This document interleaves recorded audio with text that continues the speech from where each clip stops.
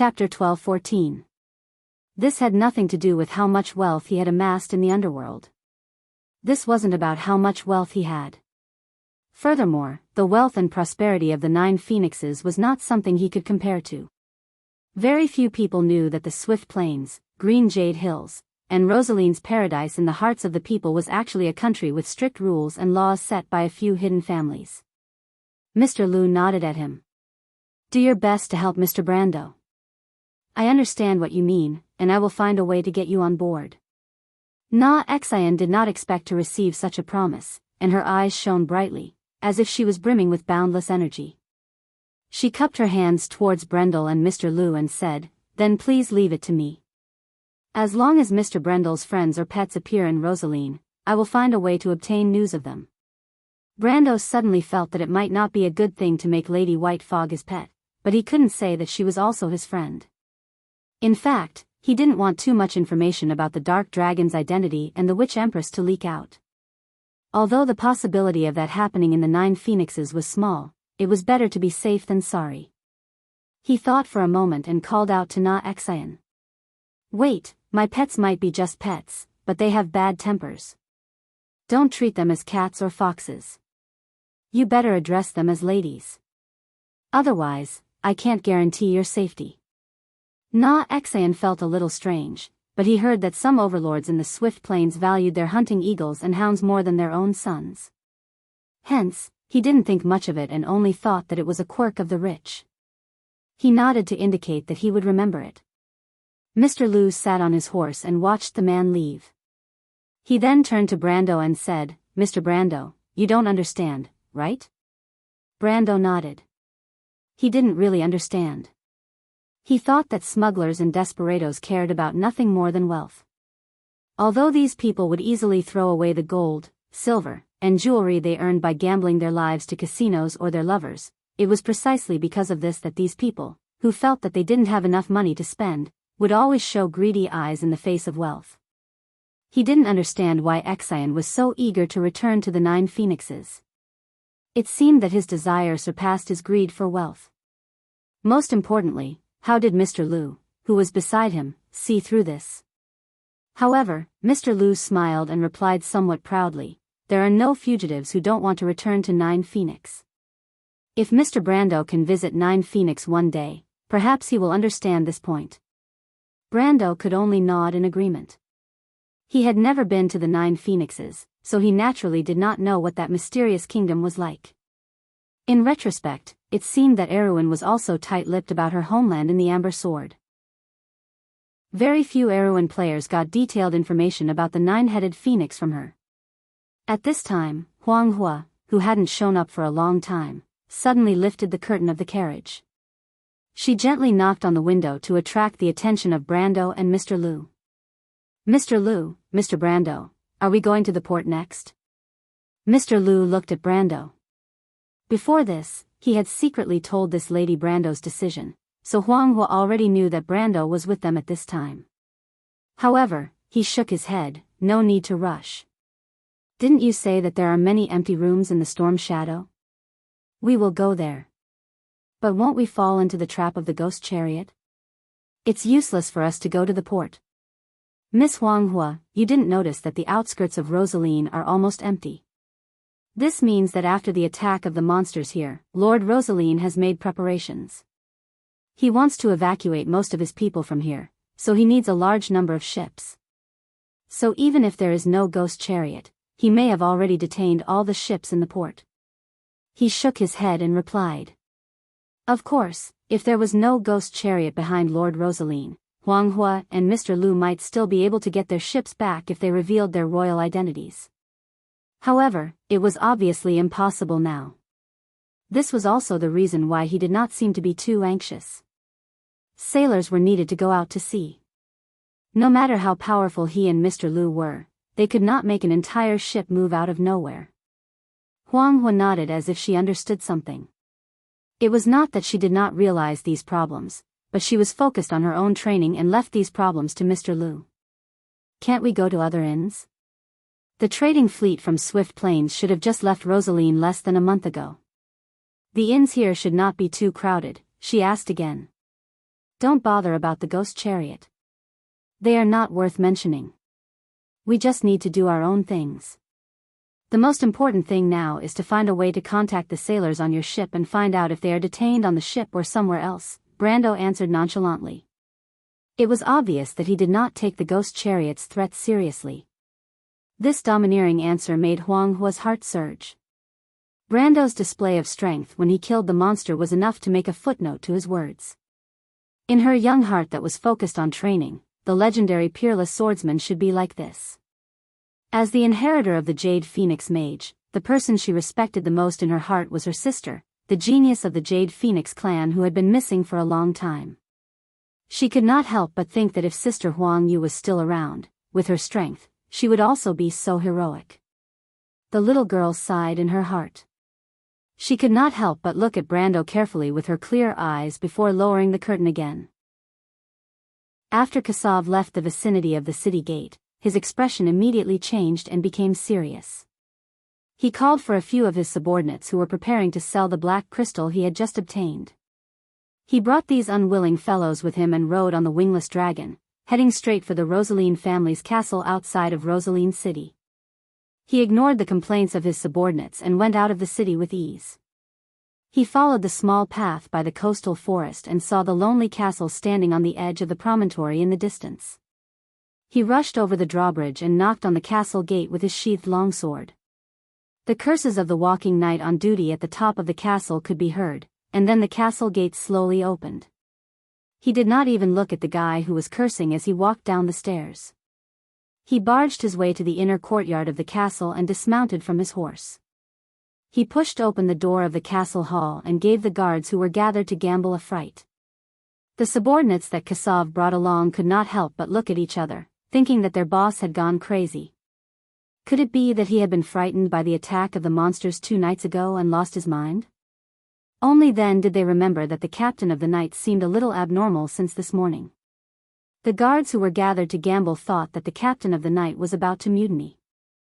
They were so frightened that they stood up and scrambled to find their weapons.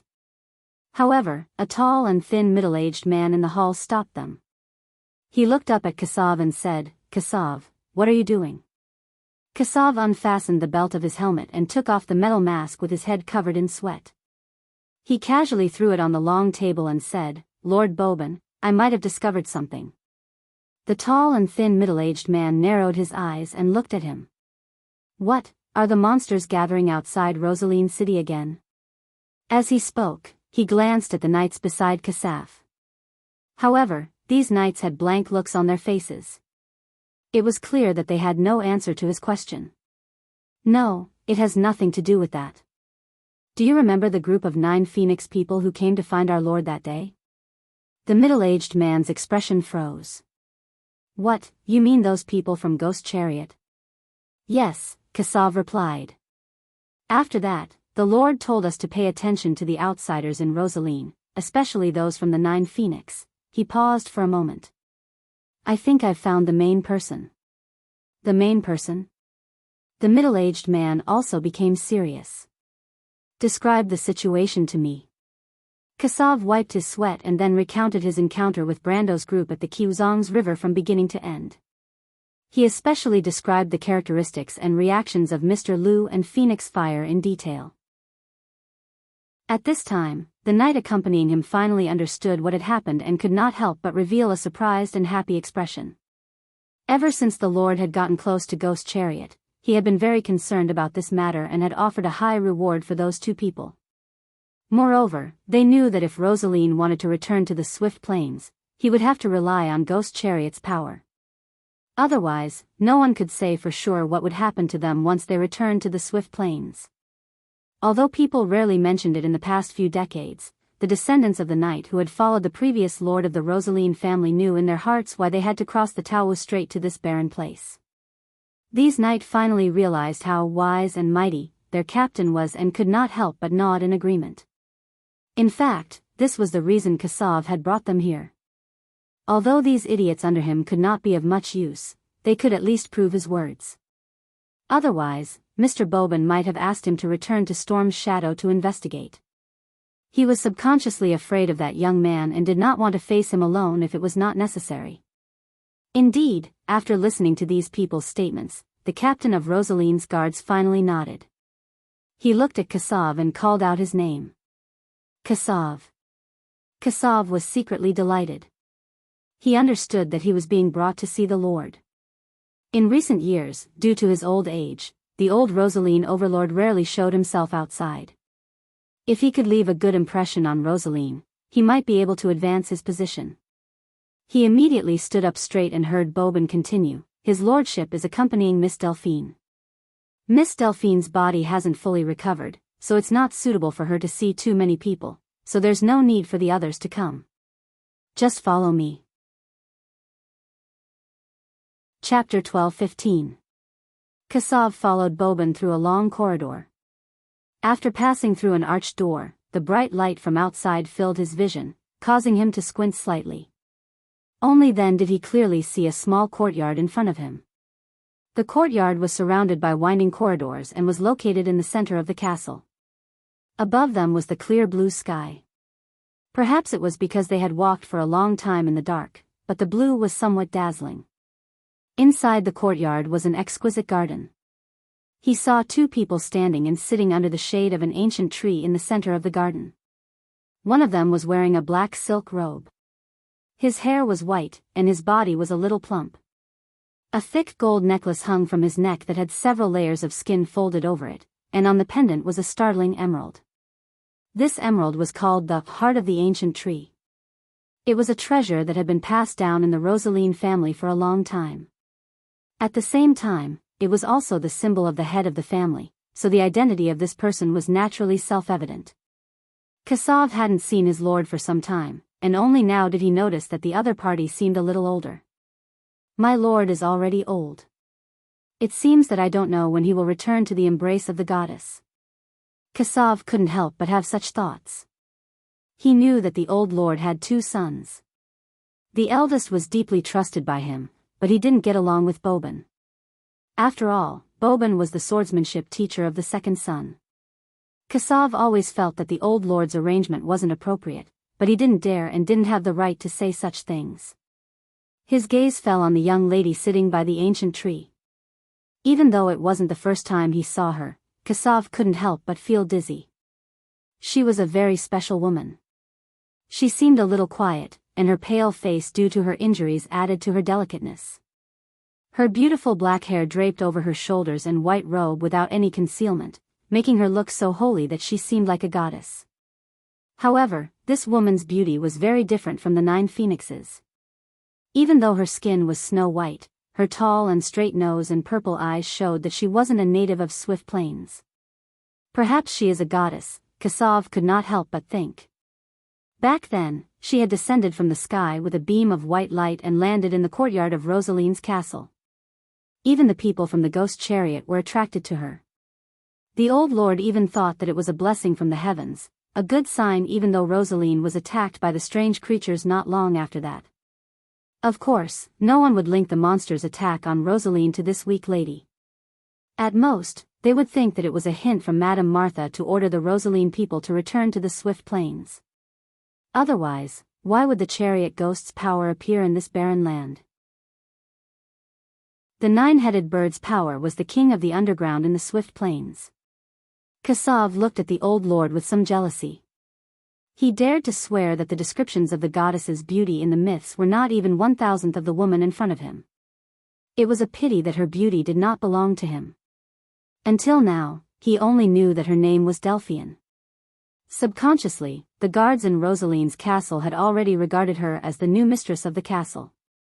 After all, the old lord's first wife had passed away more than 10 years ago. Other than the lord's eldest son who had some complaints about this, I don't know if our lord still has the ability to do so. Kasav looked at the two of them and could not help but think gloomily.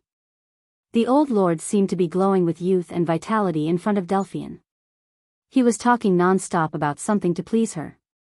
When the two of them walked into the garden, Lord Rosaline finally noticed the two of them. He looked at the two of them as if he was unhappy that he had been interrupted, but when he saw Bobin, his most trusted subordinate, his expression softened. "My dear guard captain, and Kasav, I remember you, young man. How is your poor mount? It was too badly injured. I couldn't bear to see my old companion being tortured, so I gave it a quick death. I buried it outside of Rosaline Harbor. It died in battle here, so its soul should linger on this piece of land. I changed to a new mount, and the new one is to my liking, my lord. Kassav hurriedly took a step back and saluted. That's good. I have seen your loyalty and bravery. No one will dare to question your contributions to the Rosaline family. The old lord had a gentle smile on his face. You came at the right time. The wizard told me that Miss Delphian has recovered well today and can come out of her room to get some fresh air. Delphian looked at the two of them with a puzzled expression, as if there was a trace of a young girl's subconscious vigilance amidst her curiosity. This delicate performance could not help but make anyone who saw it feel a rush of excitement. Of course, other than the tall, thin middle-aged man with a cold face who seemed to have no interest in anything in the outside world. She subconsciously felt that this person was a great threat, but her face naturally showed a shy and polite smile, as if she was a young girl who did not care about the world. If Brando was here to see this scene, he might be so shocked that he could not close his jaw. Was this the crazy woman he knew who wanted to take revenge for her old lover? Or the daughter of the Prime Minister who calmly helped him deal with the Silver Queen? If he happened to see this scene, his subconscious would tell him to keep his distance from this woman. Unfortunately, he wasn't here. Of the three men present, other than Boban, the other two men had fallen into this confusing disguise without exception. Kassav hurriedly returned the salute. He swore that he had never performed a knight's salute so nervously and formally in his life. The old lord nodded and looked at Boban. This middle-aged man did not have any hostility towards Delphian, but he did not care. He was very clear about the thoughts of his most trusted subordinate and asked, then, my guard captain, what happened? While Kassav was recounting the situation at the Kyuzang's River, Brando was sizing up the lobby of the Storm Shadow Inn. This was a 4-story wooden and stone inn built by the pier. The square outside the inn was paved with white slabs, and there was an open space for an army to set up. Behind the inn was Rosaline's harbor, which faced the sea. This was a good place for an ambush. It had to be said that the other party was quite good at picking a place, and could be considered a character with some brains. Unfortunately, this was meaningless. Although according to Na Xian, this was the season when Rosaline's business activities were relatively light, the inn was still overcrowded. It was probably because of the refugees from outside Rosaline City. These refugees were not all poor. A large portion of them were mill owners and manor owners outside Rosaline City. Except for those who had property in the city, the others could not live in shacks like the real refugees. Brando turned around and reminded Huang Hua to be careful when following him. In places like the inn and bar, where information was well informed and where good people mixed together, it was easy for trouble to occur. Although Huang Hua was only 10 years old, she was already a beauty. Who knew if someone would touch her and cause trouble? Of course, he was not worried about Huang Hua. After all, he knew that this little girl was already a swordsman in the celestial realm. He just did not want to tear down the inn because of this. Fortunately, it was not Huang Hua's first time in such a place. She behaved appropriately and followed behind him step by step. It seemed that her experience with Mr. Liu had not been in vain. However, the appearance of the two still caused a commotion. Brando's appearance was out of the ordinary here. In the swift plains, perhaps the cruise people and the wind elves of Saint Tossol were not rare, because there were always waterways and trade routes in the sea of dim light. However, in the vicinity of Rosaline, even the spirits of the dead from Madara had Asian faces. It was rare to see a person from Wonde. Not to mention, Huang Hua was the apple of the eye of the 9 phoenixes. She had inherited the best genes of the Jade Phoenixes. Not to mention her picturesque features, porcelain white skin, and dazzling black hair, she did not fit in with the ordinary adventurers. Although she had listened to Brando's suggestion and put on a traveler's costume in a low-key manner, she was still as conspicuous as a lamp in the dark among this group of dirty sailors, mercenaries, and adventurers. Feeling the strange gazes around her, Huang Hua seemed to be a little nervous. She could not help but quicken her pace and whisper, "Brother, this was the identity that they had agreed on. After all, even Mr. Liu did not dare to let Brando pretend to be Huang Hua's bodyguard. Although Brando himself did not think that there was anything wrong with it. Judging from the age of the two, it seemed that the identity of brother and sister was less suspicious. Moreover, Brando's noble temperament, actually, it was the temperament of a modern person, made it impossible for him to be the bodyguard of a cute little girl, which seemed to be a very promising job. Brando turned around and patted Huang Hua's shoulder, indicating that she did not need to worry. Then, he raised his head and coldly glanced around the hall in the shadow of the storm. An invisible aura suddenly gushed out from his body. The silver lines of law in the air spread out like flickering fish scales. Those drunkards who had just stood up from their seats and were about to stagger in this direction felt as if they had fallen into an ice cave. It was as if a basin of ice water had been poured over them from head to toe, and they fell back to their seats. In an instant, the noisy hall of the inn became silent. Chapter 12:16. So strong, Huang Hua's eyes sparkled. She could not help but clench her fists and secretly tighten her grip on her sword. The hall of the storm shadow inn was very long and narrow. The entrance was the highest, and the stairs leading to the second floor were in the corner. She could clearly see a few Rosaline knights looking in their direction, but they were actually forced to take a few steps back by Brando's aura alone. She knew very well that although the strength of Rosaline was not ranked high in the Swift Plains, his knights were often very strong because of their constant battles with the dead, monsters, and scavengers. Although most of them were at the peak of silver, there was no lack of gold. For example, the people in the inn at this moment were at least at the lower gold level. It was easy for her to deal with these knights, but it was a little unbelievable that they would be frightened to such an extent just by looking at them. Moreover, in Brando's attack, she could faintly feel a trace of Tao. Skill was close to Tao. This was the lifelong pursuit of a swordsman. It was just that it was easy to enter the celestial realm, and in the entire Nine Phoenix, there were only a few great grandmasters who could achieve the ultimate sword. Brando did not know what the little girl behind him was thinking at this moment. Otherwise, he would have been amazed by her talent. To be able to feel his territory at the level of elemental awakening, this was not something that could be described by ordinary comprehension.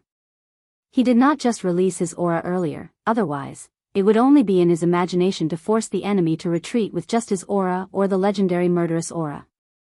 He was actually experimenting with his ultimate territory.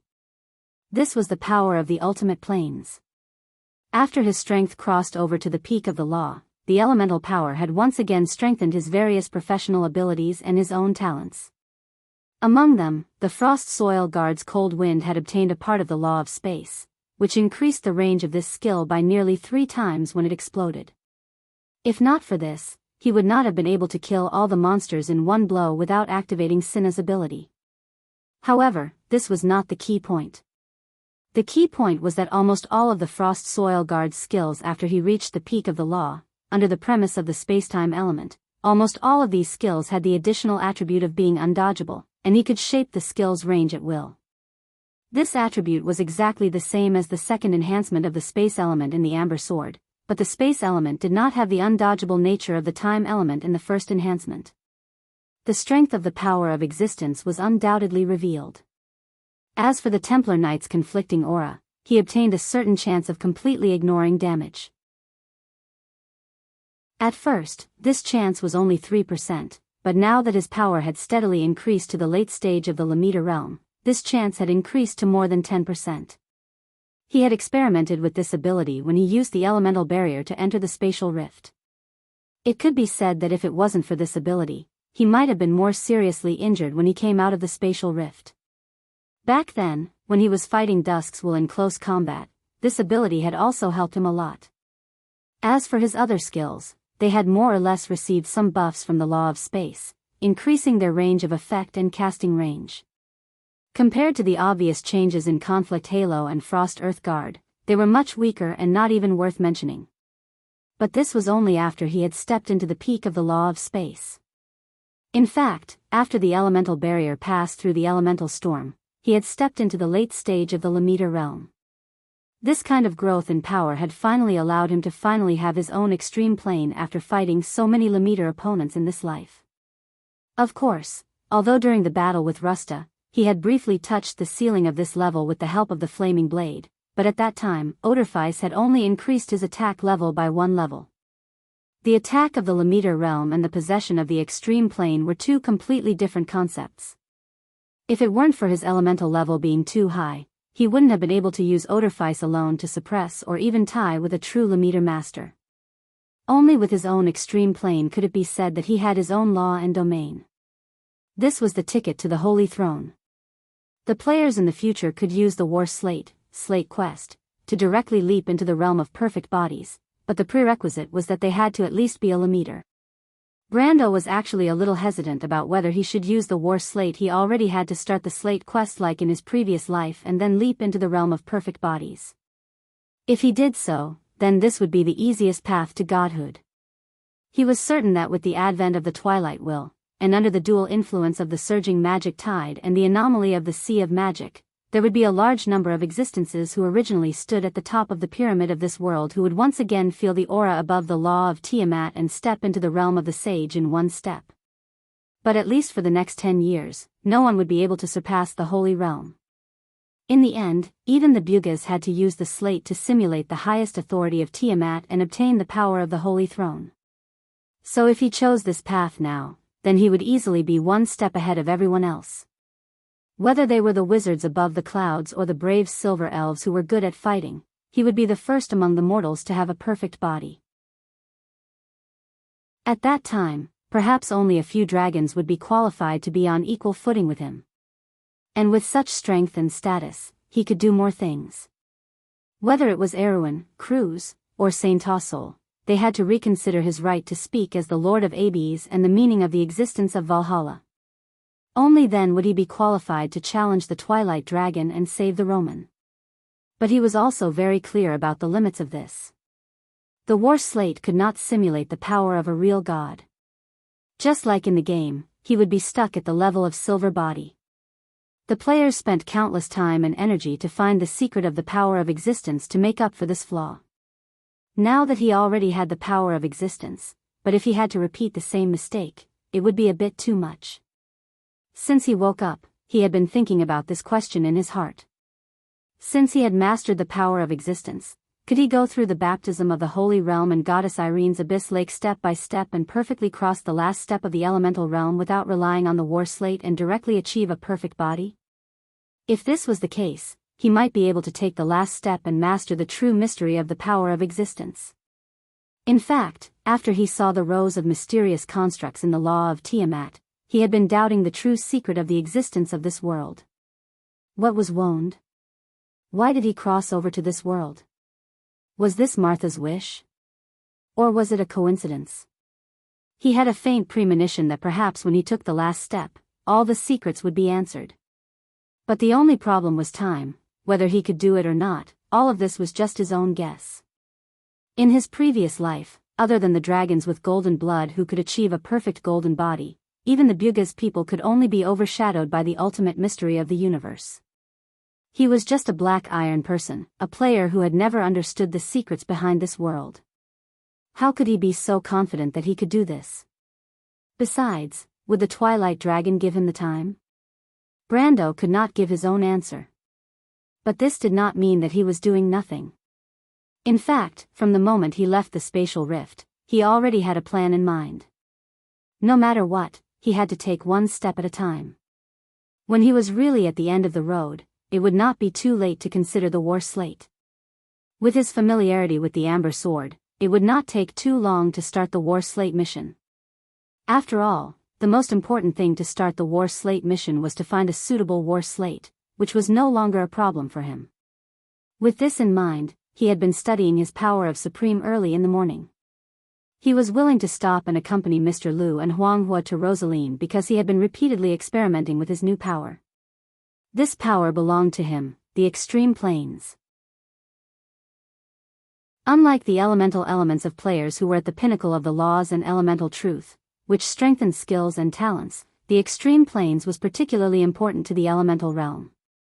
When a supreme powerhouse unfolded the extreme planes, they did not need to deliberately use their elemental power. Every time they used a skill or attack, the elemental power was everywhere. This was because the extreme planes was originally a simple world that belonged to the owner. In this world, as long as the owner's laws were met, then he could let his skills show their proper nature in this world. Just like when Greysword Saint Mephistopheles unfolded his Grey Realm, every attack of his carried the basic nature of the law of fantasy, which was difficult to guard against. Its restrictions on attack only existed within the limits of imagination. Not to mention that after ordinary people were pulled into the extreme planes, they would be attacked by all the laws of this world. And Brando found that his extreme planes was even more terrifying. Space and time.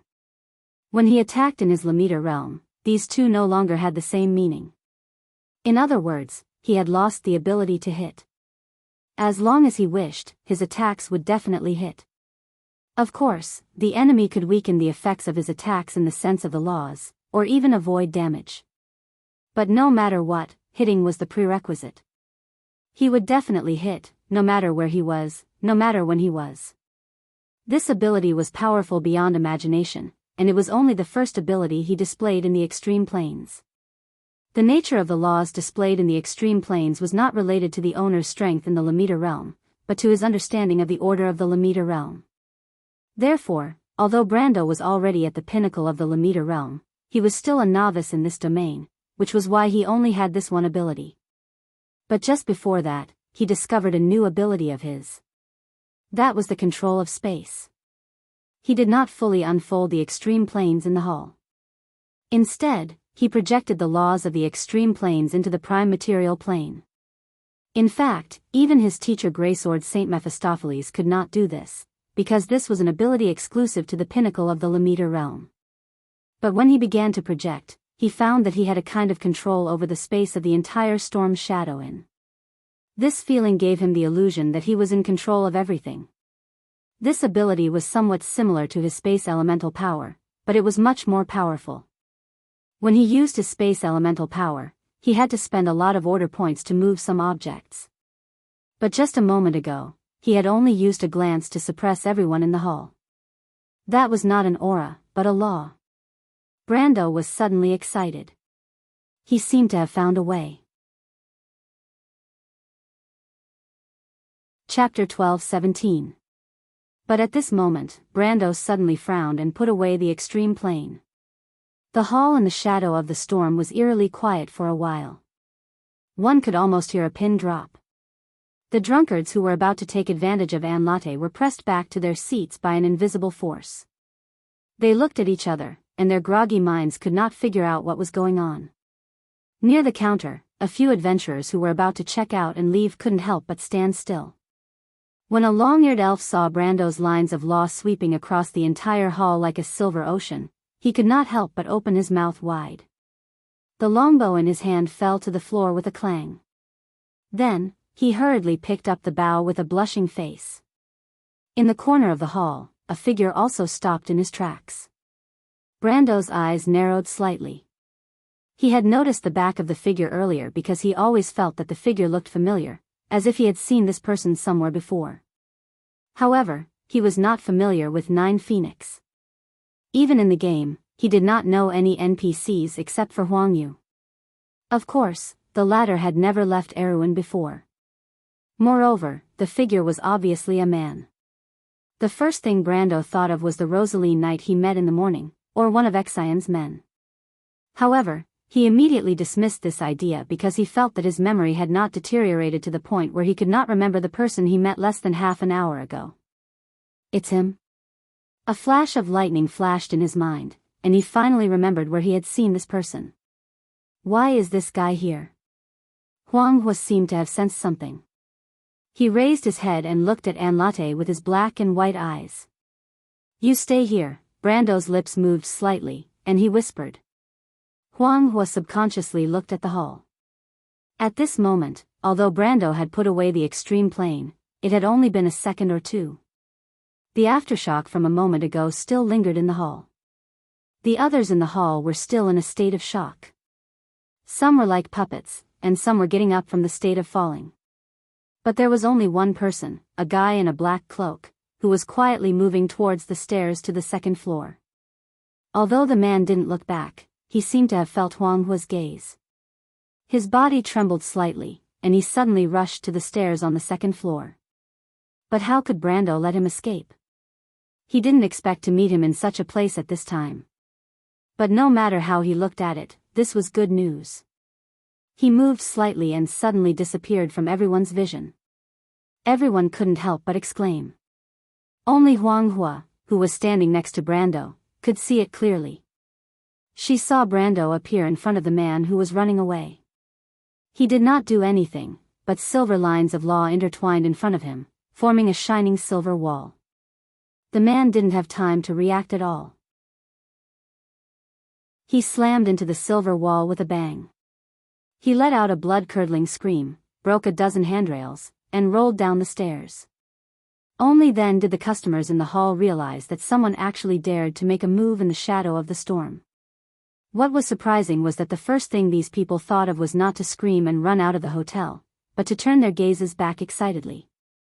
The few inns in Rosaline were the private property of the Lord. This was going to be fun. But only a few people were quick-witted and began to realize a problem. The young man was a powerhouse, a true powerhouse from the Swift Plains. Based on their limited knowledge, only the Swift Plains had such a powerful person. In Rosaline's eyes, the person at the top of the pyramid was their Lord's guard captain, who was somewhat unreasonable. Is this also a space? Huang Hua muttered to herself, her clear black and white eyes slightly brightening. Brendel did not care about what the others thought of him. He slowly walked down the stairs, feeling a little smug in his heart. He did not think that there would be a day when he could look down on this person from a higher position. He looked at the mysterious man who was still lying on the wooden floor of the inn. The man looked like he wanted to wrap himself in a cloak. He could not help but smile. The man seemed to be seriously injured and had yet to recover his breath. But Brendel did not believe that the other party would be so weak.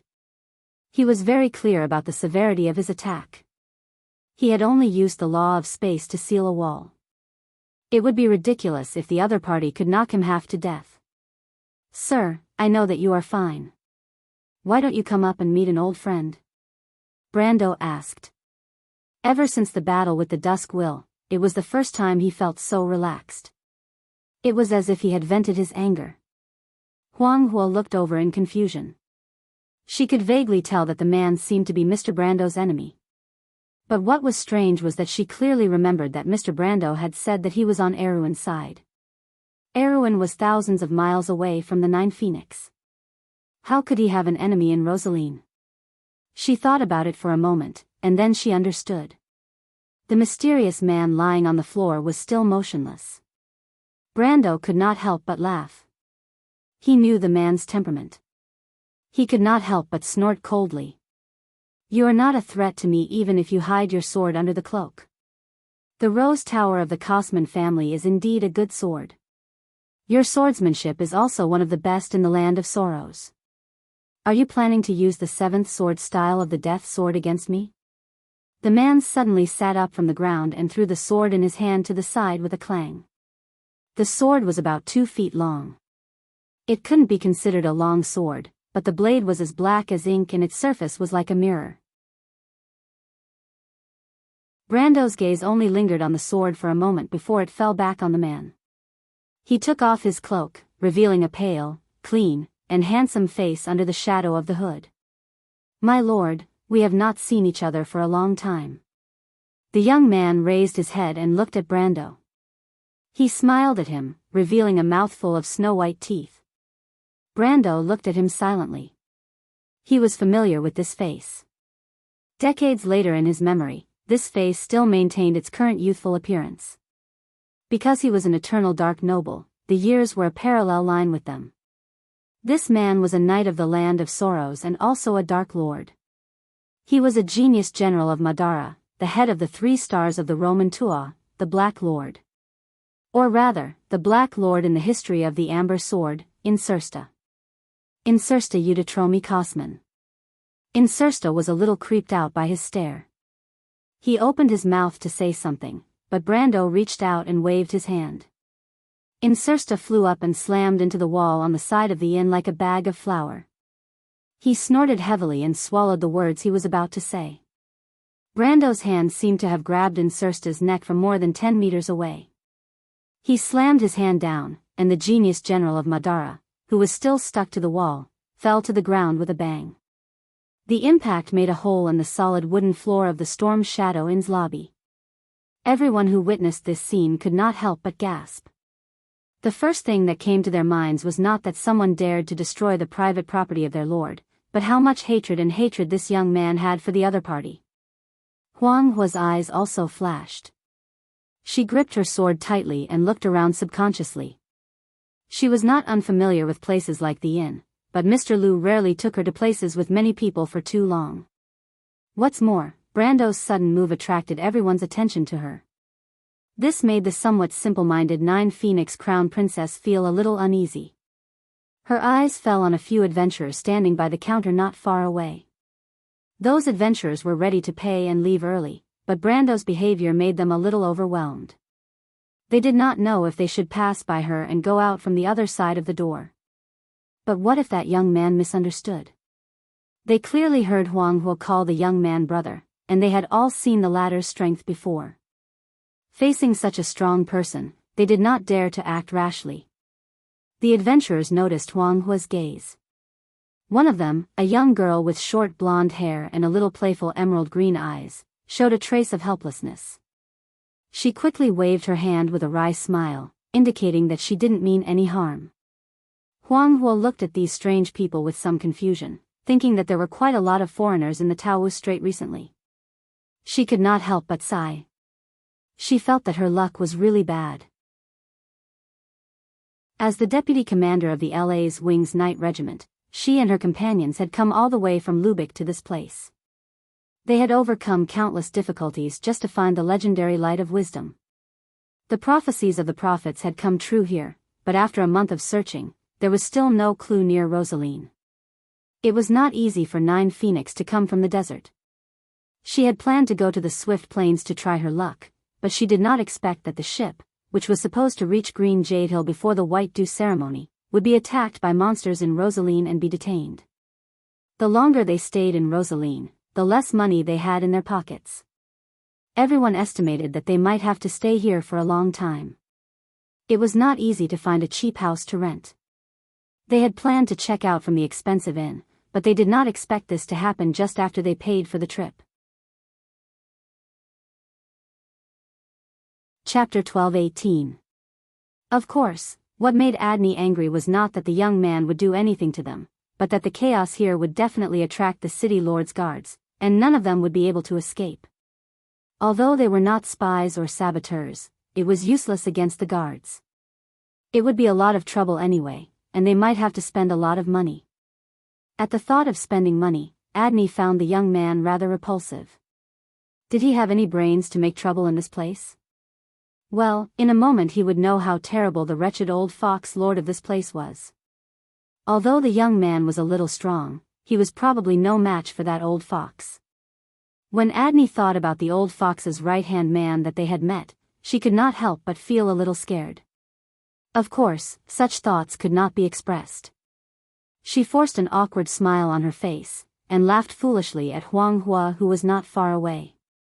A noble of the Nine Phoenix, she thought to herself, a lazy guy who can't tell the difference between food and water. But from the corner of her eye, she suddenly saw the guards patrolling outside the inn walking towards them. Her heart skipped a beat, and she quickly lowered her voice and said to her companions, "Let's go. Let's sneak out before that guy notices us." "Captain," the elf from before grabbed her arm, "wait. Oh my God, Naquil, let go, are you crazy?" Adney almost fainted because of her companion. Naquil was the elven archer in the team, and before he joined Ra's Feathers, he was a desert ranger in the Rosa region. She had always thought that he was a calm and rational person, and compared to the muscleheads in the team, he was the synonym for reliability and peace of mind. She even almost liked him a little. But now, she felt that she had to retract her evaluation of this idiot. What was this guy thinking? "Captain, that young man." Nah, Quill whispered. I know, he's causing trouble.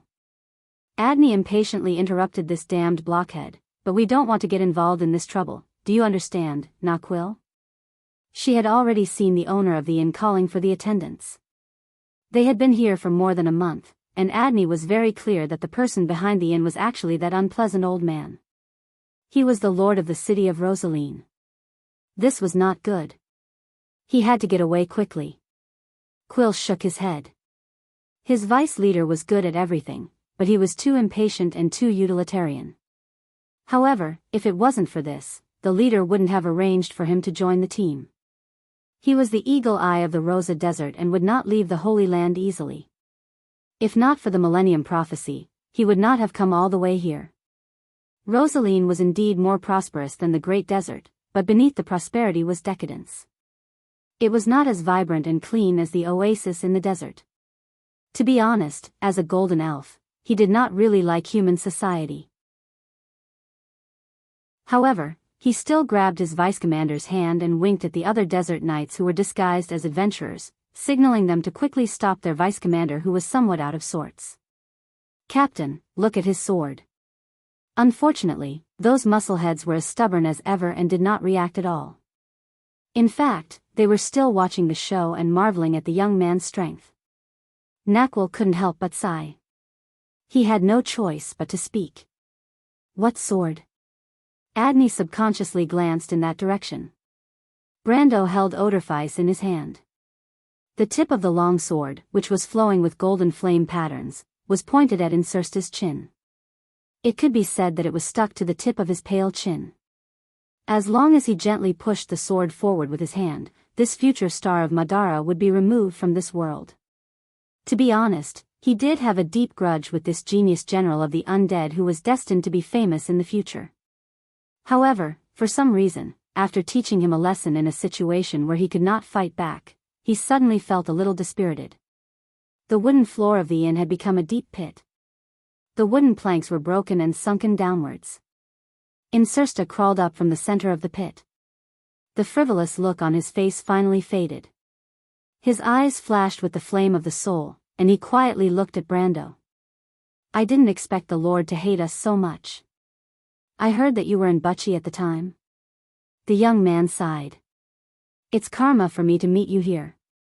I admit that I'm unlucky and have no complaints. Count, please do as you please. I only have one request, and that is to give me the dignity I deserve. You don't deserve anything, but you don't have to be responsible for the hatred between the undead and the humans. Brando put down his sword and walked forward. He grabbed Insursta by the collar and lifted him up from the ground. The future genius general of Madara seemed to have improved his strength by leaps and bounds these days. He had faintly shown signs of elemental activation, but he was still unable to move in Brando's hands. Tell me, why are you in this place? Has the second invasion of Madara begun? Is Tarkus also around here? It seems that when you left Erewhon, my lord, the second war hadn't broken out yet? Insursta stared at him with some surprise and replied with difficulty, oh, yes, at that time, my lord was on a diplomatic mission to the Cruz Empire. So, you had already expected that we would invade Erewhon? He couldn't help but look at Brando with eyes full of curiosity. I've always thought that your excellency just had some courage and good luck. Now it seems that it was a mistake not to report the Battle of Tonajol to His Majesty in detail. So, it seems that the biggest threat to the Empire in Erewhon may not be the ambitious eldest son of the Emperor, but your excellency. Brando was full of dissatisfaction with this guy's nonsense. He raised his hand and threw him out. The latter groaned and fell heavily into the corner of the wall. Then he got up with a bitter smile, wiped his nose and looked at Brendel. So, your excellency doesn't even intend to leave me with my last bit of dignity? Dignity is earned by oneself, not given by others, Brando said. You are a genius of the land of sorrow. Then tell me, why are you here? Of course, it's to work for His Majesty. Insursta twisted his neck with great effort and answered without hiding anything. You are the contact with the Phantom Chariot? Brando suddenly reacted and asked. Insursta looked at him with some surprise. You guessed it? His eyes then fell on Phoenix when not far away, and showed a hint of understanding. It seems that in order to destroy His Majesty's plan, Your Excellency did not hesitate to come to Jiufeng. I have always suspected that your actions in Tanajul were against us. Unfortunately, Tarkus did not agree with me and thought that it was just my wishful thinking. He smiled bitterly. I didn't expect this absurd premonition to come true. Brando was stunned. He did not expect that the future star of Madara had been paying attention to him. For a moment, he did not know whether to be glad or happy. However, he did not come to Jiufeng to target Madara. If he did not come to this place by accident, he would not have known that Madara had so many dirty tricks in Jiufeng. However, he did not expose him. He only asked, "Why didn't you participate in the Second War of the Black Roses?" What is the Second War of the Black Roses? Insursta's handsome face was slightly stunned, and then he reacted. He asked in confusion, "Why should I participate in the Second War of the Black Roses? I thought that the person with the Mercury staff should have absolute trust in you. You should have had the opportunity to become the commander of this war." So, who is the current commander? The depths of Insursta's pupils contracted slightly. The relationship between his family and Tarkus' family and the Supreme Being was an absolute secret in the Hall of Winter. He didn't know how the other party knew about this, but this was definitely the first time that the other party's words had caused his mind to waver. The current commander should be Latios. Apocalypse? That Red Knight? You even know this? Insursta was really shocked this time. How much do you know about us? Brando ignored him. He was thinking about where the problem was. In theory, Insursta should be an Erewhon at this time. The Second War of the Black Roses was the era when he began to shine, but he appeared in Jiufeng at this time. On the contrary, it was Latios who replaced him as the frontline commander. His thoughts continued to wander, and he could not help but think of Latios. The other party was one of the 4 Knights of the Apocalypse, the Red Knight. His commanding style was not as agile as Insursta's, and his achievements in history were not as high as the latter's. With him taking Insursta's place to command the invasion of Erewhon, the burden on the princess and Freya should be lighter than in history.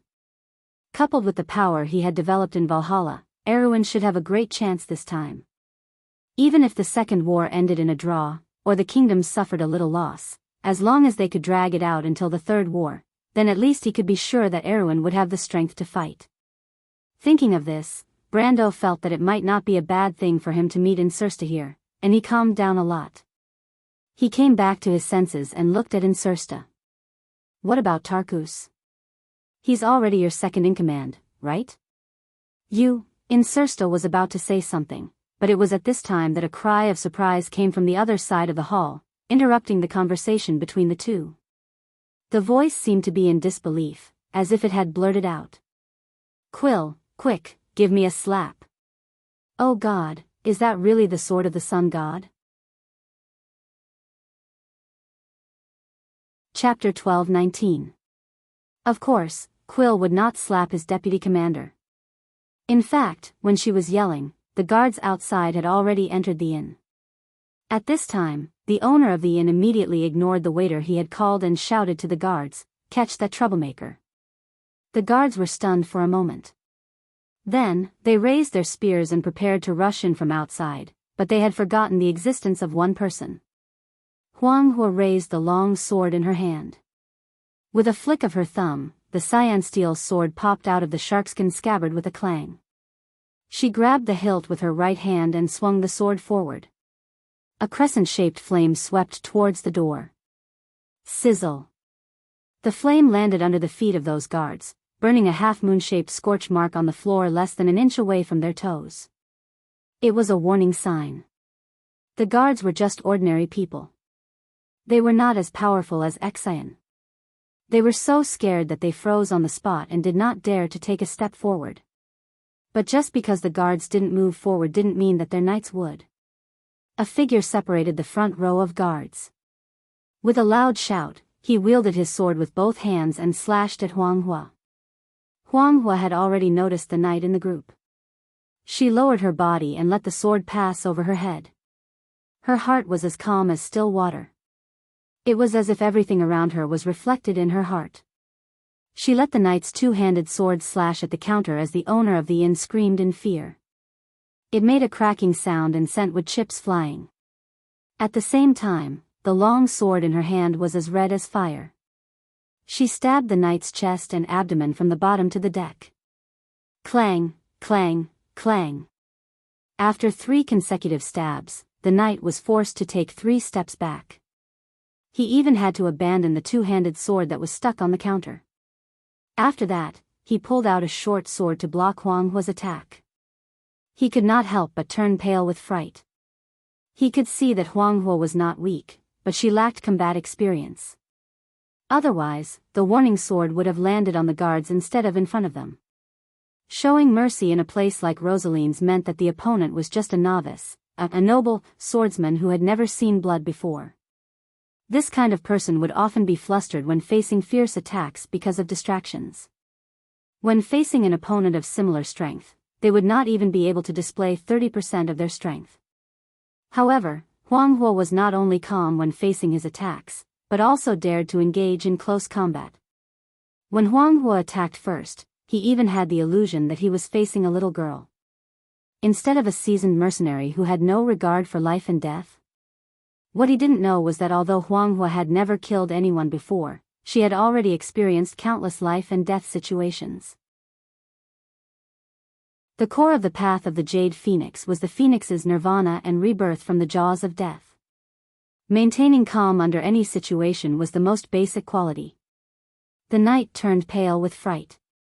Huang Hua instantly sensed that his heart was wavering, which made her a little angry. In her opinion, every battle should be serious and serious. This was the basic respect for the opponent and life. She swung her sword backhandedly at the man's short sword, cutting off the blade of the short sword that had been carved with 3 deep marks.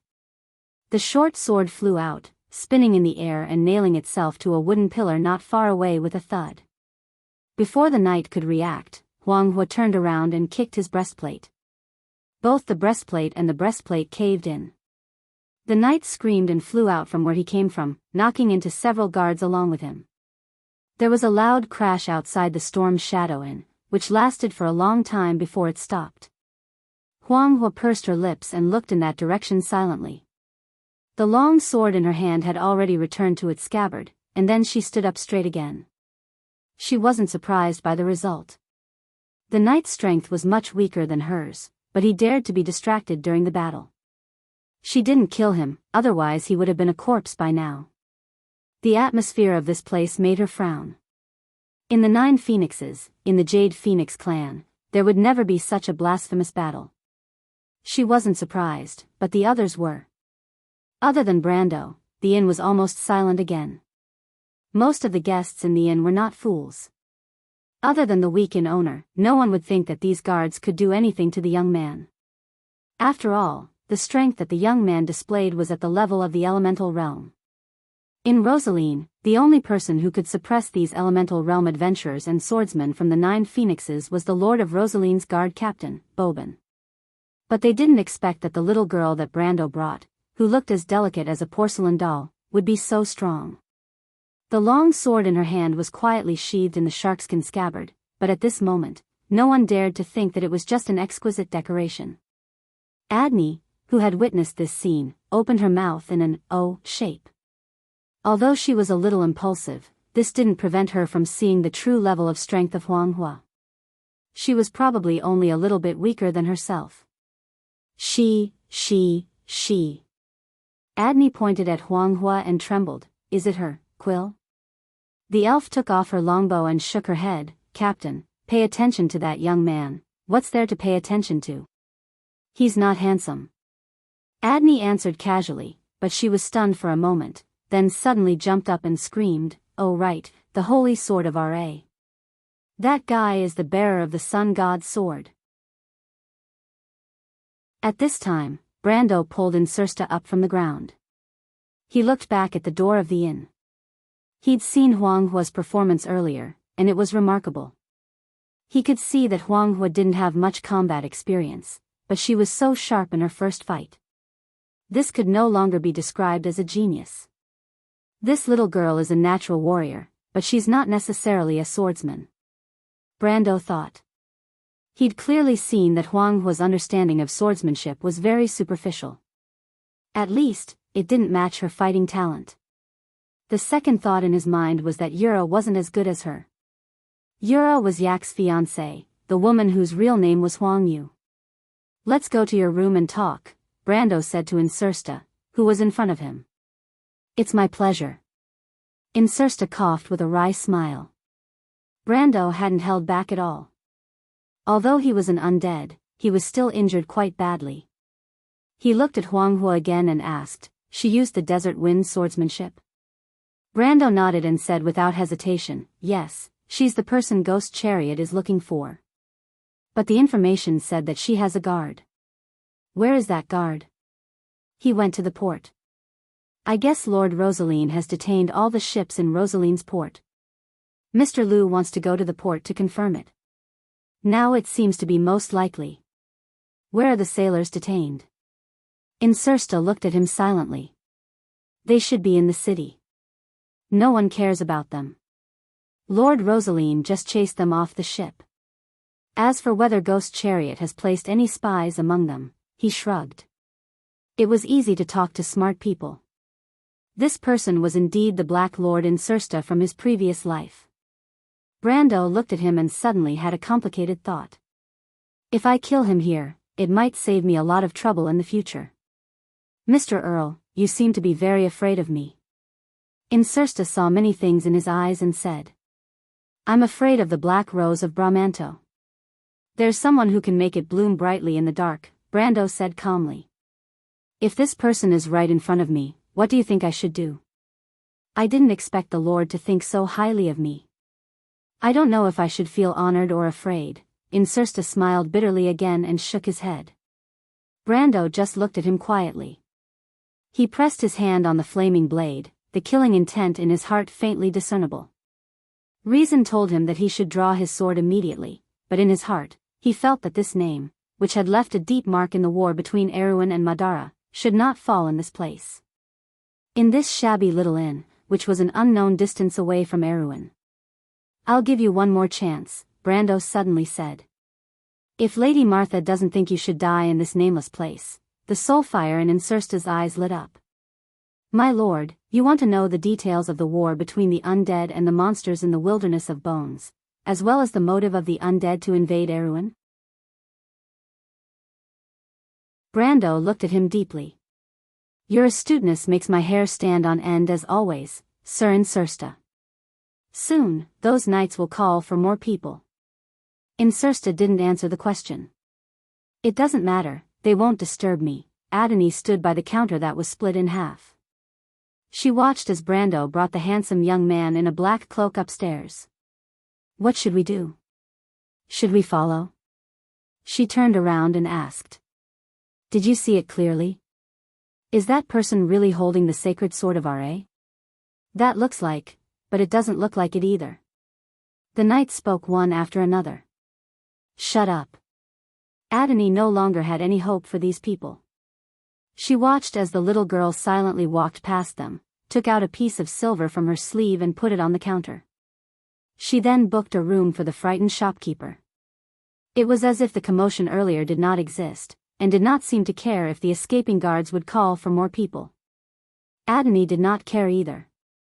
She looked at the phoenix-shaped silver ingot on the counter with a pained expression. She moved her mouth and wanted to ask the shopkeeper if he knew how much money it was.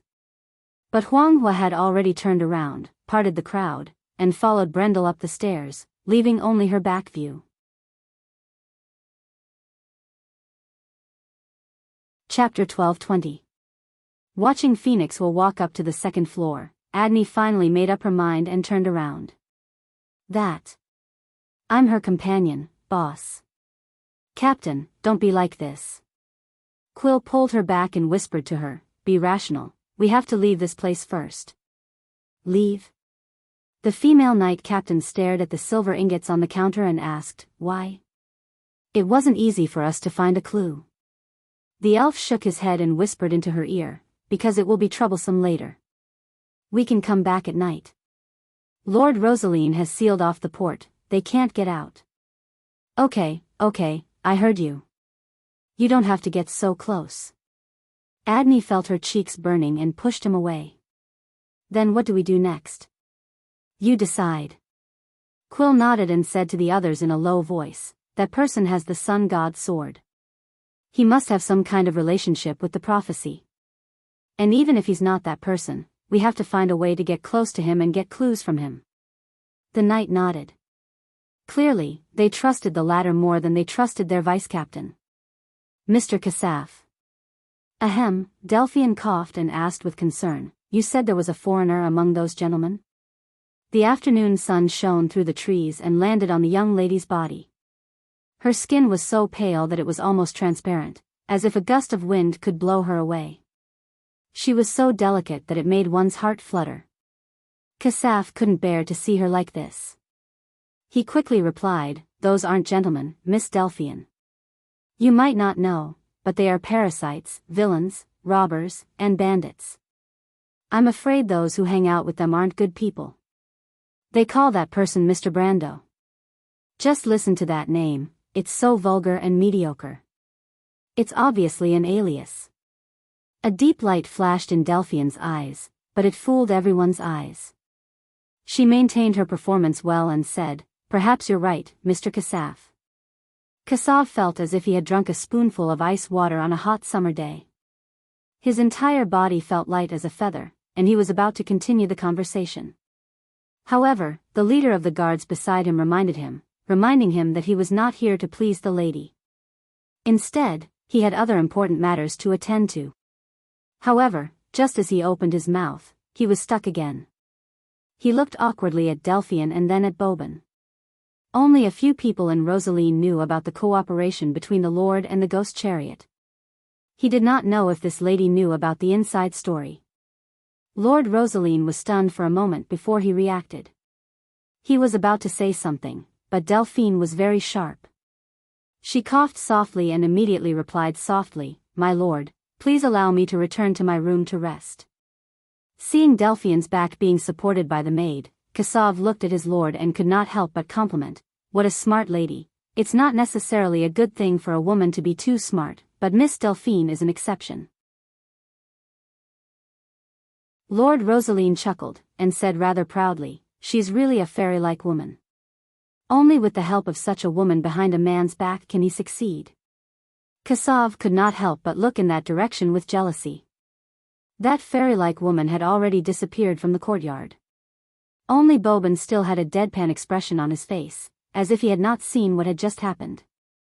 After sending the maid away, Delphian carefully closed the door to her room and returned to her desk. She took a few quick breaths, and it seemed that her weakness was not completely faked. She opened the drawer and took out a notebook. Opening the silver lock, she dipped a quill in ink and wrote a few words on it. Suddenly, she stopped, closed the notebook, and placed it in front of her chest. She was silent for a moment. The pure and innocent expression on her face had long since faded. She raised her head and stared blankly through the wooden lattice window. Elman, your majesty, should I do this? In a single room on the second floor of the storm's shadow near the square, the atmosphere in the room was somewhat quiet. Huanghua leaned against the window and looked at the two people sitting at the table. Then, she looked in the direction of the harbor. After a while, she saw a group of guards appear in the square. Then, a knight riding a wingless dragon was mobilized from all directions of the square. She suddenly realized that the way she had handled the problem might have caused trouble for Mr. Brando. She could not help but show an apologetic expression. Mr. Brando. Don't worry, Huanghua. Although Brando was not by the window, he had already noticed the situation outside. You don't have to worry about them. Huanghua held her sword and nodded. Incersta sat in his seat and looked at the two people calmly. My lord, you should know that I was born in Kosman. When I was 20 years old, I accepted the family ritual because of my outstanding talent. I am the purest kind of dark noble. Before I was born, my family had been fighting with the monsters for decades, until the Mercury staff appeared. Brando listened in silence. Compared to the collusion between Madara and the chariot spectre, he was indeed more concerned about the war between the undead and the crystal revealed from Mr. Liu and Xianjian's words. What was the calamity of Starfall 70 years ago? What was the connection with the fall of the Black Moon 3 days ago? Why did he not know about the century-long war between the undead and the crystal in the south of Madara in the game? The undead were aggressive in their attack on the civilized world, but it concealed their defeat in the south of the Sea of the Dead Moon. Did the Supreme One with the Mercury Staff know about all this? He did not care about the grudge between the Jade Phoenix and the Chariot Spectre, nor did he care about the undead's arrangement in the east. He was only interested in the entanglement between them and the dusk. It was as if he had inherited a keen sense of smell from the game, which made him feel that there might be something he wanted behind the scenes. Why did Madara launch an attack on the civilized world? The undead were not cultists who did not care about anything. They were not crazy enough to destroy the foundation of civilization and the world order. Incersta seemed to have seen through his thoughts at a glance. He knew that this person had long known that he would be interested in the entanglement between the crystal and the undead. He also knew that since he appeared here, he must have heard the relevant rumors. The dark road that had flourished for so many years was suddenly closed, not to mention that the strange monsters had just visited Rosalind. You and I are the same kind of people, Count. Incersta saw that his expression changed slightly and explained, I also wanted to know why the Mercury Staff appeared in this era, but when I saw His Majesty, I understood that all this was inevitable. Brando was silent. But when he raised his head again, he seemed to have figured out something. The Earth Legion has already failed, right? Incersta looked as if he was stuck in a shell, or as if his neck was being grabbed. He looked at him with his mouth wide open. Deep in the eyes of the young Dark Knight, there was a flash of fear for the first time. Brando did not care about him. In his thoughts, the scattered pearls on the ground were connected by an invisible line, forming a complete reality. He had never been so sharp before, but ever since that dream, everything seemed to have changed. 1,000 years ago, at the end of the War of the Holy Saints, the Darkness Dragon sealed the core area of Wonde, and at the edge of the world, the war never stopped. The Myrna sent their most powerful legion, to the various borders of the world, but left the weakest heartland areas to face the uprising of the mortals. Just like that, 1,000 years passed. The last legacy left by the Truth Parliament was also gone. In the ignorance of the mortals, the Earth Legion, which had lost the support of the Empire, finally failed. The power of the Twilight Dragon had long awakened, and the Roman was only the final countdown for its arrival in this world. When did the undead first see the crystal? What year was it? 77 years ago, Rober's Death Lord arrived at an ancient battlefield in the process of expanding southward. They recovered the Mercury Staff from there. Not long after that, there was the Starfall disaster. That Starfall disaster could only be seen in the south of Madara and the Nine Phoenix area. Not long after, cracks appeared at the border of the Black Forest, and the strange monsters began to invade our world. Even if you have the Mercury Staff, you can't resist them. Too many. Very few people know that Madara has lost half of its southern border. So you want to migrate west and north, invade Erewhon and Saint Tassol, and even the entire civilized world? Brando asked, his voice was a little serious. As the people of Martha, why didn't you warn us? Because you are humans, and we are undead, Incersta replied. And we are not just running away. Because of Erewhon? Incersta stared at him, and for the second time, he was stuck. After a long while, he slowly opened his mouth. This time, it's you who makes me feel afraid, my lord. P.S. I wanted to recommend this 2 days ago, but I kept updating it too late, so I forgot. Lord Sylvan A.O. is back writing again, and I believe that some of you must still remember his wizard story. This is my DM, and his things are definitely more reliable. So I recommend his new book, 20-Sided Dice, book number 3559491. My friends who are out of books can go and take a look.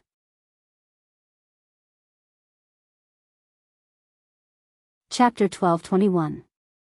Brando's face was expressionless. He understood that it was not that he was sharp enough to make the other party feel troubled. It was purely because of the asymmetry of information that gave him an advantage. It was precisely because of this that he became even more cautious to prevent himself from inadvertently revealing too much information. After all, in this world, other than the one-eyed man, no one knew better than him what kind of person this person in front of him was. He did not comment on the other party's exclamation. He only asked, "Where is Tarkus?" At this time, Huang Huo was pressing her small hand on the window lattice. She saw that a group of guards had crossed the square and surrounded the inn. Seeing the archers drawing their bows, she frowned and raised her hand to lower the shutters. The light in the room suddenly dimmed. In the somewhat dim room, Insursta's expression became solemn. The light passed through the shutters and fell on his pale face. Tiny luminous particles floated up and down in the air. The atmosphere in the room was a little dull for a moment. "The opportunity has been given to you. It's up to you whether to cherish it or not, Sir Insursta." Brando looked at him and quietly added. "I thought my lord would be a smart man," Insursta said with a wry smile. "I thought I could seize this opportunity." "You mean I asked a stupid question?" The genius general of Madara shrugged. Brando ignored him and looked in the direction of the corridor from the room. "I will go to the Green Jade Hill with Huang Hua and Mr. Lu. From there, we will take a boat to Nabal or the Drowning Bay." Insursta shuddered, his brows furrowed deeply. "What are you going to do?" An almost impossible possibility flashed in his mind, but because it was too illogical, it was difficult for him to make a judgment. "I want to go to Madara, but I lack a suitable guide. This makes my decision indecisive." A series of heavy footsteps soon sounded in the corridor, but Brando withdrew his gaze from there. "Maybe I think it's better to go back to Erewhon with 9 Phoenix's caravan." The words came out of nowhere, but Insursta raised his head and looked at him with a complicated gaze. His expression was full of strangeness and disbelief. Although the latter tried his best to hide his feelings, compared to a few decades later, this genius general's shrewdness was clearly not deep enough. At least Brando still read what he wanted from the fleeting gaze. He pursed his lips and secretly breathed a sigh of relief. At least so far, with the advantage of information and strength, he could still maintain control of the situation. "You want to see His Majesty?" "I don't like the word see, but if I can persuade him, I can use this word. But I believe that for Madara, the Mercury staff is the only thing that cannot be replicated. Without it, for this country, the future may be very different." He had originally planned to return to Awin directly from the Green Jade Hill, but the moment he saw the Insursta dragon, an extremely bold idea came to his mind. Insursta stared at him, as if he had turned a deaf ear to the approaching footsteps in the corridor. "You want to assassinate His Majesty? Then why should I lead the way for you?" "My lord, are you kidding me?" Phoenix Hua continued to observe the situation outside through the gaps of the blinds. She suddenly whispered into the room, "They have driven out the other guests, and the owner of the inn, Mr. Brando." Brendel nodded to her, indicating that he understood. Then he turned back and answered the Insursta dragon, "Earlier, you thought I asked a stupid question, but now you're pretending to be stupid. I believe you'll understand why." Insursta was stunned for a moment, and then his face showed a very conflicted look. He seemed to be weighing the gains and losses, but this decision made people like him unable to help but worry about the gains and losses. At this time, someone slammed into the door from the outside, and the vibration made the nearby ceiling rustle with dust. The knight outside the door cursed in a low voice. He probably did not expect the door to be so sturdy. Phoenix Hua turned back and was about to draw her sword, but she saw Brando's gesture to her to calm down. She blinked quietly, thinking that Brando wanted to negotiate with the other party, but she did not expect that he looked indifferently in that direction, and a silver circle of light rippled in front of him. The silver circle of light slowly moved forward about half an inch. With a loud bang, the entire inn was blown apart. The roar was so violent that even she could not help but frown and cover her ears. After a while, Phoenix Hua looked up in a daze and was surprised to find that half of the inn had disappeared. To be exact, 7 or 8 steps from where Brando was standing, and 3 or 4 steps from where the man in the black cloak was sitting, the back half of the inn had disappeared, leaving only the broken wooden floor hanging there alone.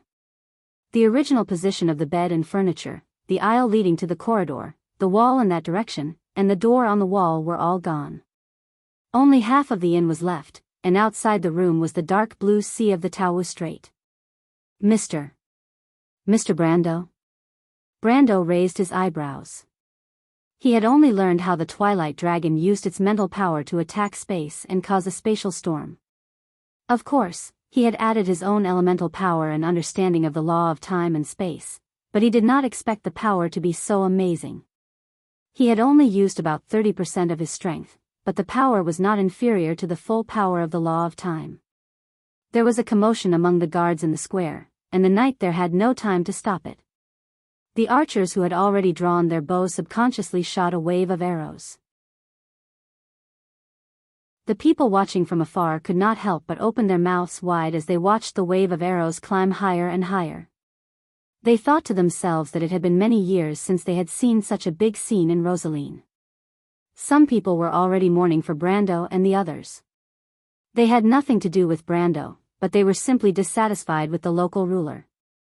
But what happened in the next moment left everyone dumbstruck. The sound of something breaking through the air came from outside the room. Brando stretched out his right hand in that direction without looking back. The ripples of space swept across the whole square in an instant, and all the arrows were immediately fixed in mid-air, densely packed like a wall. With a light flick of his finger, the wall of arrows swept back at a speed that was thousands of times faster than before. Like a storm, the guards in the square were beaten into a disorderly state. Mournful screams resounded in the air. Mr. Brando, they. Huang Hua could not bear it. Brando shook his head. After all, Huang Hua was too naive, but he would not use his power to kill the innocent. I didn't kill them, but if I don't teach these people a lesson, they won't retreat easily. Huang Hua quickly turned around and saw that most of the people on the ground were just injured.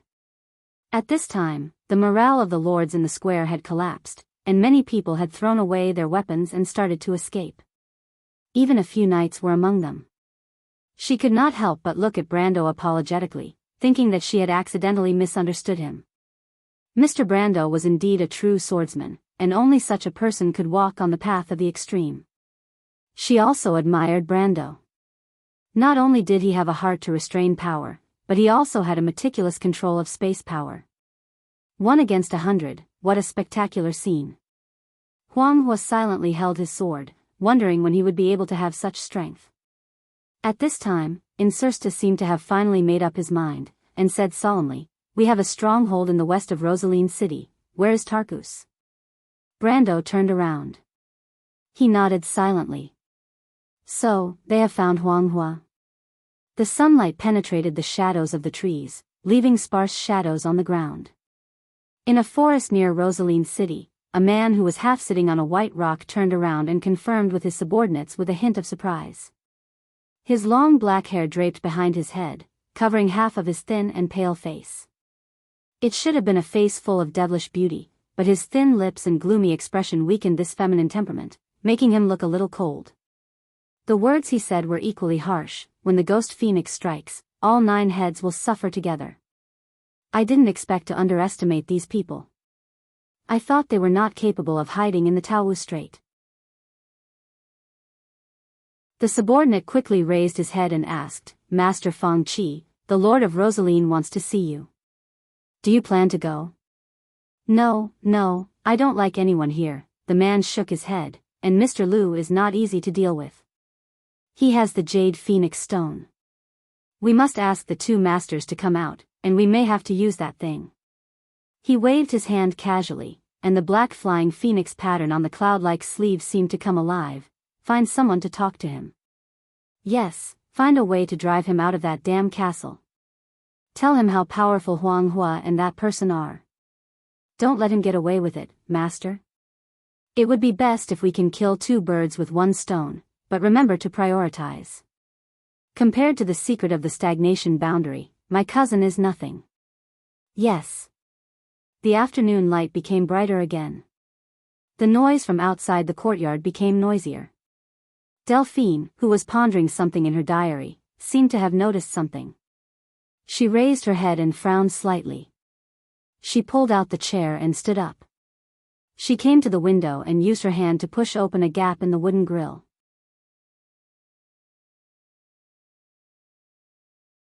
Chapter 12:22. The gentle afternoon sunlight immediately poured in through the window and landed on her face. Her porcelain skin was almost transparent, and the tiny blood vessels underneath were almost invisible. The Prime Minister's daughter's expression was cold.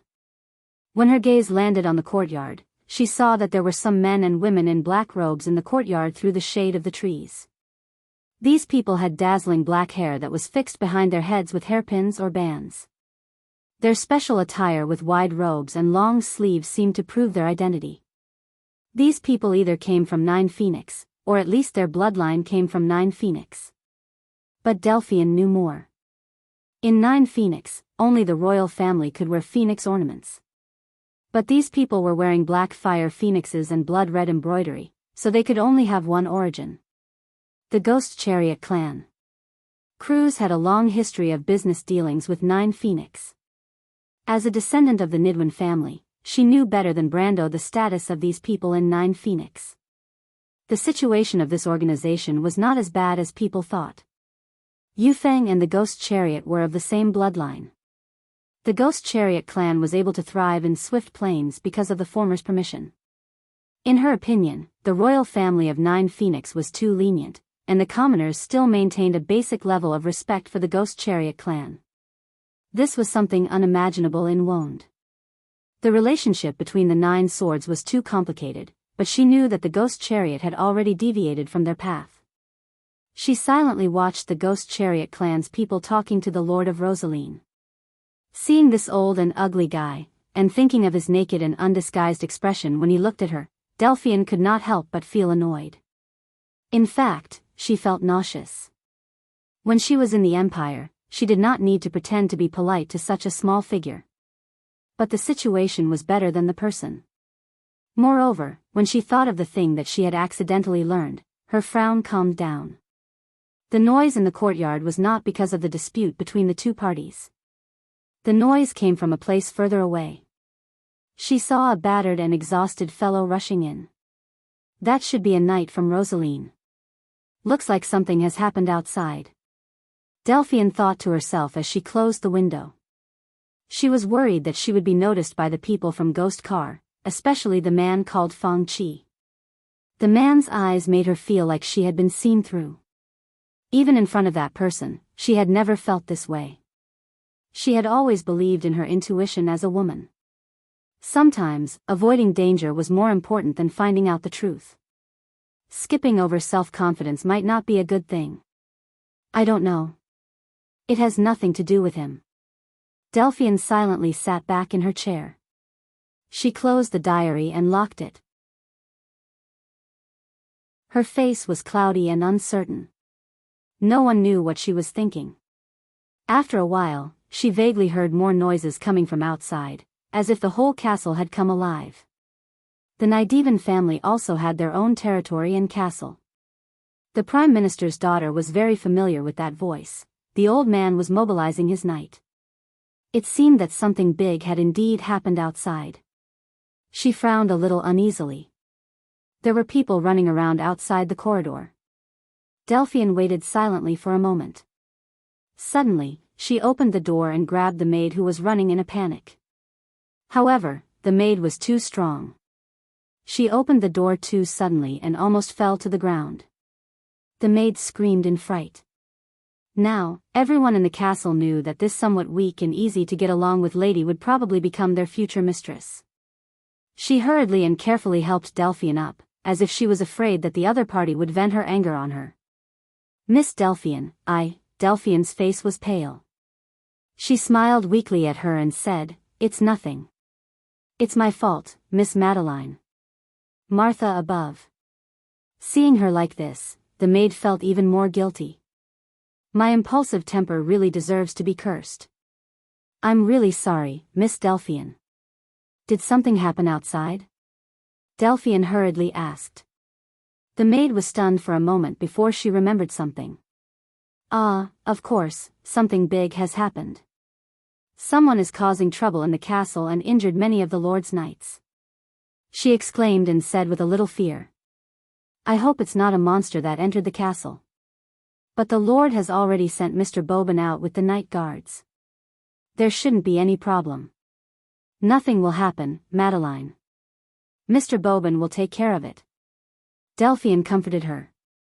The maid hurriedly nodded. By the way, where is the Lord? The Lord is preparing the horse. Prepare the horse? Is the Lord going out as well? Of course. He's worried that it's another monster causing trouble. He's worried, so he wants to follow. By the way, the Lord wants you to rest in peace, Miss Delphian. Delphian silently nodded. After bidding farewell to the impatient maid, she closed the door again and pressed her back against the door. Her vest was completely soaked. She let out a long breath and her eyes flashed with an inexplicable brilliance. She returned to the desk and waited for about a quarter of an hour before the noise outside finally quieted down. Delphian glanced at her diary and then silently pulled a string on the desk. The bell connected to the string immediately jingled. After a few minutes, there was a knock on the door. A somewhat childish voice asked from outside the door. Miss Delphian, are you calling for me? Delphian gently took a breath.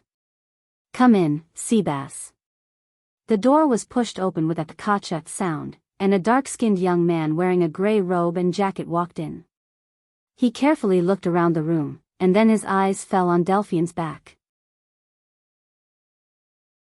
His eyes were suddenly filled with admiration and respect. Miss Delphian, is something wrong? The young man asked in a low voice. Is his lordship here? His lordship has gone out, Miss Delphian. The look on Delphine's face relaxed a little. I need you to do me a favor, Seabass. The young man was slightly taken aback. Then, a solemn expression appeared on his face. Miss Delphian, if you have any instructions, please let me know. She picked up the diary on the desk and asked, that friend of yours, is he really reliable?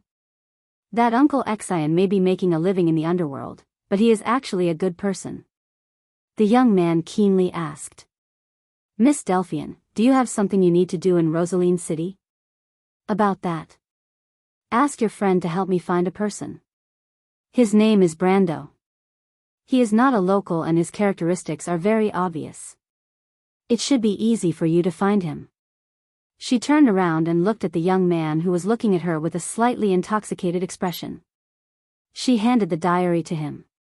When you find that person, give this diary to him. However, before that, you must keep this diary with you. You cannot give it to anyone, and you cannot tell anyone about it. Do you understand? I understand.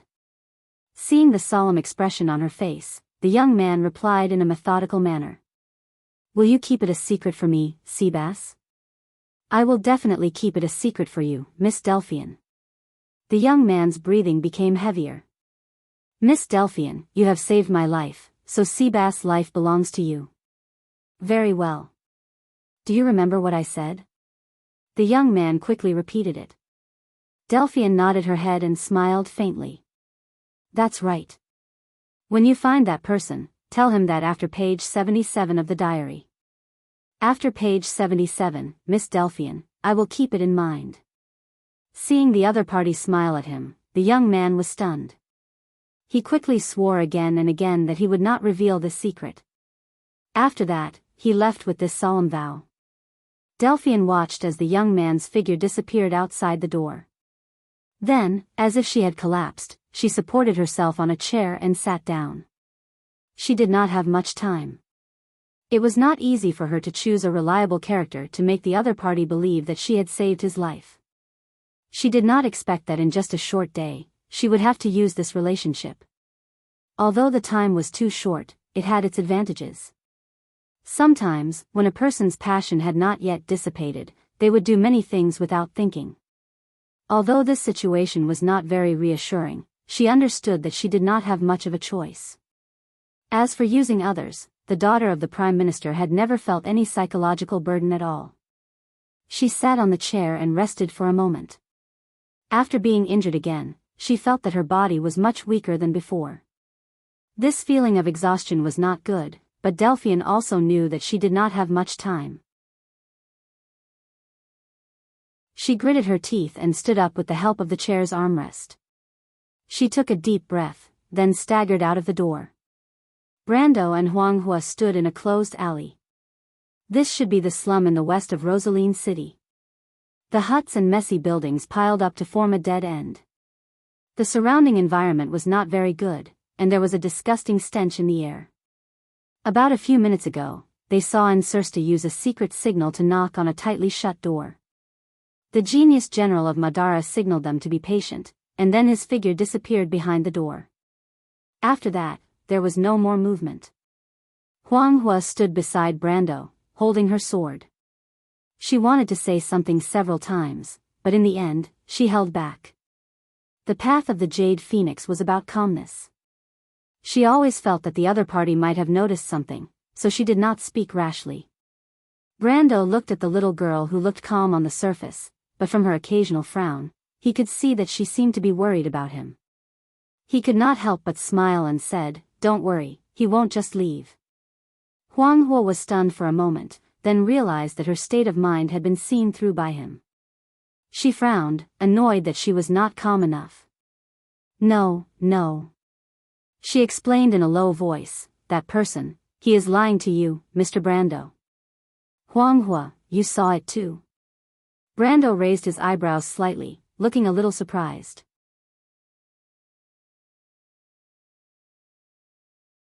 Chapter 12:23. Huanghua thought for a moment. Or it should be said that when he promised to take you to Madara, he didn't tell the truth. She frowned slightly. He has other intentions in mind. "Thank you, Miss Huanghua, but I know. Mr. Brando, you know?" Huanghua looked up at him with a hint of doubt in her starry eyes. "I know his intentions, just as he knows mine. Insursta is a smart man. He and I are just betting. This man likes to take the unconventional path. As for his deputy, Gustav, he is the exact opposite of him." "Betting?" Brendel stared at the door and continued, "His Majesty seems to know him very well, which is why he arranged such an assistant for him. They are natural partners, but I believe that he will be able to convince Gustav this time. I don't quite understand, to put it simply, what they want is the things on me.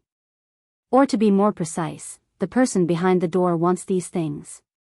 And he knows that a few things are on me. He wants to take me to the realm of eternal death and bet that Madara has a way to deal with me. If that's the case, why did Mr. Brando say that? If Mr. Brando has a card up his sleeve, that person shouldn't have agreed so easily, right?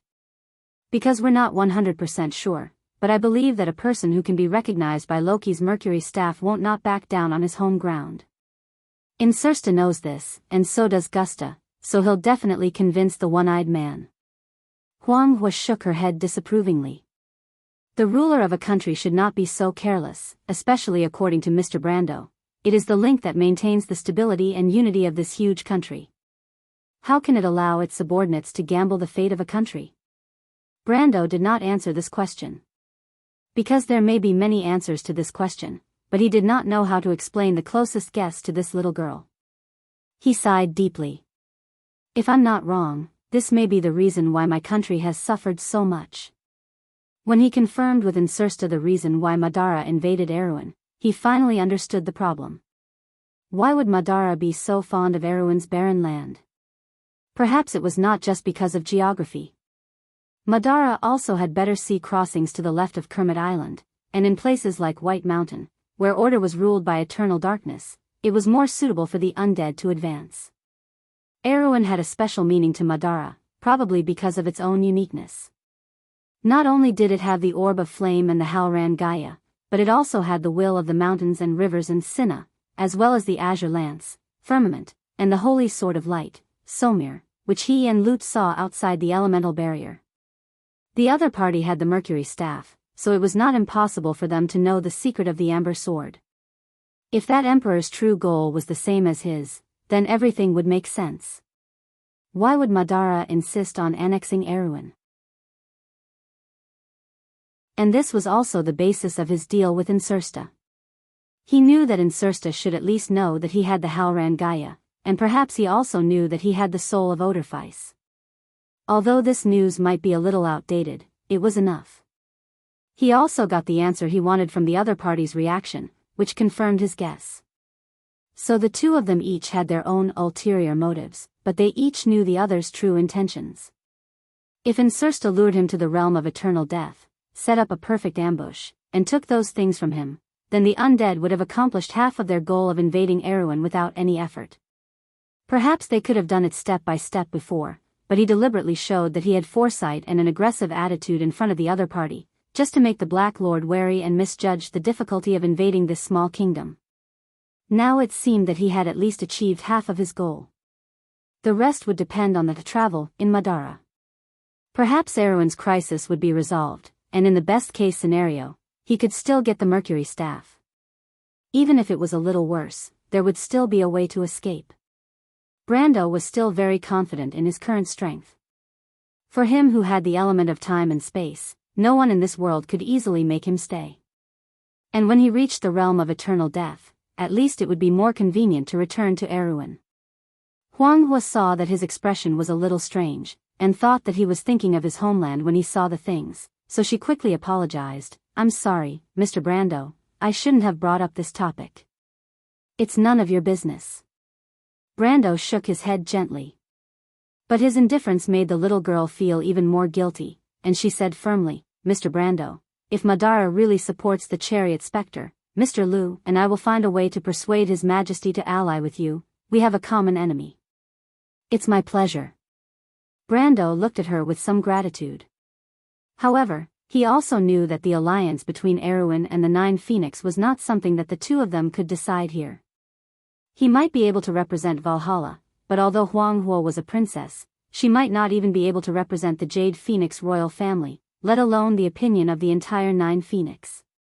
Of course, perhaps after she and Mr. Lu returned to the Nine Phoenix, they could fully utilize their identity and power, but before that, he could not just stare blankly at them. For now, it seemed that the most important thing was to destroy the offensive of the Second War of the Black Roses. While the two were talking, the door in front of them suddenly opened without warning, and a skull poked out from inside. The two grayish-white phosphorescent flames in the skull's black eye socket scared Huanghua, and even Brando was a little surprised. He thought that when the undead appeared in human territory, they would at least be vampires or Black Knight, who looked similar to humans. The skull did not care about the surprise of the two and said in a hoarse voice, "Lord Insursta asked the two of you to come in." There was some disgust in its tone. Just like the natural rejection of the undead by the living, the undead also had a natural hatred of the living. As it spoke, it opened the door and motioned for Brando and Huanghua to go in. Brando nodded. After entering the door, there was a dark corridor. Brando's eyesight was very good, and he quickly saw the specks of soul fire that lit up in the darkness. Each of those soul fire belonged to a skeleton. These broad skeletons were all wearing heavy armor and stood on both sides of the aisle like lifeless decorations. He recognized these things as Madara's Crusader executioners. These things had almost killed him in Fortress Reden, but now there were 2 rows of them standing in this corridor, and he did not feel threatened at all. Not to mention him, even Huanghua's expression did not change. As a swordsman with elemental awakening strength, these things were not much different from oversized toys to her. She did not seem to have the natural fear of darkness that ordinary girls had. Her pair of eyes shone in the dark environment, as if she was born for such an environment. Brando was worried that Huanghua might not be used to it, but seeing her like this, he could not help but breathe a sigh of relief. The skeleton led the way forward at an unhurried pace, but Brendel did not have the patience. He narrowed his eyes and extended his darkness perception outwards. But he felt that his perception of the environment and magic power had just extended out from the darkness, and he felt that he was being spied on. He was slightly stunned, and then he heard Huanghua's soft voice. "Mr. Brando has a similar ability?" "What?" Brando was stunned. "It's Sky's Eye." Huanghua's voice came from the darkness. "The heart of the Jade Phoenix teaches us to feel the world with our hearts, so we can tell if others have malicious intentions, or if they are lying to our hearts. How did you know that Insursta was lying?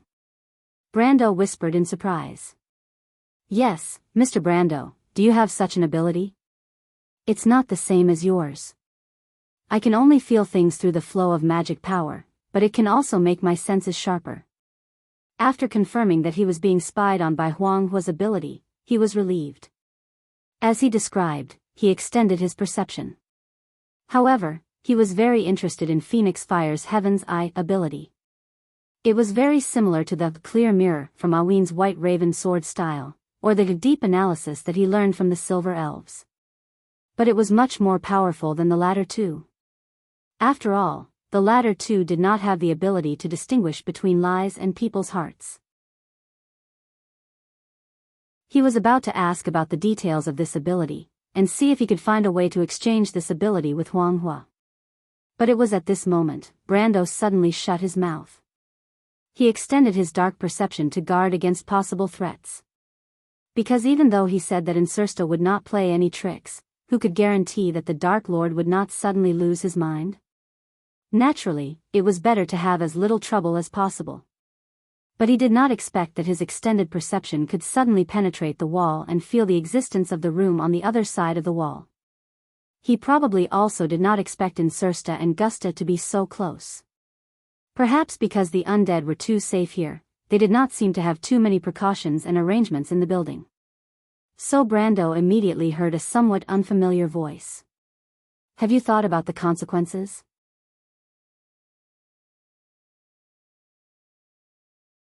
Chapter 12:24.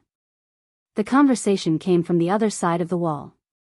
The first to speak was a somewhat deep voice, which was very different from Insursta's voice. It was as if one could hear the old-fashioned and serious aristocratic accent from the tone alone.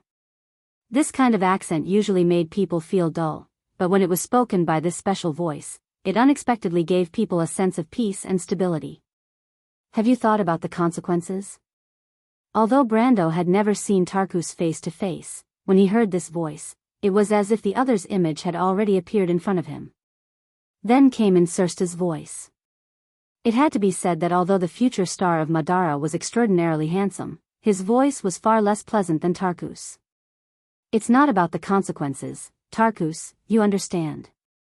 It's not a problem. Brando seemed to see Tarkus shaking his head in denial in front of him.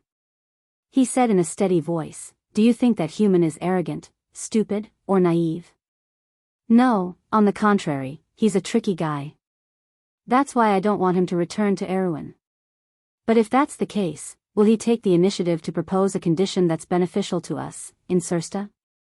Half and half. I believe he's also aware of this, but he's also aware of the trouble Erewhon is facing. This war will destroy everything in this kingdom. So he found an opportunity from my words. Even if this opportunity isn't in the bag, it's still worth a try. I believe in my judgment of people. He's the same kind of person as us, Tarkus. Tarkus was silent. Then, he said again, do you understand why he's so determined to find me? It's simple. He doesn't want us to stay in this place, Insursta replied. Insursta replied, he's with the little princess of the nine-headed phoenix, so it's not hard to guess that we're related to the chariot specter. A guy as smart as him wouldn't just take me away, not to mention that the two of us are hostages in his hands. When Brando heard this, he could not help but narrow his eyes slightly. Sure enough, Insursta had guessed most of his thoughts. However, it was a little unexpected that Insursta thought so highly of him. Perhaps he had overdone it in the inn. He could not help but think a little maliciously. If the future star of Madara knew that he was using the advantage of information to blackmail him, he would be traumatized. Thinking of this, he looked back at Phoenix Hua. He knew that since he could rely on dark perception to feel what was happening on the other side of the room, there was no reason that Phoenix Hua did not hear it. After all, dark perception's main function was to hear the conversation between Insursta and Tarkus. And Sky Eye. Sky Eye. As expected, Huang Hua nodded at him. At this time, Tarkus spoke again, then we have to make a choice. We've already done a lot of work here. If both of us leave, we'll have to give up the stronghold in Rosaline. Just give it up temporarily, Tarkus. His Majesty will let others replace us. You should know that I don't like this job. I think that my life should wither on the battlefield, and not waste my time in this barren place. I'm not a spy material, and neither are you, right? Tarkus, this is actually the reason why I chose to do this. I've had enough of looking for the damned stagnation realm here. I'm afraid that the people of the 9 Phoenixes themselves don't know whether the secret is a malicious joke or not. Otherwise, why hasn't anyone solved it for thousands of years? To say the least, I don't think we have the luck to solve this puzzle. On the other side of the room, Tarkus silently glanced at his partner. A look of understanding flashed through his remaining blood-red eyeball. In the end, he silently nodded his head. Perhaps he did not know that in another world, he had silently supported his partner's decision countless times. Therefore, the names of the two could shine in the history of Wond. But this time, no one knew who was right and who was wrong. But Huang Hua, who was eavesdropping beside Brando, could not help but gasp softly when she heard Insursta mention the name, Stagnation Realm. What's wrong? Brando was keenly aware of the change in her mentality. He turned around and asked in a low voice. At this time, the skeleton in front stopped. It turned around and continued to remind the two in a hoarse voice, "Wait here, humans.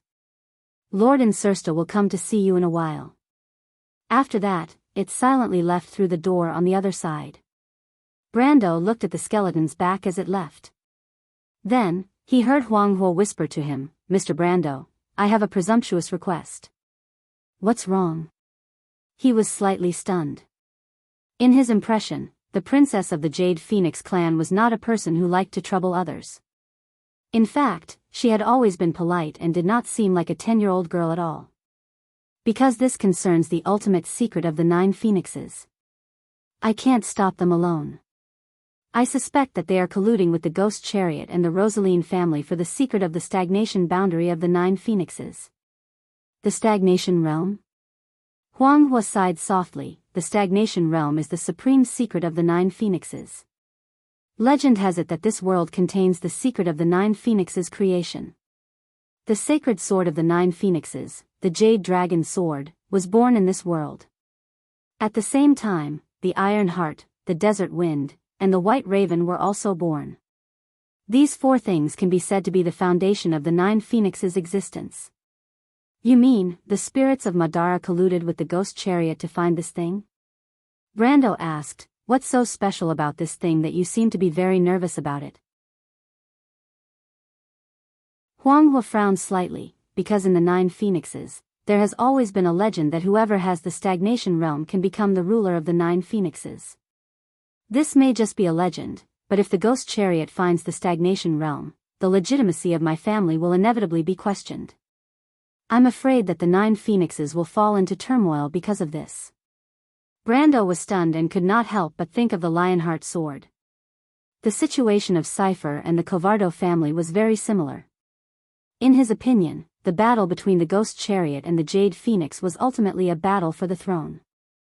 However, compared to the Ghost Chariot who was closer to Madara, the Jade Phoenix lineage did indeed seem more like Erwin's natural ally. He thought for a moment and nodded. "What do you want me to do?" "I don't have the right to involve you in our family's dispute, Mr. Brando," Huang Hua replied, "but if the spirits of the dead attack the 9 Phoenixes at this time, we won't have any strength left to fight the Ghost Chariot." Brando understood. "You want me to stall Madara temporarily?" "I'm sorry, it's okay," Brando replied, "this is what I want to do anyway. I'll take Insursta and Tarkus away. Without these 2 people presiding here, the other lords of the undead should not be able to cause any trouble here. By the time His Majesty the Emperor issues a new order, I believe you and Mr. Lu should have returned to the 9 Phoenixes and passed on all the information back to the country." "Thank you, Mr. Brando," Huang Hua could not help but reply gratefully. Brando thought that if he could persuade the Emperor of Madara, maybe he could even save the rest of the trouble. Of course, it was just that this matter was not so easy to accomplish. "But does the stagnation realm really exist?" he suddenly asked. "I always thought it was just a legend," Huang Hua thought for a moment and replied in a low voice, "But after seeing Mr. Brando, I now think it might really exist." "What?" Brando was stunned. "What does this have to do with me?" "No, no." Huang Hua quickly shook her head. "It's Mr. Brando's necklace." "My necklace?" Brando subconsciously reached into his collar. He had more than one necklace, but when he touched that thing, he suddenly realized what she was talking about. He pulled it out and asked, "You mean this?" Huang Hua looked at the floating celestial sphere in his hand and nodded seriously. "Yes, in the legend of the 9 phoenixes, the stagnation realm exists in a crystal ball. Time in this world is almost forever stagnant. It's a miraculous world, so it's called the stagnation realm." She paused for a moment and continued, "That crystal ball is the legendary heart of the Azure Dragon. It has another name in our legend, Azure."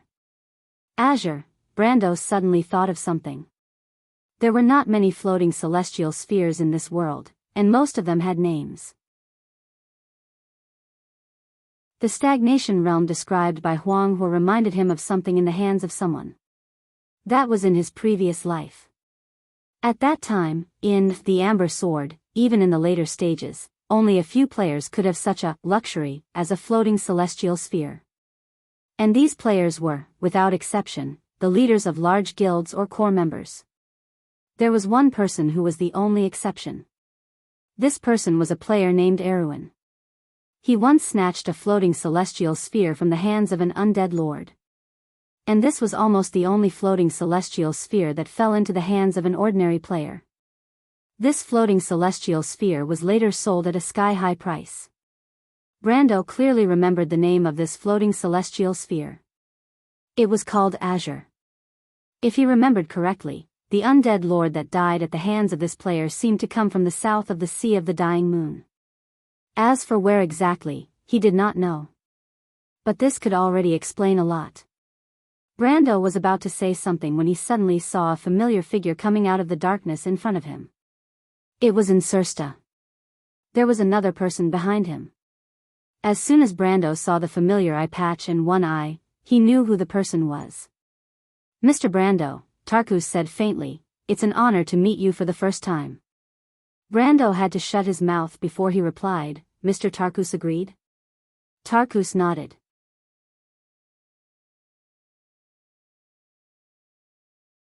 Chapter 12:25.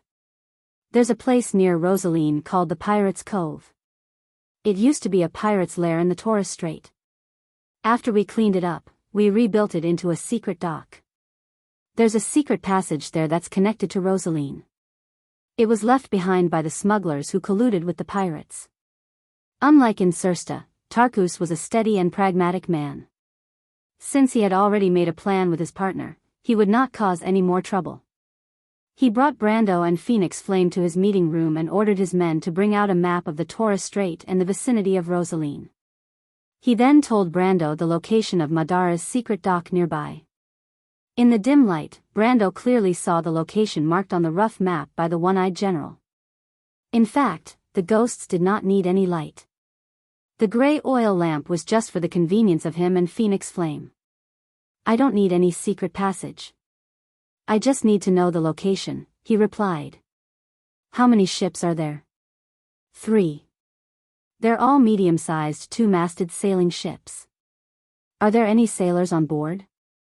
"Some, but they're all ghosts. We usually disguise ourselves as pirates when we go out to sea. Maybe it's better for you to disguise yourselves as ghost ships." "Good idea." The soul fire in Insursta's eyes lit up slightly, as if he did not hear Brando's sarcastic tone. But then he shook his head in frustration and said with some dissatisfaction, "It's a pity that His Majesty won't lend us Salva's ghost army. Those things are now under the management of that woman, Yalvit." "The Queen of Banshees?" "Yes, she's the woman who betrayed the Dark Lords." He did not seem to want to talk more about this issue. He shook his head and shut his mouth. But Brando knew that the dark nobles in the west of the Sea of the Dead Moon had always thought that Yalvit had joined the Mercury staff before the Supreme of Madara showed dissatisfaction with the Dark Lords. This showed that this woman was scheming and two-faced. In fact, the root of the problem was that Yalvit betrayed the Dark Lords in the south, which made these ghost lords feel a sense of crisis. Although they were the first to follow the Mercury staff, they were also on the opposite side of the Supreme in the battle between the supreme centralization of power and the local governments. With such a standpoint, these dark nobles could not be nice to the Queen of Banshees, who played the role of the Emperor's loyal dog. Insursta, who had the same background and standpoint, was no exception. As a member of the vampire family who was closer to His Majesty the Emperor, Tarkus appeared to be much more rational. Of course, this might have something to do with his calm personality. He did not say a word about his companion's complaints. He only raised his head and glanced at the latter. Huang Hua stood silently behind Brando and watched quietly. It was as if she wanted to remember every detail of this nine-headed phoenix opponent in her heart to complete her understanding of the Dark Kingdom. How do you plan to deal with this stronghold next? I still need to find 2 people. Brando looked around and asked the 2. There's no need to deal with it. The undead don't need food. After we leave, no one will leave this place until His Majesty appoints a new person to be in charge. This place will remain the same. Tarkus looked at the skeletons standing guard around and answered.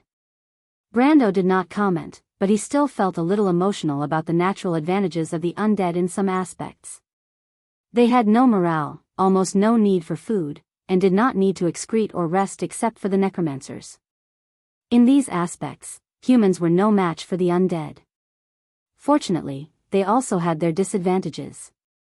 First of all, it was difficult for them to sneak into the human world. Although they could establish a secret stronghold in a place like Rosalind, which was not heavily guarded, it was also because the humans turned a blind eye to it. Otherwise, the Holy Temple would only need to use detection of the undead or life to scan for the undead hidden in the human world. On the contrary, humans were very common in Madara. First, there were the merchants and travelers who crossed the Sea of the Dead Moon from Nine-Headed Phoenix and Rubik. Then there were the necromancers, dark acolytes, and all kinds of exiles, criminals who were exiled by various countries and people who could not see the light of day. If Madara wanted to capture all the humans living in its territory, it would be a mess. Second, the basic command unit of the undead was based on the number of necromancers, and the necromancers themselves were not very intelligent. Therefore, except for the Black Knight Guards established by Insursta, the undead rarely used complicated tactics. Before the Battle of the Oblique Forest, the players said that the undead in Woned liked to use a sea of skeletons to charge blindly. It was not an exaggeration. In fact, it was a choice made by the Dark Lords because their basic officers were not enough to support complicated tactics. Then come with me, he answered. Many scavengers would choose to buy or rent a house in the west of Rosaline City because most of the people who made a living in this area knew about the secret passage that led to the outside of Rosaline City.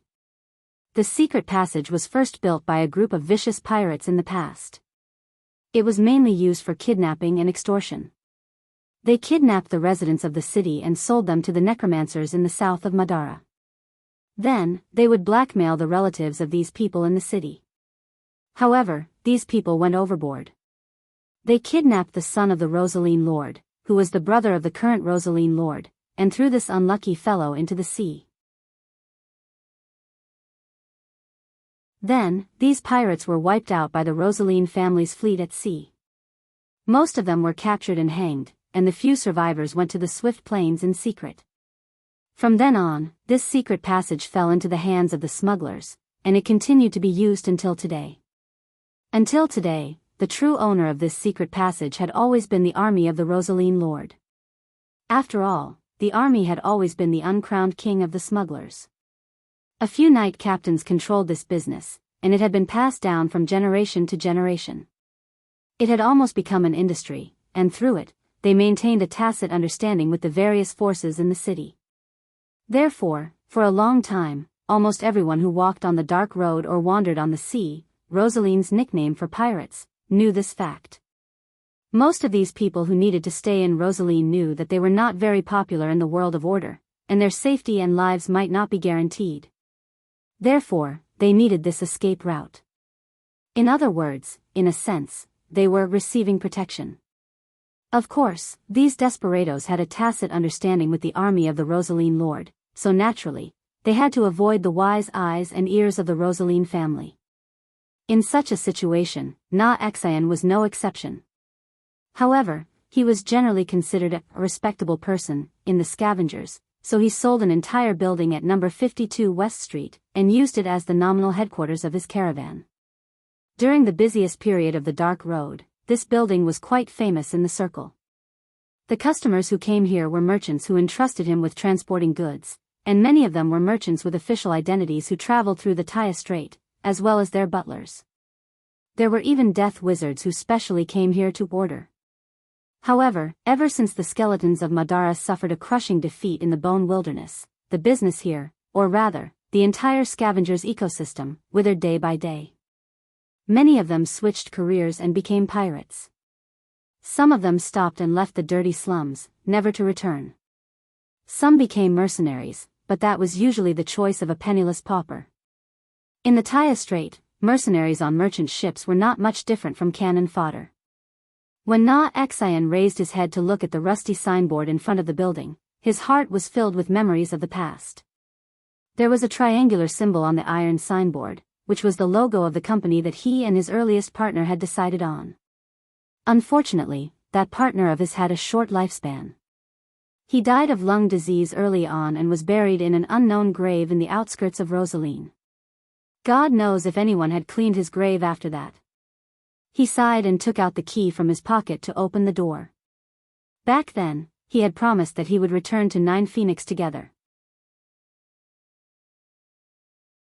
Now that he had earned a lot of money, the hope of returning to his hometown was still slim. It was so different from his original plan. The family business that he earned from running the Dark Road for half his life did not seem to be of any help to his goal.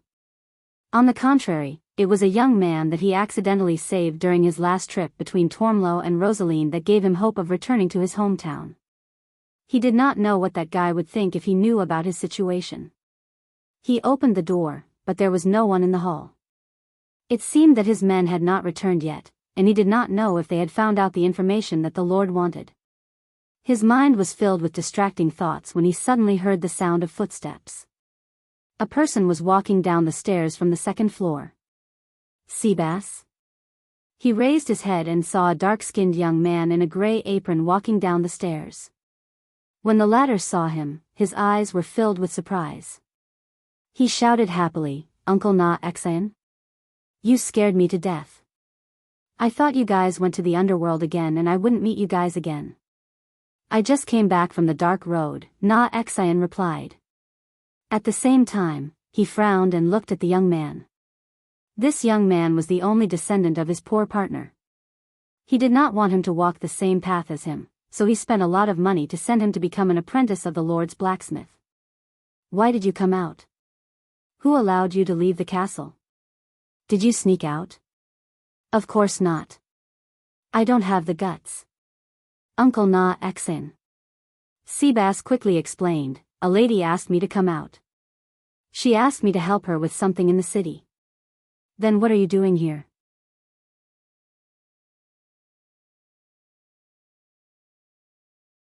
Chapter 12:26. "Then what are you doing here?" "She asked me to help her find someone. Rosaline is so big, I don't have the ability to do that. However, I knew that Uncle Xian would have a way, so I came. I didn't expect you and the others to not be here." Seabass thought of something and asked, "Uncle Xian, did you just come back from the Dark Road?" "Oh my God, wasn't the Dark Road sealed by the monsters?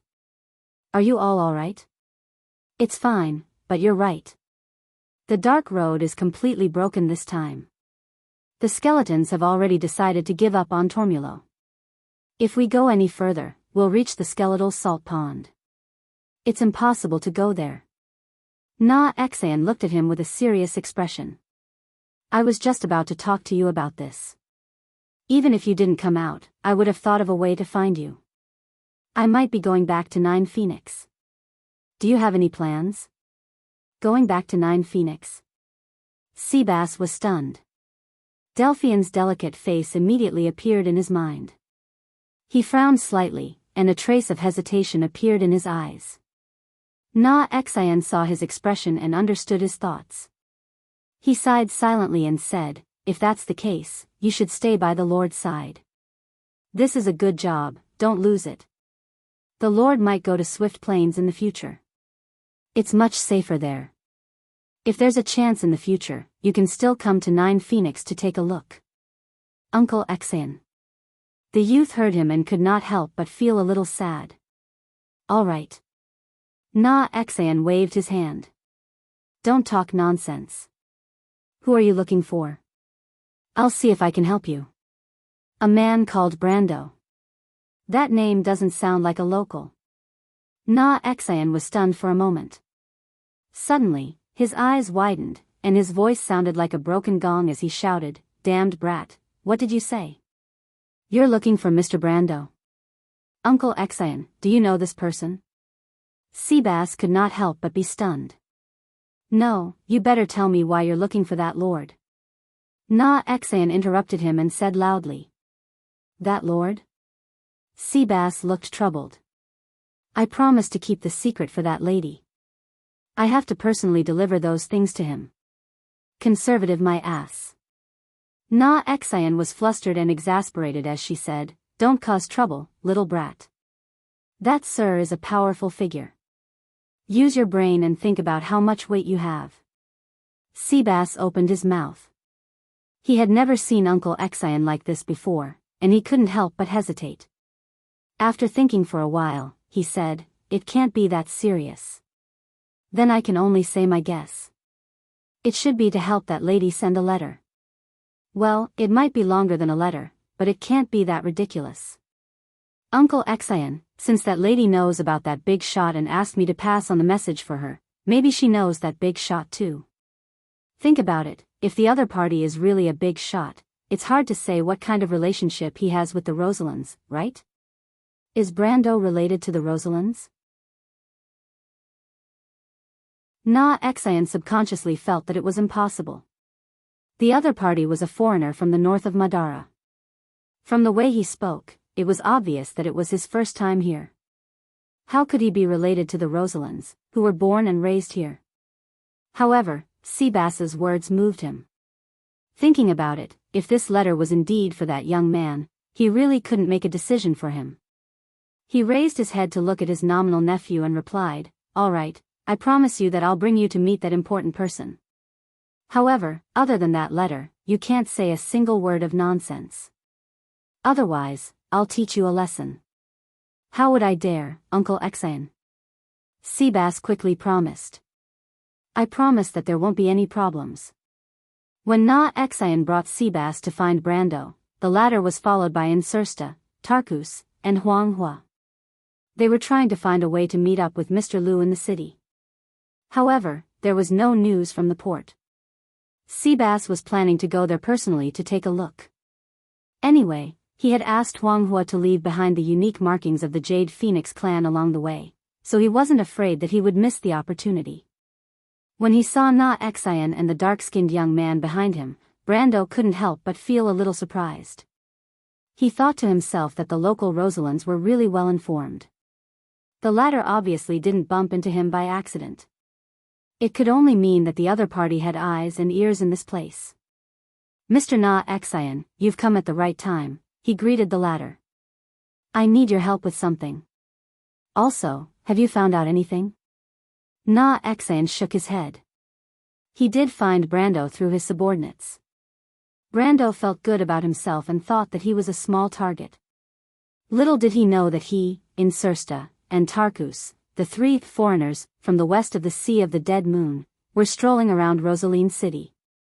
It would be difficult for the local tyrants to not notice them. Besides, how could the desperados who could survive in Rosaline not have eyes and ears? Those people would have been hanged by some lord a long time ago. Na Xian first glanced at Insursta and Tarkus behind Brando.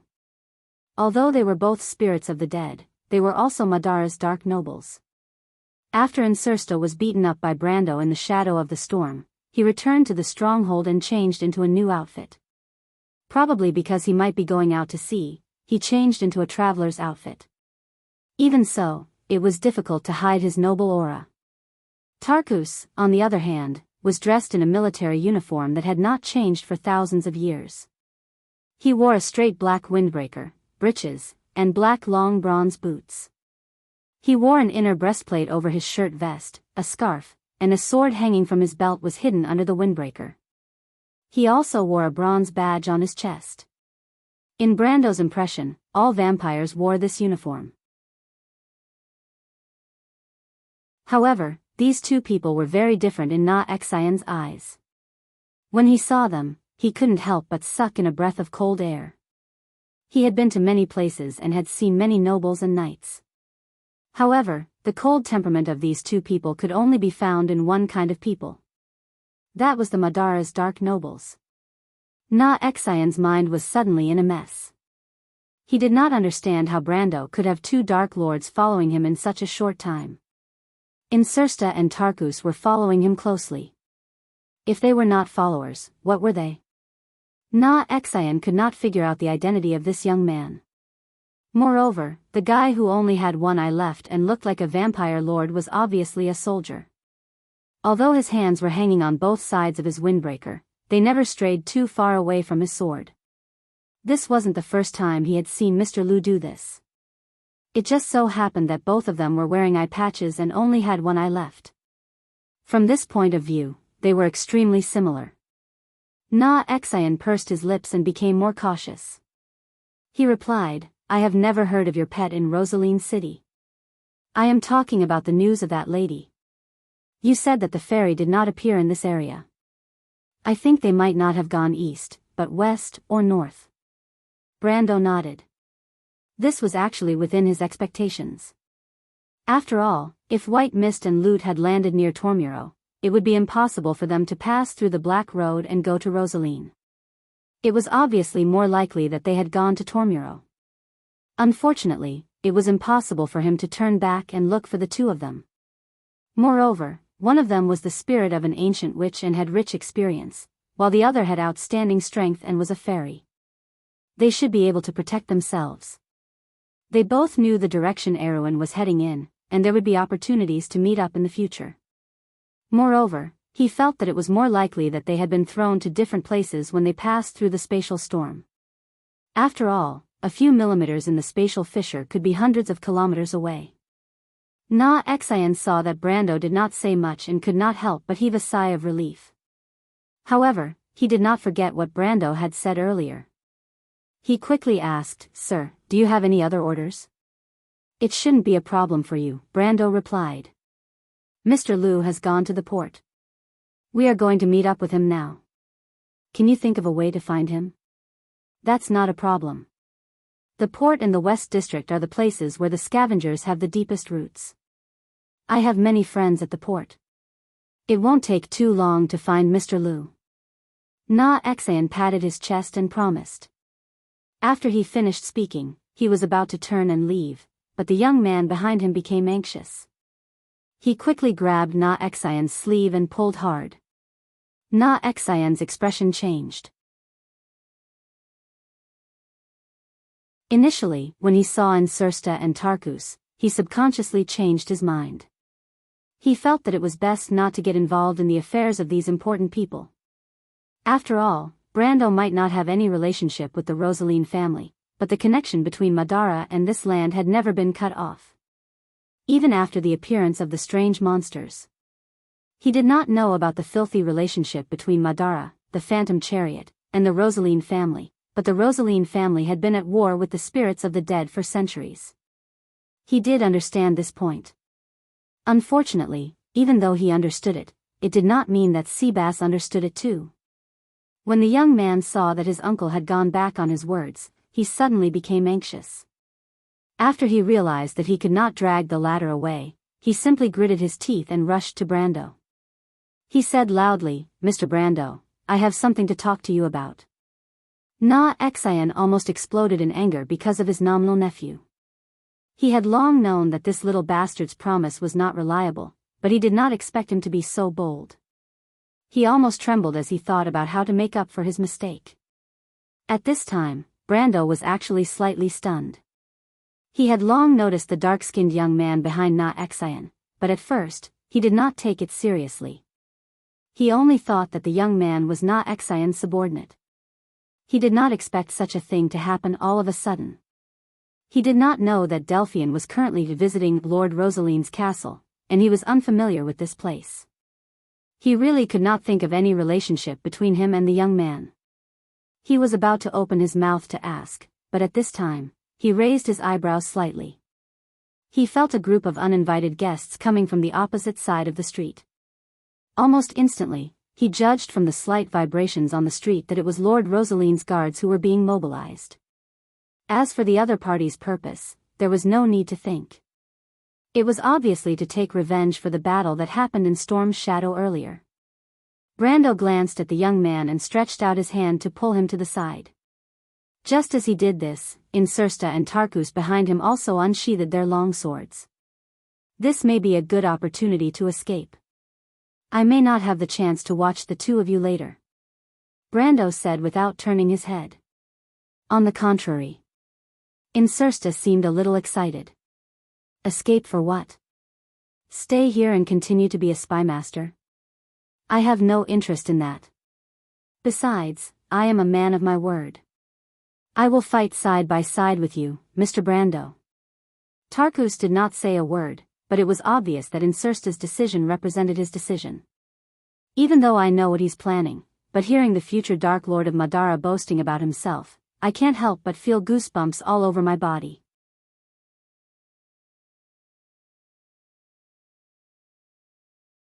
Chapter 12:27.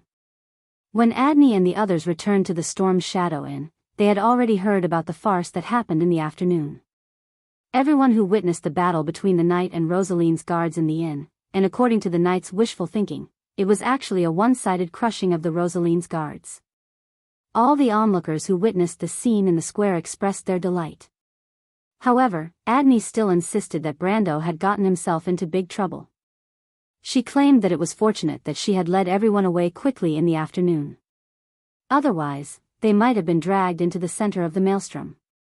The knight laughed, and no one pointed out the fact that the one who had led everyone away in the afternoon was actually Quill. But after the golden elf with the longbow on his back inspected the entire ruined inn, he came back to ask Adney if she wanted to continue looking for Brando and the rest. But the vice-captain of the Ra's Wings Knight was troubled. Are you sure that the sword in his hand is really the solar sacred sword? Adney's face showed a troubled expression. After pondering for a long time, she asked hesitantly. But the hesitation in her emerald green eyes was not because she was not sure if the sword in Brando's hand was real or not, but because she simply wanted to ask the others. To be precise, she wanted to ask Quill, who was frowning. She could not make up her mind. What should she do next? Quill looked at her and replied, "At that time, my sacred beetle insignia was slightly hot." Captain's sacred beetle insignia can't be a fake, right? How could that be? Adney chuckled. She took out a necklace from her bosom. The pendant of the necklace was a golden scarab, and the carvings of the scarab were painted with turquoise. It was very lifelike. This was personally given to me by the elder of the Holy Cathedral. Quill wondered how Adney became the vice-captain of the Ra's Wings Knight. Perhaps it was because Adney was especially good at accounting that she was appointed as the captain of the expedition team for the same reason. Due to the annual drought in Lubeck, many areas around the desert had almost lost their crops this year. The Holy Cathedral could no longer afford to support such an elite expedition team. With that thought, Quill calmed down a little. If not for Adney's careful planning along the way, they would have suffered quite a bit even if they managed to reach Rosaline. It was still unknown if the team would have been able to maintain itself. All of this was caused by this disaster. In the central areas of the world such as Nine Phoenix and Vaunt, the effects of the Mana Tide had not yet begun to appear, but in the desert kingdoms in the peripheral areas, people had been struggling on the line of life and death for a long time. In order to survive, they had no choice but to search for this slim chance of survival and find a way to end this disaster. Quill sighed and replied, "We have been in Rosaline for a long time. Until now, we have been trying our luck. Now that we have a clue under the guidance of the omniscient eye, how can we give up so easily? Do we really have to return to Lübeck, tell everyone that the plan has failed, and then let the Holy Cathedral lead the people to migrate to the north? Hearing this, the knight silently showed a serious expression and did not speak. How can that be? Adney frowned, which was rare for her, and flatly rejected, we cannot fail, or else. She clenched her fists. Lübeck was a kingdom built on oases of various sizes in the desert. What kind of experience would it be to leave an oasis and migrate to the endless desert? While legend said that the north was a paradise, the truth was that no one had ever been there. Most of the time, migration meant death. Countless people would die on the way. That was not a set of data recorded on papyrus, but a living person. Adney had seen towns and cities that were in dire straits due to food shortages. The entire city had lost all order in a short period of time, and the humans had turned into beasts. Strong youths, or rather, bandits and robbers, had become the masters of the fate of others. The elderly were killed, and women and children were turned into commodities, or even food. She had also seen towns and cities that were forced to migrate due to the disappearance of oases. Entire tribes died on the way, and the entire southern part of Lübeck seemed to be slowly but surely disappearing. Under the pressure of the calamity, the cultists took the opportunity to spread rumors that their one true god would save Lübeck at the moment of the apocalypse. The people were bewitched by the cultists and caused chaos everywhere, making the already unstable kingdom even more difficult to move forward. When Adney had become a knight, she had sworn that she would not allow such a tragedy to happen again under her own sword. Thus, she had managed to convince the elders of the Holy Cathedral to send out this expedition team with great difficulty. Few people knew that for this reason, she had not hesitated to sell the treasured sword that had been passed down in her family for generations to gather all the funds for this expedition team. Failure was not an option. At that thought, her expression softened. I'm sorry, Quill. I know how you see me. Compared to Commander Taha, I'm more like a butler. As your captain, I may be a little incompetent. So, Quill, if you have any ideas, please let us know. I'll give you full authority. Captain. Captain, you don't have to say that. The knight was shocked and hurriedly said so. Quill looked at her silently and nodded. Captain, our goal is to find the Emerald Heart and let it become one with the sacred sword. After that, the elders will open the Holy Cathedral and summon the Emerald Staff. The Staff of Nature gave Lübeck everything, and I believe it can do the same today. In order to achieve this goal, we followed the Holy Cathedral's prophecy to the east, all the way to the land of Rosaline. After all, the Emerald Heart had disappeared for thousands of years, and no one had ever seen its true appearance before. It would be very difficult to find it. This was something that we had all expected. But we've been here for so long, and apart from hearing that the 9 phoenixes once had a heart of the Jade Dragon, we haven't found any other clues. The last time the heart of the Jade Dragon appeared was over 2,000 years ago. Its significance to the 9 phoenixes is no less than the heart of the Jade Dragon to Lübeck. Similarly, there are countless people from the 9 phoenixes who are searching for its whereabouts, but to no avail. Quill frowned as if this was his subconscious action. He slowly narrated to his companions. Until today, we met a person who carried the sacred sun sword. He stopped. After a while, he continued, the solar holy sword has nothing to do with the nature's scepter, but I've heard of a legend before. In the calendar of Saint Ida, every time the turn of the era, the holy relic will descend upon the world and even fall into the hands of a single person. When this happens, the holy relic will automatically combine and appear in different forms, opening the door to the future. Is there such a legend, Quill? Adney could not help but interrupt in surprise.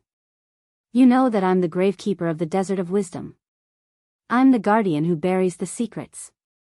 Adney glanced at him and nodded silently. She knew Quill's identity. If not for the fact that this expedition team shouldered the fate of saving the entire desert, as a member of the Mausoleum Keeper, Quill might not have taken a single step out of the Wisdom Desert in his entire life. And then? Someone asked. Actually, Ra's omniscient eye is such a sacred item. It appeared in Lübeck 3,000 centuries ago, and witnessed the end of that era, Quill looked at the knight and said quietly. There are no longer any legends about that era, and the prophets only knew about it from the information left behind by the omniscient eye.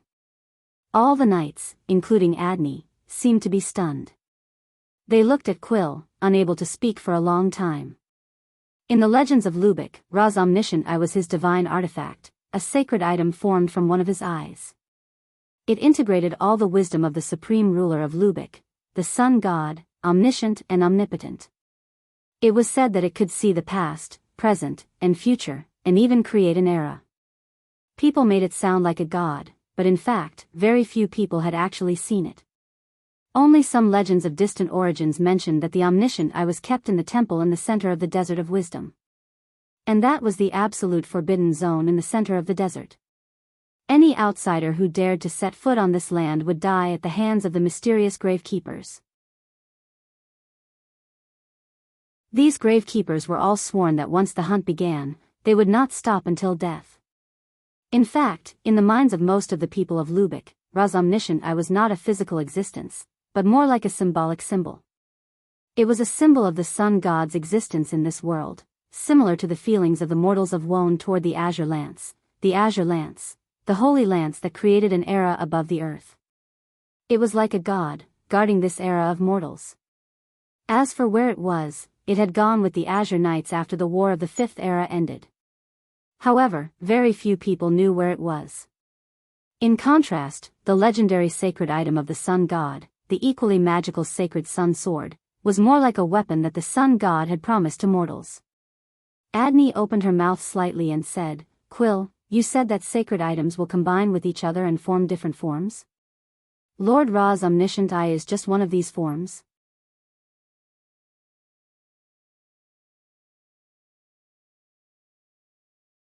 Chapter 12:28. Quill looked at her and nodded. Then, as if he was not going to stop until he said something shocking, he took out a metal magic box from his chest. When I left the holy sanctum this time, the Great Elder specifically asked me to bring this out. This is the true form of the omniscient eye. In fact, ever since its era had passed, the power of the god that carried the omniscient eye had passed away. The omniscient eye that was left in our world is just an ordinary divine artifact. The knight subconsciously scattered, looking at the small box in Quill's hands. Although Adney didn't act so exaggeratedly, her emerald green eyes were still staring at it, unwilling to let it go. I'm not dreaming, right?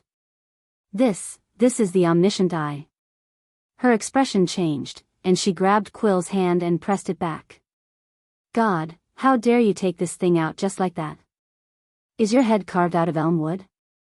Don't you know that this is the sacred object of our entire desert? Quill seemed to have realized this as well, so he did not take his hand out again. Instead, he said to the others, the omniscient eye is not as sacred as you think it is. Adney, you should know about the azure lance that was brought to the mortal era in the last era. It is actually the same thing. Today, that holy lance is just a pure divine artifact. Even the azure lance is the same.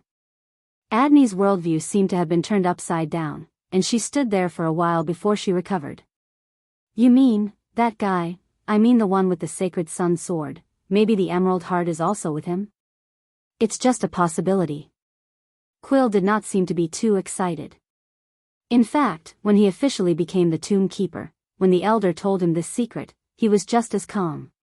But even if the emerald heart is not with him, the omnipotent and omniscient God Ra has let his sacred sword appear before us.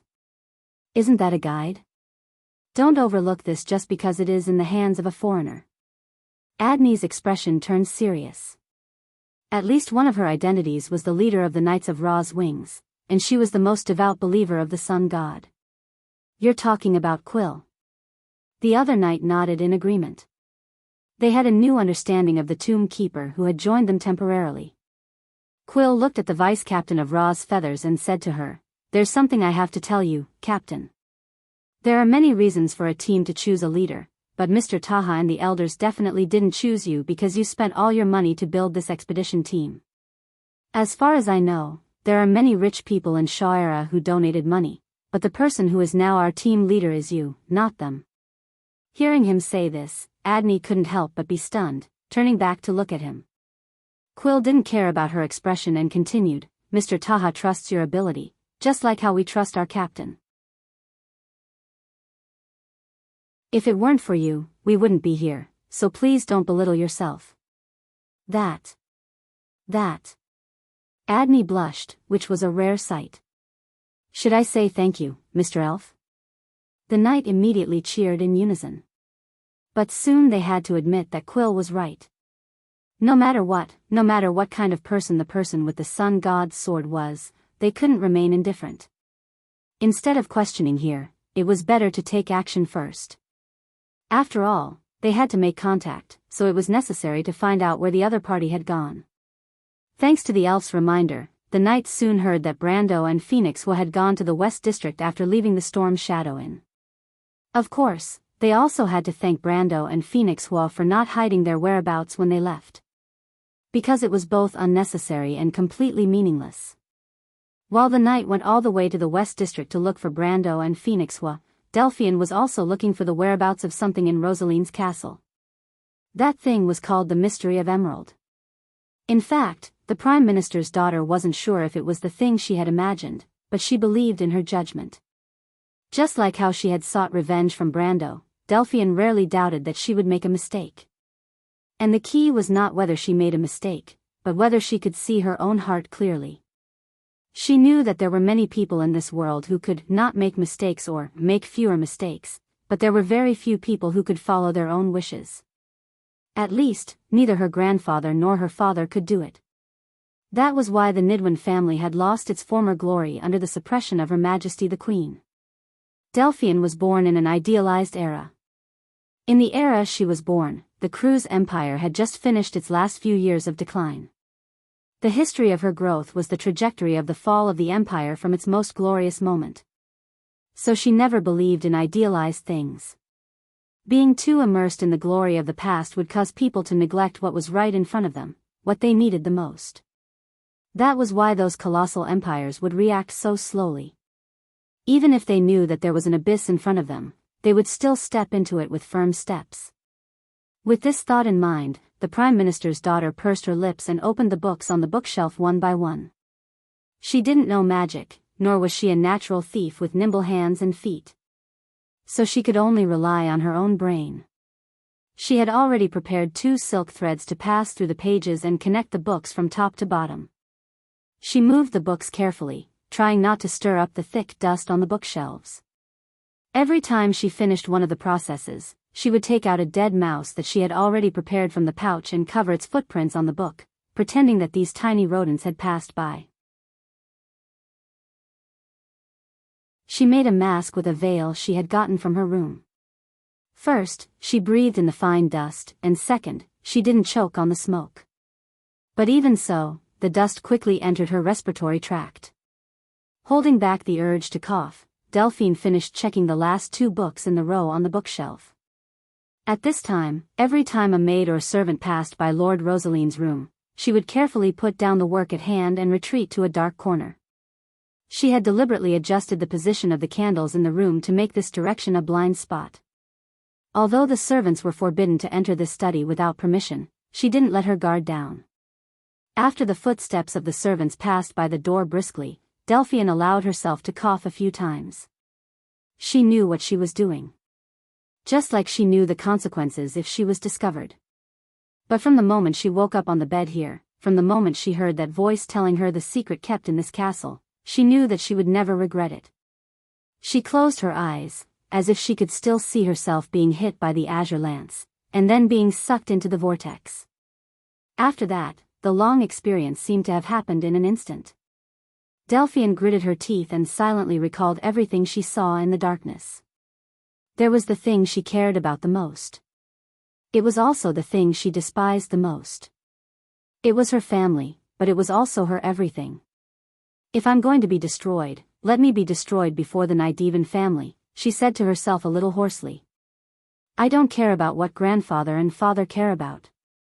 If I want to achieve this, I can sacrifice everything. Delphian rested for a moment. The damage caused by traveling in the spatial fissure was more serious than her weak appearance in this castle. It was far from recovery. The reason she did this was to let the fat Lord Rosaline feel more at ease. At least he would allow her to leave her room and move around in the courtyard or the castle. If not, how could she find an opportunity? However, these activities inevitably made her feel that the burden on her body was increasing day by day. Previously, when she said goodbye to those people in the courtyard, it was not because she was acting on impulse, but because she really could not hold on any longer. At this moment, her forehead was covered with fine beads of sweat, and faint shadows appeared around her vision. It was as if the light in the whole room had dimmed a lot. Her temples were throbbing, and she felt as if her brain was boiling. She gritted her teeth and said to herself, I hope that guy can live up to expectations. When she thought of Brando, a hatred and unwillingness from the bottom of her heart seized her heart. Delphian miraculously recovered and stood firm. She looked up at the bookshelf and realized that she had searched the bottom 3 rows of the bookshelf in the previous half an hour. She needed a ladder to go up, which was an almost impossible task for her. The Prime Minister's daughter bit her lower lip. She knew that she had to think of a way, or her work for today would have to end here. However, she had a faint premonition that this might be her only chance, and she had to seize it. She hesitated for a moment, then continued to walk forward unsteadily. When she arrived in front of the bookshelf, Delphian closed her eyes and began to recall. She knew that the thing was here, not because of an unwarranted guess or speculation, but because of the information she had gleaned from the conversation between Lord Rosaline and his guard captain. Perhaps the two of them did not even realize that their conversation had been leaked, but this was enough for Delphian. When she opened her eyes again, her gaze fell on the top row of the bookshelf, which was the 4th book from the bottom. She knew that the thing she wanted was not there. However, there must be some other clues.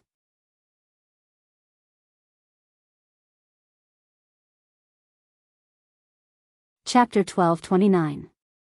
The ground was littered with defeated soldiers. The previous battle seemed to have ended in a moment. Brando did not do much. He used his spatial elements to force the knight behind the guards to stay where they were. Then, Phoenix's fire took care of the weak commoners one by one. Insursta and Tarkus only taught a lesson to a few blind people who crossed the line. When they sheathed their swords, there was only a pile of town guards on the ground looking for their teeth. What made the Knight of Rosaline not know whether to laugh or cry was that they were still pinned to the street by an invisible force. They could not even move a finger, let alone lift a foot. They could only watch their subordinates being beaten up. Like puppets, they were nailed to the corner of the street together with their wingless dragons in a row. It was as if they were the audience invited by these guys who had been beaten to a pulp. Apart from watching, they could also shout a few words. They had not thought of how to organize their lines for the time being, but this one-sided battle had already come to an end. The knight did not understand where the ghost god's power that locked them up came from, but this did not prevent them from using their brains to guess who was behind it. Except for a few people, for example, the short, dark-skinned knight who was still clamoring to show Brando, a country bumpkin, what a big scene was. He probably still thought that Brando was a lone traveler wandering in the wilderness and had never seen the power of human order and country organization. Insursta felt a little sad for the Lord of Rosaline. He was thinking about the reason why the Lord of Rosaline kept such a group of retarded subordinates. Even if they did not see what the wanted person looked like, they did not have the heart to find out why the person was wanted. "Do you want me to shut him up?" Tarkus asked elegantly from behind Brando. He was probably annoyed by this guy. Madara was a silent country. The noisy guys had probably been thrown into the abyss of eternal death long ago to feed the ice dragon. Under the dome of the Hall of Eternal Death, other than the footsteps of the dark nobles on the smooth obsidian floor, there was only the quiet breathing of the ice dragon. The undead would occasionally give their opinions to their eternal immortal queen, but they were concise and comprehensive. Brando shook his head. He would not do anything for such a small matter. Moreover, that person's words had no effect other than making him look bad. What a joke. What kind of grand spectacle had he not seen before? He had once chatted and laughed with the Twilight Dragon. Little Roman was so much more superior than these fellows. What a fool. Brando did not let go of these knights because he knew that they were only the vanguard of Lord Rosaline. Of course, calling them vanguard was too flattering.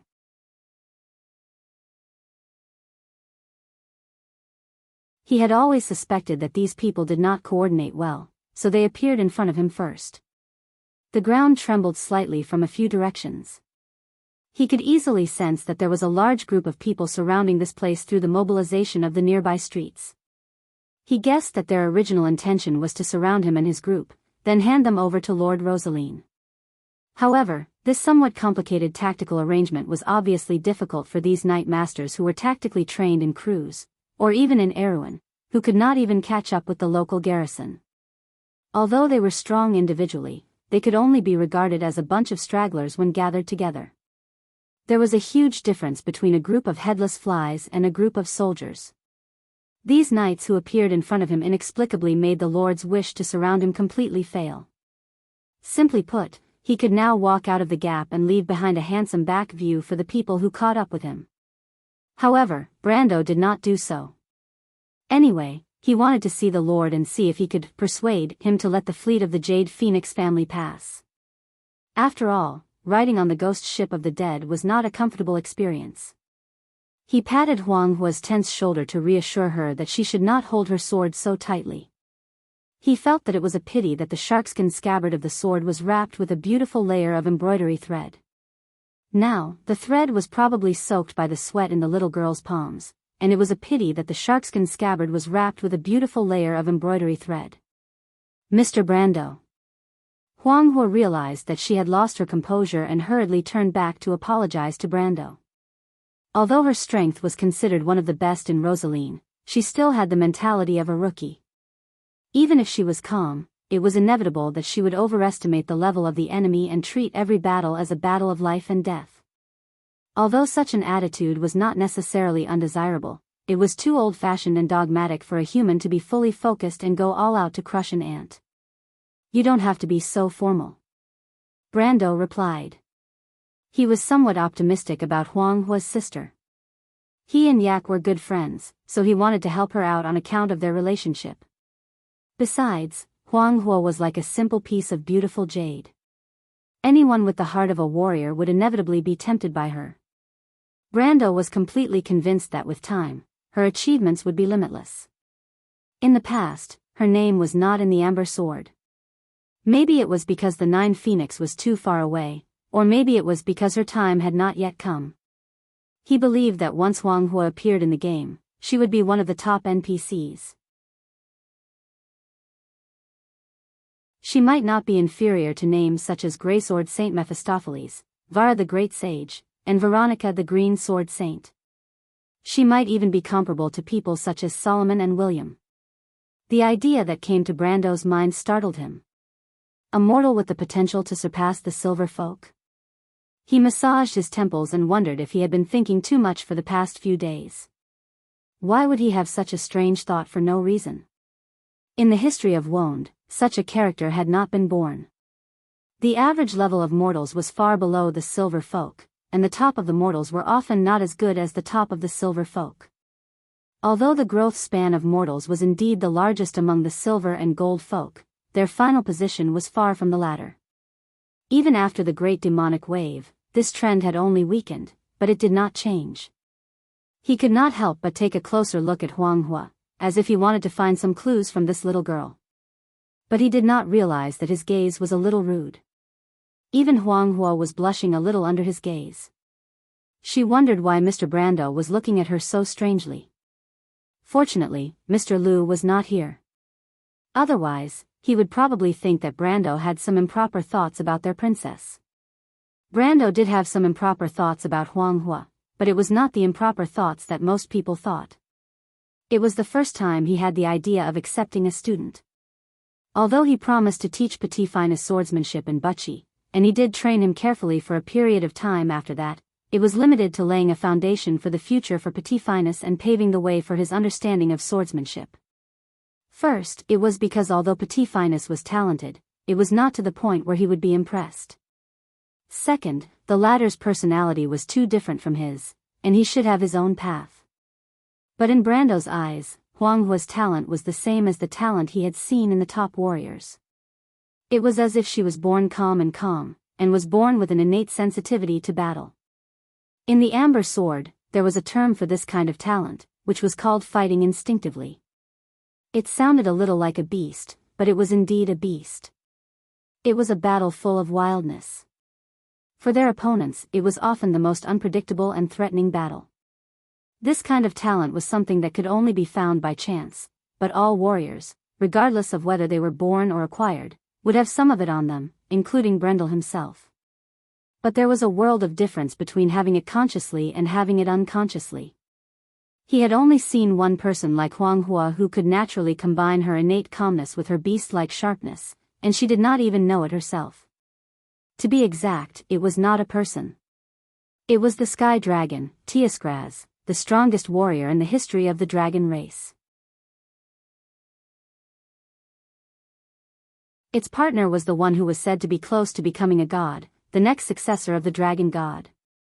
Yes, in Brando's eyes, Huang Hua was a born warrior, but not a swordsman. Her path was not the path of fighting with a sword. The little girl may not have realized this herself, but Brando believed that one day she would understand it. He looked up. The tremors on the street were more obvious, and the night not far away was still like a puppet, unable to move. In the past, if he used his elemental power to freeze these living people, and they were living people with gold-level strength, his order points would have disappeared like the wind. But now, his order pool was standing still, which meant that he could freeze these people as if it was a natural reaction of the law, and he did not use much strength at all. This was the difference between having and not having the extreme planes. These people may not have understood that they had already fallen into the range of Brando's law domain. It was just that at the peak of the Supreme Realm, the law domain was integrated with the material world, and outsiders could not see it with the naked eye. If they had the strength of elemental awakening, they could have slightly noticed the difference, but unfortunately, they did not.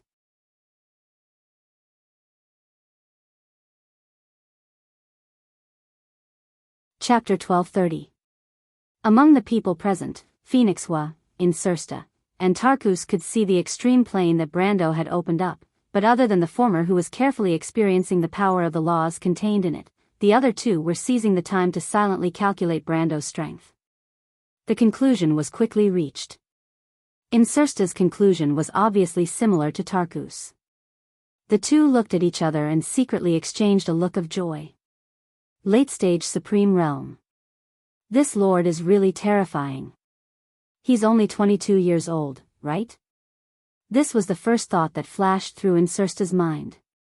But he immediately breathed a sigh of relief. But that was all there was to it. He was not even a sage, and was nothing in front of the Mercury staff and the saints of the dead moon. This guy was going to fall for his evil trick. Thinking of this, the Black Lord was full of confidence. In his opinion, Brando was also an opponent of the same level. In terms of intelligence, he was still slightly inferior to him. When he brought Oderfeis and Halran Gaia back to the realm of eternal death, coupled with such an outstanding count, Her Majesty would definitely not mind having another capable general under her command. From then on, another earth-shattering figure would be born among the Dark Nobles. And seeing that he had made such a great contribution, perhaps Her Majesty would not send him here to do hard labor because of that incident. The name Insursta should only be born on the battlefield, and should only die on the battlefield. At least that was what he thought. But what this future star of Madara never thought was that Brando was incomparably aware of his thoughts at the moment, and was also snickering. After leaving the elemental barrier, thanks to the baptism of the great demonic tide, he had stepped into the late-stage Supreme Realm. Now he was only showing the strength of the Supreme Realm. No matter how one looked at it, Insursta and Tarkus could not see that he was faking it. In fact, he was not faking it. However, if they thought that his battle prowess was only at the late stage of the Lameter realm, then they were gravely mistaken. He knew very well that he was only one step away from becoming a sage. Many powerhouses of this era might not be able to take this step in their entire lives, but it was no secret to him. Even if these two racked their brains, they would not be able to figure out how a mortal could reach the sage realm. Although Brando guessed that the magic tide caused by the descent of the Twilight Dragon might have created several sages in Wonde, these two people had been staying in Rosaline, where birds did not lay eggs, so they might not know this. Furthermore, there was a huge gap between sages and sages. Otherwise, how could the sage of the earth, Iranta, use a token to scare Gwendolyn away? The biggest difference between the two was the understanding of the laws. The Sage Realm was the same as the Extreme Planes. Although it was also one of the 5 elemental realms, it was different from the gradual progression of the first 3 realms. These 2 realms were the 2 most special realms of the elemental realms. The Extreme Planes allowed mortals to have a godlike realm, and for the first time understood how the laws worked in this world. And the Sage Realm was a further deepening of this realm. To be precise, if the Extreme Planes was only a theory, then the Sage Realm was the way to use the Extreme Planes. How you understood your own Extreme Planes, how you understood your own laws and elements, and how your sage power could be expressed in the form of skills. Previously, he had shrouded the entire square with spatial power and the storm's shadow in and accurately reflected all the arrows of the soldier's back, and now he was using spatial power to effortlessly immobilize the knight. In fact, it was a manifestation of this way of operation. This was the conclusion he came to after studying his own elements and supreme power since the elemental barrier. It was also one of his biggest gains from this trip.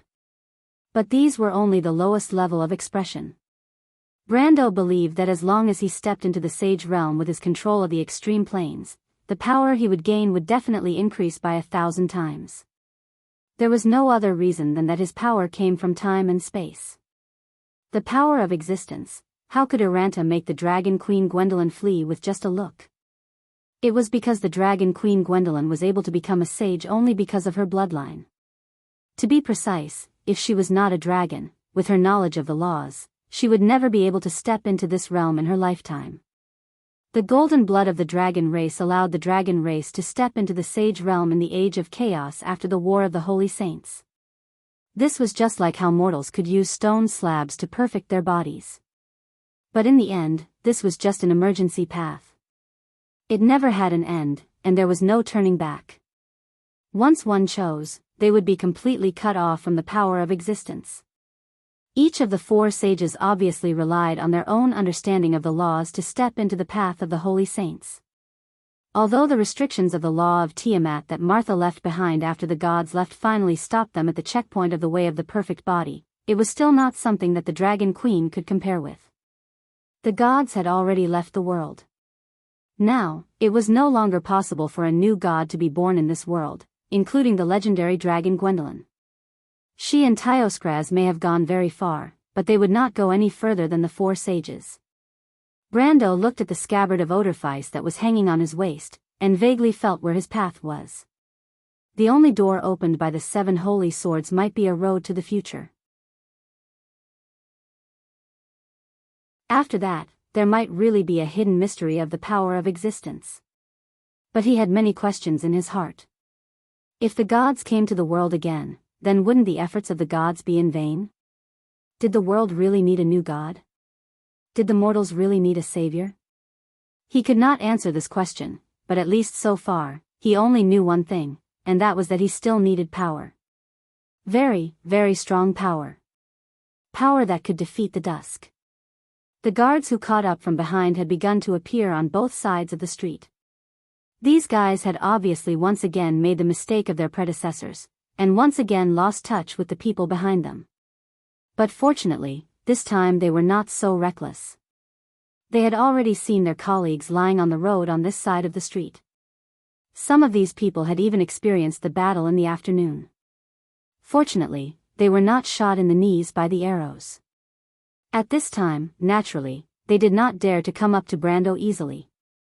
They only privately told their companions about the situation, and then conveyed it to the captain of the knight behind them.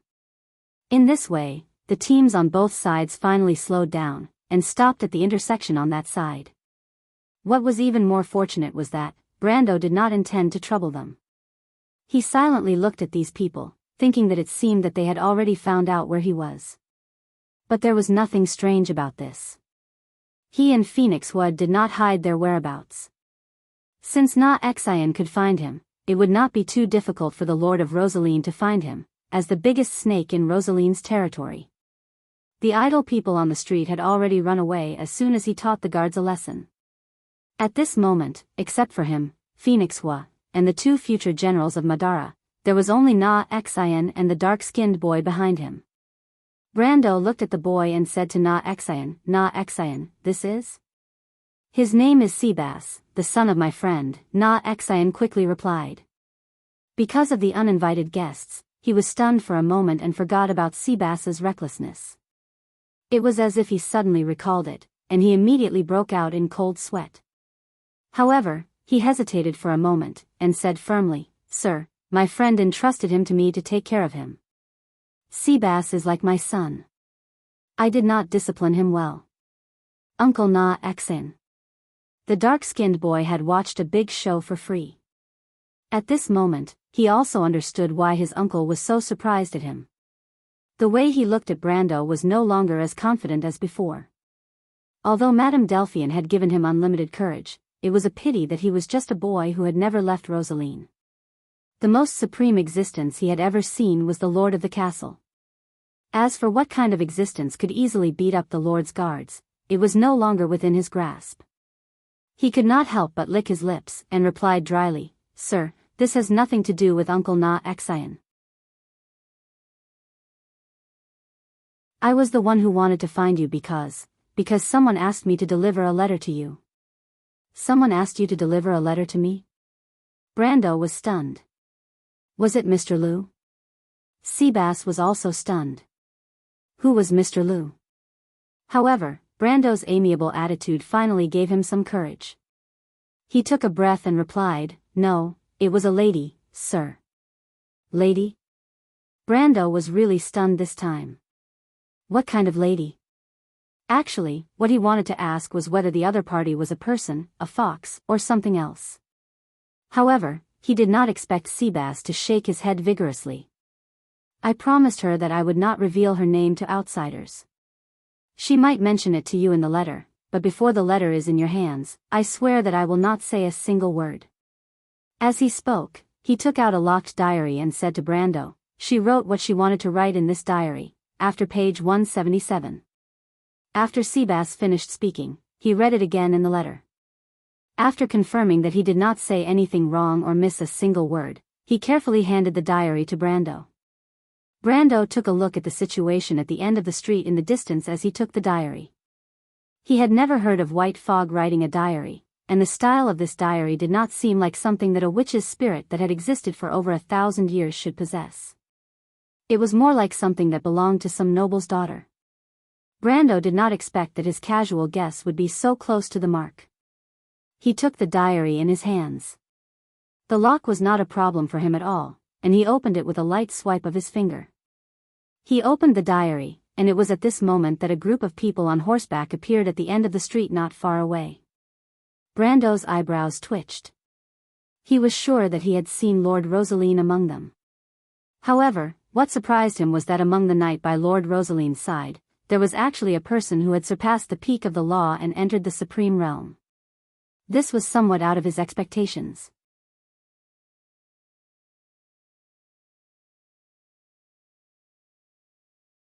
Chapter 1231. Brendel was a little surprised to see someone with the strength of a supreme realm standing beside the lord of a small place like Rosaline.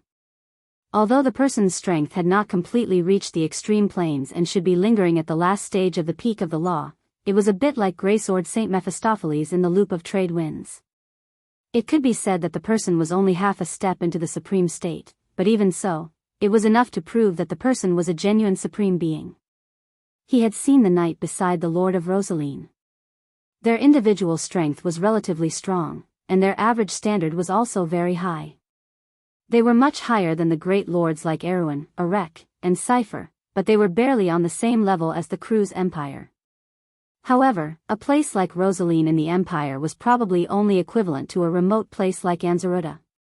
The people were equally tough, and the distribution of strength was uneven. The strength of the ordinary people was similar to that of most places in Erewhon, but the strength of the knight and adventurers was obviously higher. However, even in a place like Anzaruta, he had never heard of a lord having a supreme being as his follower, not even a semi-supreme being. First of all, how could the local lord have a supreme being serving him? The number of supreme beings in the entire empire was less than 10. Including those who lived in seclusion, there were no more than 20 of them. How many lords were there in the empire? Excluding those knights who had a few pieces of knight's salary, there were at least hundreds or thousands of them. Secondly, most people could not afford to raise a Lemiter. If a Lemiter wanted to continue walking down this path, they would need to consume countless resources. Take Lu Yin for example. If he had not been lucky enough to experience the baptism of the great demonic wave, he would not have been able to reach this step so quickly. However, outside of the law of Tiamat, how much pure magic was brought by the tide set off by the sea of magic? If it was converted into magic crystals and other similar products, how many magic crystal mines did Won't have to support such consumption? Not to mention, just his nominal teacher, Greysword Saint Mephistopheles, alone consumed 1/5 of the magic crystals produced in the Black Forest every month. The same amount was almost half of the consumption of the entire Valhalla fleet. One person was equivalent to half of the floating fleet. How many lords could afford to raise a supreme being? If Brando did not have the ability to exploit the resources in the Black Forest with the Druids, perhaps the Abes would not have been able to keep his nominal teacher for long. Of course, this did not exclude the possibility that some supreme beings were the protectors of smaller duchies or kingdoms, or even members of the royal family of the kingdom or duchies with high seniority. Out of the need to protect their descendants and foundation, they might not care about personal gains and losses and stay in a barren land for a long time.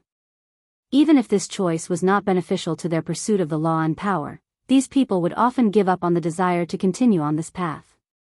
They would put more thought into the pursuit of worldly power, and it would be difficult for them to improve their strength.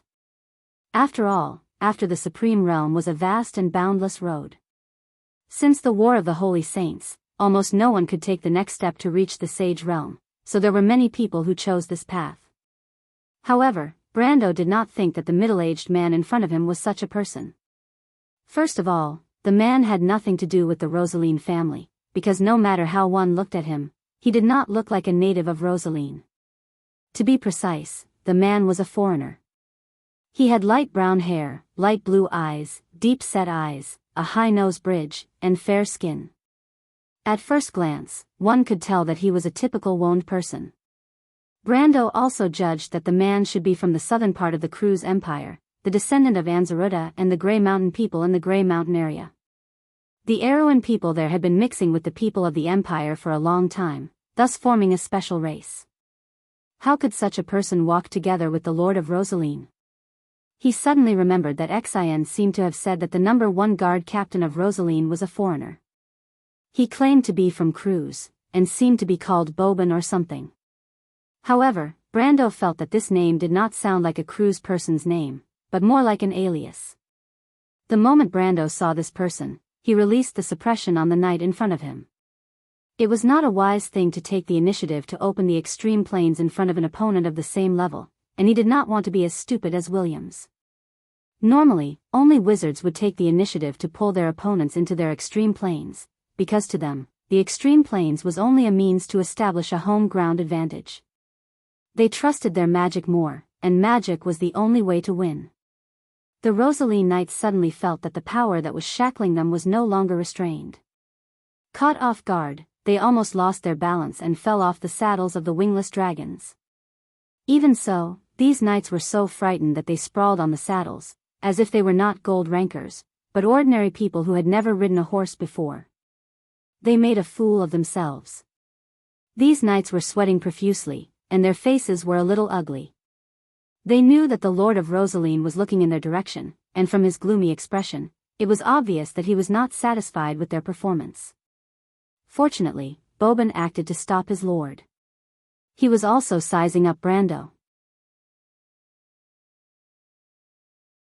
In fact, this guard captain was not as calm as he appeared on the surface. The moment Brando released the suppression on the knights, he knew that this young man's strength was a little terrifying.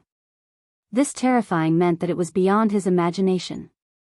This was a genuine supreme class fighter, and he might not even be in the middle or early supreme class. When Brando opened the extreme planes, Boban did not see what it looked like. To be able to integrate the supreme class with the material world was something that only the late supreme class could do. However, the late supreme class was a broad range, and it was hard to say how far the late supreme class could go. Boban had some confidence in dealing with ordinary supreme class fighters, and he was not completely helpless against those in the middle or late supreme class. Even though he was only half as strong as a supreme realm warrior now, that was only because of the scars left on his body from the passage of time and his injuries. When he was at his peak, a young man like Brendel would at most surprise him. However, to think that there was such a genius in this era, Boban felt a little emotional. He thought that the turbulent era that he had experienced was already Won's most glorious era. In the decades after that, the names of the past faded away one after another. The empires seemed to have sunk into a long period of depression. The great era before the war that made people's hearts surge was gone forever. All that was left was the reminiscence of the past. He thought that the mortal kingdoms would sink into a long period of depression, but he did not expect that after half a century, such a genius would be born on this land again. There was more than one of them. The two spirits of the dead behind Brando, and the little girl standing beside them, were all reflected in Boban's eyes. Although the talents of the Insursta dragon and Tarkus could not compare to Brando's cheat-like strength, they were still considered top-notch among ordinary geniuses, especially the Black Lord of Madara. Although he was a spirit of the dead, he was only about the same age as Brando. As for Phoenix Fire, Brando felt that if it was not for the system's endorsement, he would have been left behind by her by dozens of streets. Before seeing these people, Boban thought that he should have thrown away everything in the past. He had left Won for 9 Phoenix, and left the land that he had always yearned for to come here for nearly half a century. Old Rosaline had helped him when he was at his lowest, and he had always thought that he would protect this somewhat ruined family because of this kindness. At least, that was how it seemed to him. Until 100 years later, he had guarded his own secret and left this world. But today, the young man standing in front of him seemed to have regained his desire for the truth. He knew that he did not have much time left, but for a moment, the thought of becoming a spirit of the dead had ignited in his heart. The shock in his heart did not come from Brando's strength and talent. It was his face. It was a typical face of the Erewhon people. He was slightly handsome, but next to the Insursta dragon and Tarkus, he was not worth mentioning. Everyone knew that the Insursta dragon was one of the 3 most handsome men in the Roman Empire, the other 2 being Tarkus and Latios. Next to them, Brando seemed to be overshadowed. Mr. Boban, the little girl beside this young man should be the one that the ghost chariot is looking for. They should have an accomplice, but I don't know where he went. Lord Rosaline was not stupid. He knew the strength of his knight subordinates. Brando was able to toy with these people like playing monkeys. Obviously, his strength was not proportionate to his youth. He also knew the strength of his subordinates, so even if Boban did not stop him, he would not act rashly. His knight subordinates were not worth mentioning, but the Rosaline family could not produce any more convincing force. This was indeed a ruined family. Ever since his father passed the position of the head of the family to him, or rather, ever since the Rosaline family failed in the Swift Plains and migrated here, it had become an established fact. Fortunately, he still had someone to rely on. He knew how powerful the nominal captain of the guards beside him was. He was not actually a retainer of the Rosaline family, but had stayed here to take care of his descendants because of his father's kindness.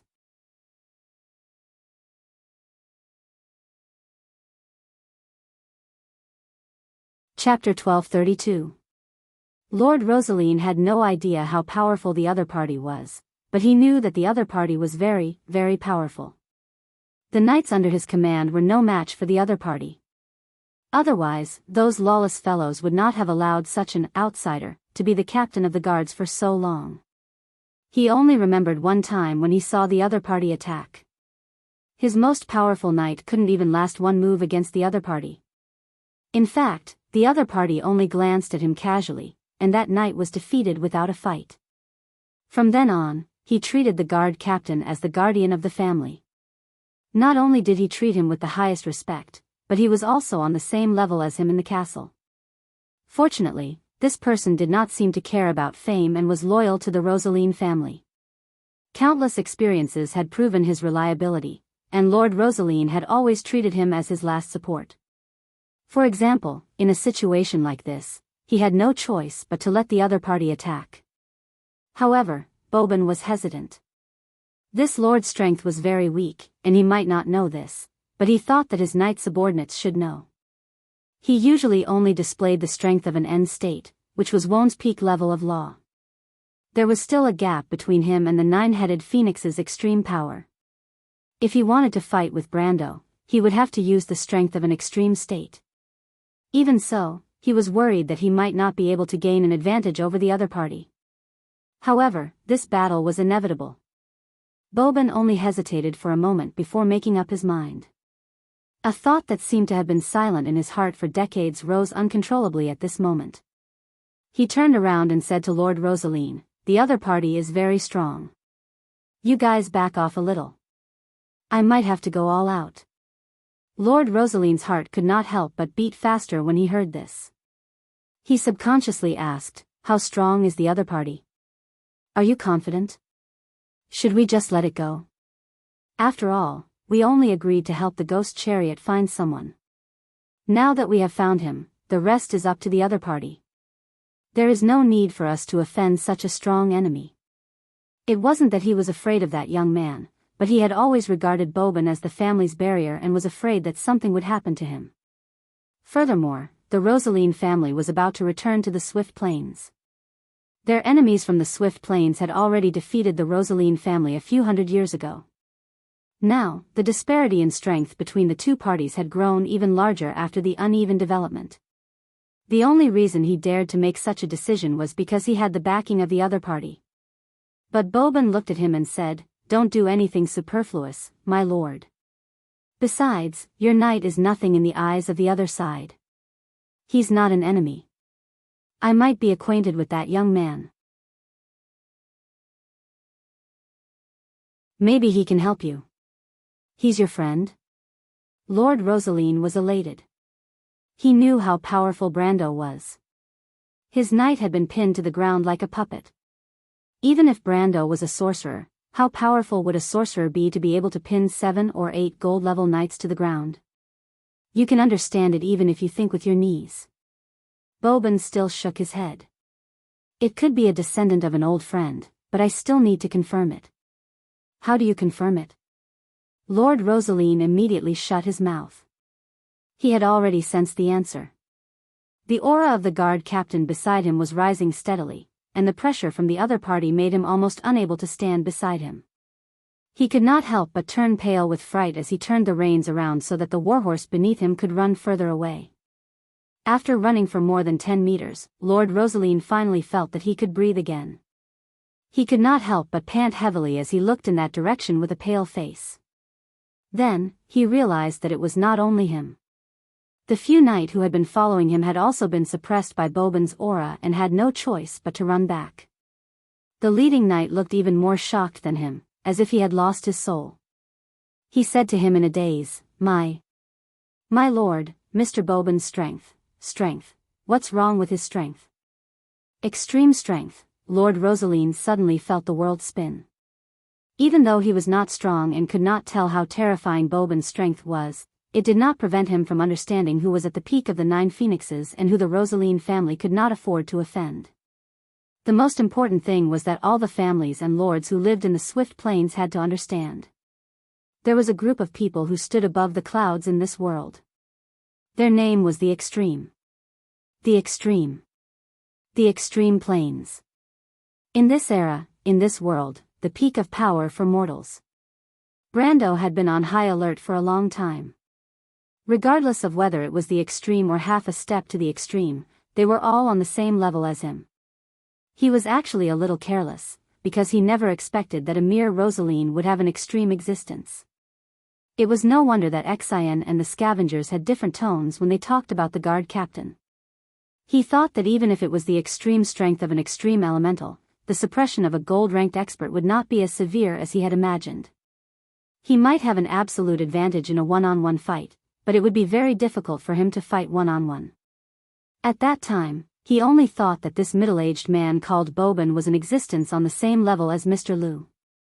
If that was the case, a late elemental truth expert who was half a step to the peak of the law would be able to dominate a place like Rosaline.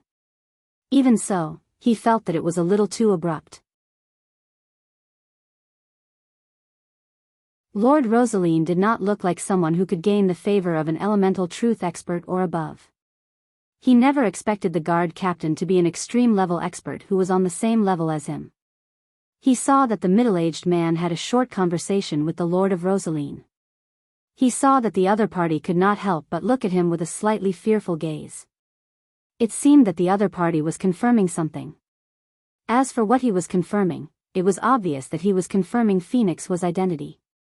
Otherwise, the other party would not have mobilized so many people just because he had caused a ruckus in Storm Shadow. Even the Lord himself had appeared here personally, not to mention an extreme-level expert. Previously, when he had destroyed the Silver Queen's plan in the Empire had only mobilized an extreme-level expert. It was clear that extreme-level experts were not as common as cabbages in the fields. As expected, the middle-aged man raised his head after a short while. Then, Brando felt that he had been locked onto by the other party's mental probing. An inexplicable feeling swept across his body. Brando's heart skipped a beat, and he quickly retracted his aura. He vaguely felt that something was wrong. The other party had obviously used an ability similar to his in-depth analysis. It was a technique to probe the other party's level of strength.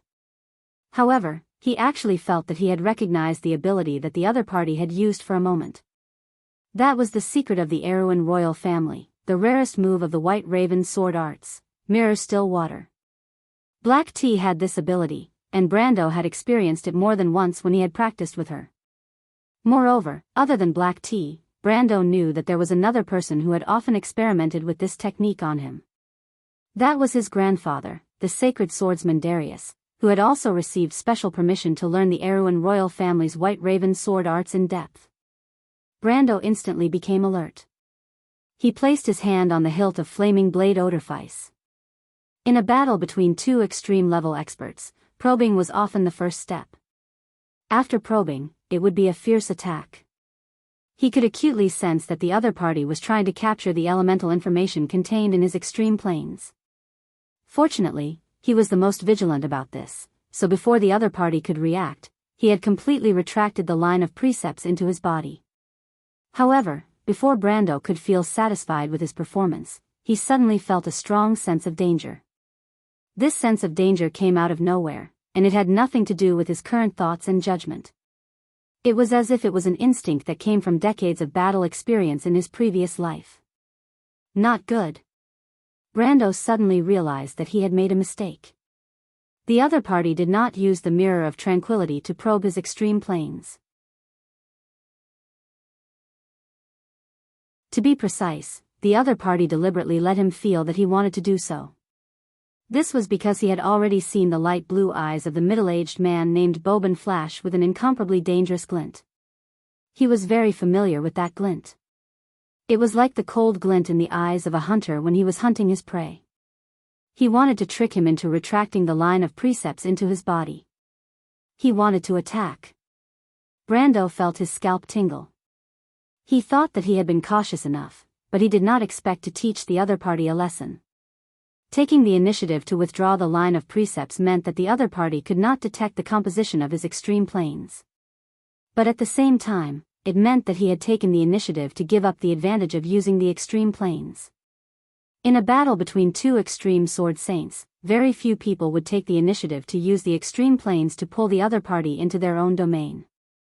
This was because for an opponent of the same level, it was not only time-consuming, but also not very effective. It was also full of unpredictable dangers. This was because one could not know if the other party could attack one's extreme planes. The last person who had made such a low-level mistake was Williams, whom Brando had met before. After that, there was no after. A dignified extreme sword saint had died so sullenly at the hands of an ant whose strength was who knew how many streets below him. At least, that was how Williams saw Brando's strength at that time. And at that time, Williams was still bullying Brando, and it was impossible for him to be a threat. But now, this middle-aged man named Boban was simply lawless. Brando almost instantly had the subconscious thought of taking out the god-slaying magic-breaking all. But he stopped himself from doing so. It was not because it would be too wasteful. When dealing with a Supreme Realm powerhouse, no matter what method he used, it would not be wasteful. Any master of this level absolutely required him to go all out. But it was because the warning signs in his heart told him that if he did so, he would definitely die. Fortunately, his rich experience allowed him to escape this disaster. Brando chose to follow his battle instincts because he knew that he was still a warrior, a good warrior with a beast-like intuition. As soon as the flames appeared, the flaming blade Odorfice had already appeared in Brando's hand. Then, he saw a long and narrow bright light. At that moment, Brando was so scared that he almost bit off his tongue. Flash strike sword art, his heart was filled with shock. If a moment ago, he still did not think much of it, but at this moment, he already understood that the middle-aged man in front of him was definitely not an ordinary person. He even guessed that the other party's strength was definitely not at the peak of the half-step. At least, it was not at this level in the past. It was very likely that for some reason, he had regressed to this level. At his peak, the other party was definitely a peak Supreme Realm powerhouse who was comparable to him. It was not just the level of strength. It was also the experience. At least at that moment, he felt that he had met an opponent who was at the same level as he was in his previous life. The feeling of danger when the sword was drawn was definitely an ability that only a top-level warrior could have. But why did the other party also know the Flame King's flash strike sword art? Clang! The two swords clashed. It was clearly dusk, but Brando clearly saw a spark extending in the darkness. P.S. I just noticed that the tweets were blocked. I really didn't expect it. Speaking of which, it's already the 21st. I don't know if there will be double votes around the 1st of October. Let's ask for next month's votes first.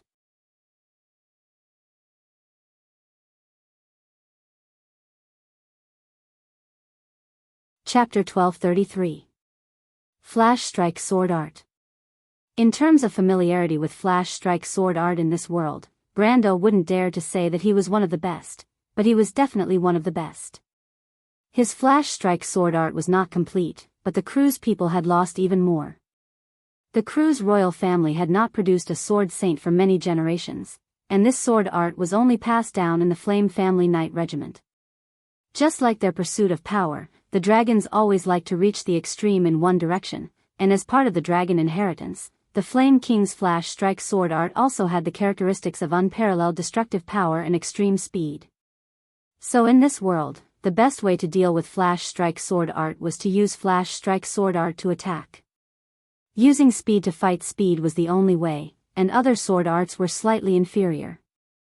Of course, this didn't mean that Flash Strike Sword Art was the strongest sword art in the world, but because of its own characteristics, once the opponent used Flash Strike Sword Art first, the best countermeasure was still Flash Strike Sword Art. Brendel's hand was almost at the position of the Flash Strike Sword Art, but his mind was like lightning, and in the end, he suppressed his almost instinctive thoughts. The Battle of the Flash Strike Sword Art was probably one of the most gorgeous swordsmanship duels in the world. It was indeed gorgeous, and he was confident that he could suppress the swordsman opposite him. The middle-aged man had given him a big surprise, but Brendel himself wasn't any worse. After a brief moment of surprise, he calmed down. Every step of his opponent's plan was calculated perfectly. Only the best warriors he had seen in his previous life would have such a keen sense of the battle. Unfortunately, God's plan was not as good as man's. His opponent had made a mistake in the end. He probably never thought that his opponent would also know Flash Strike Sword Art. Just like how Brando didn't expect him to know Flash Strike Sword Art. Brando took a step back. The flaming blade in his hand was whimpering softly, as if responding to the burning fighting spirit in his heart. When the light of the Flash Strike Sword Art lit up, the eyes of a little girl holding a long sword were reflecting the bright light of the sword. She was motionless as if she was enchanted.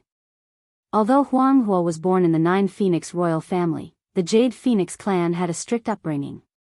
Coupled with the fact that she was the successor of the Jade Phoenix mage, she had never lived a luxurious life.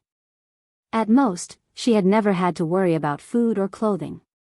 In her limited memories, in the first 10 years of her life, the only things that accompanied her the most were the ascetic cultivation and swordsmanship. The Nine Phoenixes established their country with swords. She had seen many genius swordsmen, legendary sword masters, and stunning swordsmanship. Most of her memories were of dazzling sword lights and sword shadows intertwining, weaving a dream that belonged to a young girl. She gripped the sword in her hand tightly. The dream in her heart was to reach the peak of this path. The apex of a swordsman. What kind of swordsmanship was the top swordsmanship in the world? The swordsmanship masters in the Nine Phoenix secret land often said that the skill was close to the Tao. Then what kind of swordsmanship could be called the Tao? Legend had it that the desert wind swordsmanship that she learned was a divine skill that was close to the Tao. After the Red Lotus Sword of Hellfire reached the 9th level, it could easily destroy the world. However, level 9 swordsmanship was only a legendary existence. The Nine Phoenix Empire had been established for thousands of years. Even the sages who stood in the clouds only had a few level 7 or level 8 swordsmanship that had been passed down for generations. Huang Huo often thought that the legendary Red Lotus Sword of Hellfire existed in the world of stagnation.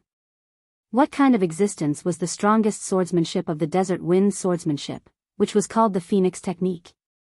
But at this moment, she suddenly understood something. There was such a swordsmanship in this world. It was as bright as light and as fast as lightning. It was clearly the first cry of the birth of the world. However, when the light came out of the box, what she saw was not the brilliance of the birth of all things, but a wild and unruly red flame that seemed to break free from all shackles. Once the flame burned, it pressed forward as if it was going to burn the earth. It was so resolute that it made people feel convinced.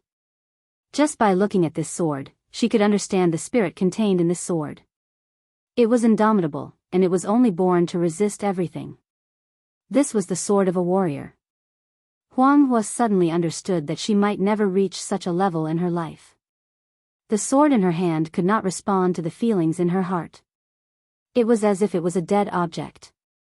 She was already in the elemental realm, but the sword in her hand only had the nirvana flame of the desert wind lineage. She could not feel the existence of her own law. That was not her sword. It was not even her path. The little girl bit her moist lower lip tightly. Her eyes were bright and she did not say a word. She was even a little distracted. She could not help but think, if I was under this sword, how would I resist?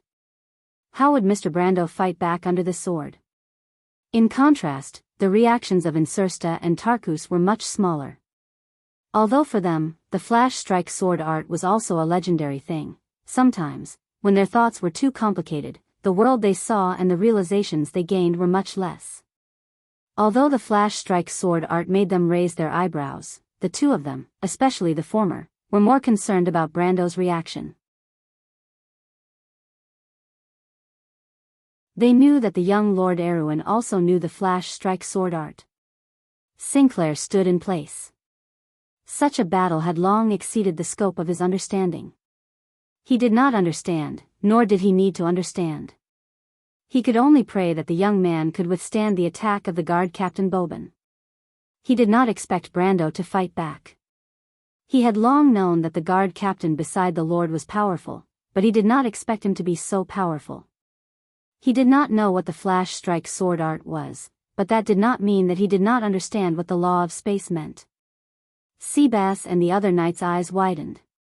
They were usually closer to the guard captain beside the Lord, including the dark-skinned young man. Most of them only knew Boban as a taciturn, serious, and rigid man. He was loyal to the Rosaline family, but he rarely relied on his status to ask for anything. He was even more austere than most knights. He did not pursue pleasure, but he did not seem to be an ascetic swordsman. He lived in seclusion and did not have any requirements for power, money, or beauty. In the eyes of others, the guard captain could be regarded as a strange person. Like most of the knights in the manor, Seabass only knew that this Mr. was very strong, but as for how strong he was, he had only heard about it through hearsay. He had only heard bits and pieces of hearsay from the knights. He was much stronger than the other knight, and even the knight captain. Those swordsmen who were at the celestial realm had to behave themselves in front of Boban. In Seabass's mind, this guard captain was probably such a person. In Rosaline, he was strong enough to hold his own, but that was it. Even if this young man, who was not very knowledgeable, used all of his imagination, he probably would not have imagined that the skill of the Lord's guard captain would be at the top of the world in Swift Plains, Nine Phoenix, or even the whole of Wonde. Boban's sword was not only reflected in Brando's eyes. The moment he drew his sword, he had also blinded the knight and the Rosaline Lord. Supreme Realm. The Supreme Realm. That person is dead for sure. Seabass felt that it was a pity. The other party had not even read Miss Delphian's letter. He did not know if his mission was completed. He did not know how to tell that beautiful and gentle lady about this. Could it be that the person you sent the letter to was killed by the Lord's guard captain before he could read the letter? He then became nervous again. The diary was still on that person. He hoped that the Lord would not search his belongings. He did not know if Miss Delphian would be implicated. At this moment, he was not the most worried about himself. However, what Seabass was thinking at this moment was indeed what most people were thinking. That person is dead for sure. Rosaline's thoughts were even more complicated. He was more knowledgeable than Seabass, and the boundaries of his imagination were also wider.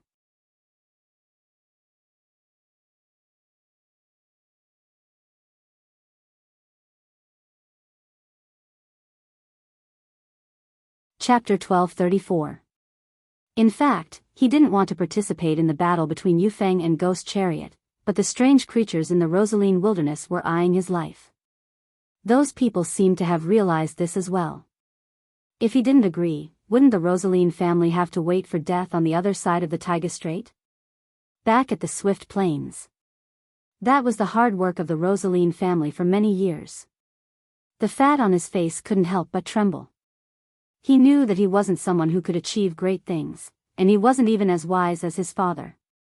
Sometimes, it was like holding a knife to a person's neck, and he had no choice but to make such a choice.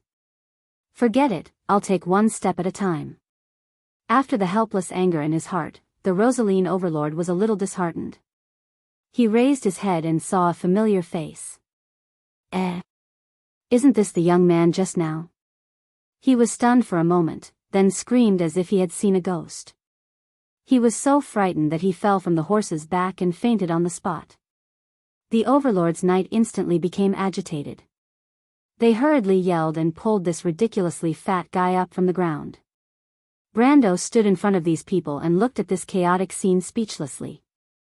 He thought to himself, am I that scary? He shook his head and turned around.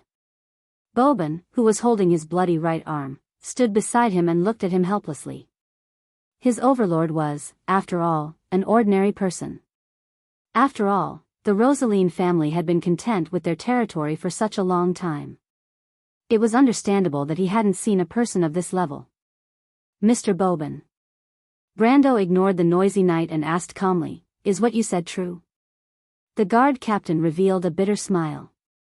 Young master, you probably don't understand the prestige Lord Darius had in the Allied forces in that era. You said that you had once caused a commotion in the Empire. In fact, if you had taken the official route, there would definitely be many people in the Empire who would be willing to help you behind your back. Lord Deputy Marshal, don't call me that. It makes me uncomfortable. The middle-aged man smiled. I'm no longer the Deputy Marshal of the Allied forces. Besides, I'm not from the Empire. After I gave the title of Grand Duke to my eldest son, I no longer have anything to do with the Empire and the Holy Cathedral of Fire. I'm just a follower of Lord Darius.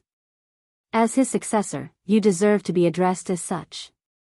Moreover, your strength is worthy of my recognition. Brando smiled bitterly. He never dreamed that this man would have such an identity. If the other party had not called out his identity at the last moment, he would have killed him with his sword. What he did not expect was that he would be able to fight against the deputy marshal of the Holy Cathedral of Fire's allied forces in Rosaline, which was tens of thousands of miles away from Wonde.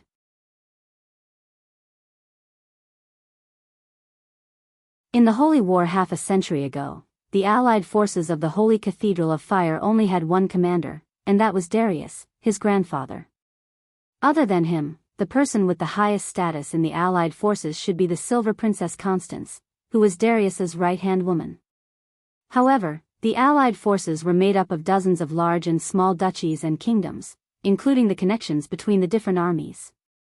Of course, it was impossible for these two people to support the entire command system. For the armies of this era, the Holy Cathedral of Fire also used a relatively backward system to ensure that there were no problems with the overall command and communication between the troops. That was to select a member of the royal family or a member of the most powerful family in a kingdom or dukedom who was outstanding in strength and prestige to serve as the secondary commander of these troops. Although this command system was backward and inefficient, it was surprisingly effective in ensuring communication between the armies. After all, under the rule of the Holy Cathedral of Fire, most of the nobles in the kingdoms had a harmonious relationship with each other, and most of them had private dealings with each other. Coupled with their own prestige in their own countries, they were able to suppress the voices and dissatisfaction of the armies sent out by their own countries. In this way, even though the command system was chaotic and complicated, Saint-Tassol and Fanzan were not much better in comparison. In a situation where everyone's movements were slow, they could just sit down and fight their own battles. After all, the nobles did not care how many people died. However, among these nominal commanders, not all of them were just nominal commanders. In fact, in the vast land under the rule of the Holy Cathedral of Fire, there had always been geniuses and strong people, regardless of the era. Outside of the Cruz Empire, there were also people who shone like new stars. His grandfather, Darius, was not an exception. Even within the Erewhon Empire, there was also Tolman, an anomaly. The kingdom of Erewhon had never been special in Wonde. Although it was the most dazzling jewel on the crown of the Holy Cathedral of Fire, under the rule of the Cruz Empire, there were also many duchies and kingdoms of various sizes. These duchies and kingdoms were all outstanding people, including the members of the royal family and the Grand Duke, and a total of more than 10 deputy marshals were chosen. And Boban was one of them. In fact, Brando was not unfamiliar with his original identity and name. Boban was actually the grandfather of the nun Princess Magadal, the father of the current Grand Duke of the Antiburo Duchy, the previous Grand Duke, and one of the most famous deputy marshals of the Holy Cathedral of Fire. White Wolf Blademaster Blademaster Blademaster Blademaster Blademaster, the third strongest person in the Cruz Alliance. After hearing the other party's identity, Brendel couldn't help but break out in cold sweat. Fortunately, the other party left Vaunt disheartened because his grandfather was convicted for no reason. Coupled with the fact that his strength had decreased due to his injuries in the Holy War, if the other party was still at his peak. If he was still at his peak, Brendel might not be able to win against him. His current strength was much higher than the peak of the Supreme Realm, but on the basis of his understanding of the law of the Sage Domain, if it was just based on swordsmanship, Blademaster's flash strike sword art might have really made him suffer. Obviously, this old sword saint also saw this point. First, he used the mirror of still water to deceive Brendel into subconsciously withdrawing his law, and then used the flash strike sword art to force Brendel to only use his swordsmanship. If not for his strong foundation and the fact that Blademaster's strength was not at his peak, the outcome of the battle would have been hard to predict. Fortunately, everything had been decided. Thinking of this, Brando suddenly vaguely felt something. He followed the gaze that fell on his face and saw the little girl named Huang Hua staring at him. Her black eyes were full of admiration. He was slightly stunned, as if he saw the battle between him and Blademaster from her eyes. It was a shocking battle between two swordsmanships. Perhaps it was a scene that could only be seen 1,000 years ago, but at this moment, it was repeated in this land so far away from Wonde. When Boban's flash strike sword art was unsheathed, there was only a moment left for him to react. His choice was to retreat. But it was not just retreat. He took a step back, but left a phantom in place. The phantom's face was blurry, but its figure was exactly the same as him. Its 5 fingers were slightly open, and a long sword with golden flames flowing like a blazing flame appeared in its hand. It pulled the sword and drew a circle in the air. With a clang, it collided with Boban's sword. This was the second sword. Brando seemed to be unable to resist and began to retreat. When Huang Hua saw this scene, she could not help but blurt out, but she immediately blushed and covered her mouth, realizing that she had lost her composure. The rigid education of the 9 Phoenix royal family made Huang Hua ashamed of her rudeness. This was not how a descendant of the Jade Phoenix should behave. It was just that. It was just that this sword was too wonderful. She was not talking about Brando's sword, but Boban's sword. Boban's flash strike sword art was like a raging wave, as if he had found a way to break through Brando's retreat. His sword was flat and vertical, simple and direct, but he did not give his opponent any chance to breathe. That was the fire of vengeance that burned out, unreasonably wild. But Huang Hua frowned at Brando's sword. She could not reach the peak of swordsmanship, but this did not mean that her understanding of swordsmanship was low. On the contrary, her knowledge and talent had long made her understand this battle better than most people present. Even Insursta and Tarkus were present. To be honest, Huang Hua was a little disappointed with Brando's swordsmanship. Although it was average and barely blocked Boban's amazing swordsmanship, but that was it. If she continued to think like this, she could see that Brando would definitely not win. She clenched the sword in her hand, silently preparing to attack. Although such a battle was not something she could intervene in, the path of the Jade Phoenix did not abandon her allies and run away. But it was at this moment. A dazzling, verdant brilliance came into her eyes. It was Brando's second sword. This sword move had conquered everyone present. On the azure sword, the azure sea, the azure sky, the dream of Faya and Malurcha, and Miss Tada's lifelong wish were reflected. The azure sky was like a dream, the sea and the sky were a line. The phantom holding the frost chant Sinna and the phantom holding the flaming blade, one on the left and one on the right, attacked Boban. The 2 sacred swords of completely opposite attributes intertwined with fire and ice, one blue and one red, like 2 jumping parallel lines. They appeared in front of everyone's eyes. The 2 swords intertwined, and it was as beautiful as an illusion. Boban's expression changed. Very few people knew that there was once a swordsmanship in this world that was on par with the flash strike sword art. Its name, and its creator, had all disappeared from this world. Saint Sol, 9 Luminaries sword art. And at this moment, Brando also smiled. Because he found that he had found a way to use these 7 sacred swords. Lord Wind Empress, thank you. P.S. Ambush may need to be written until 13, and continue to ask for monthly votes.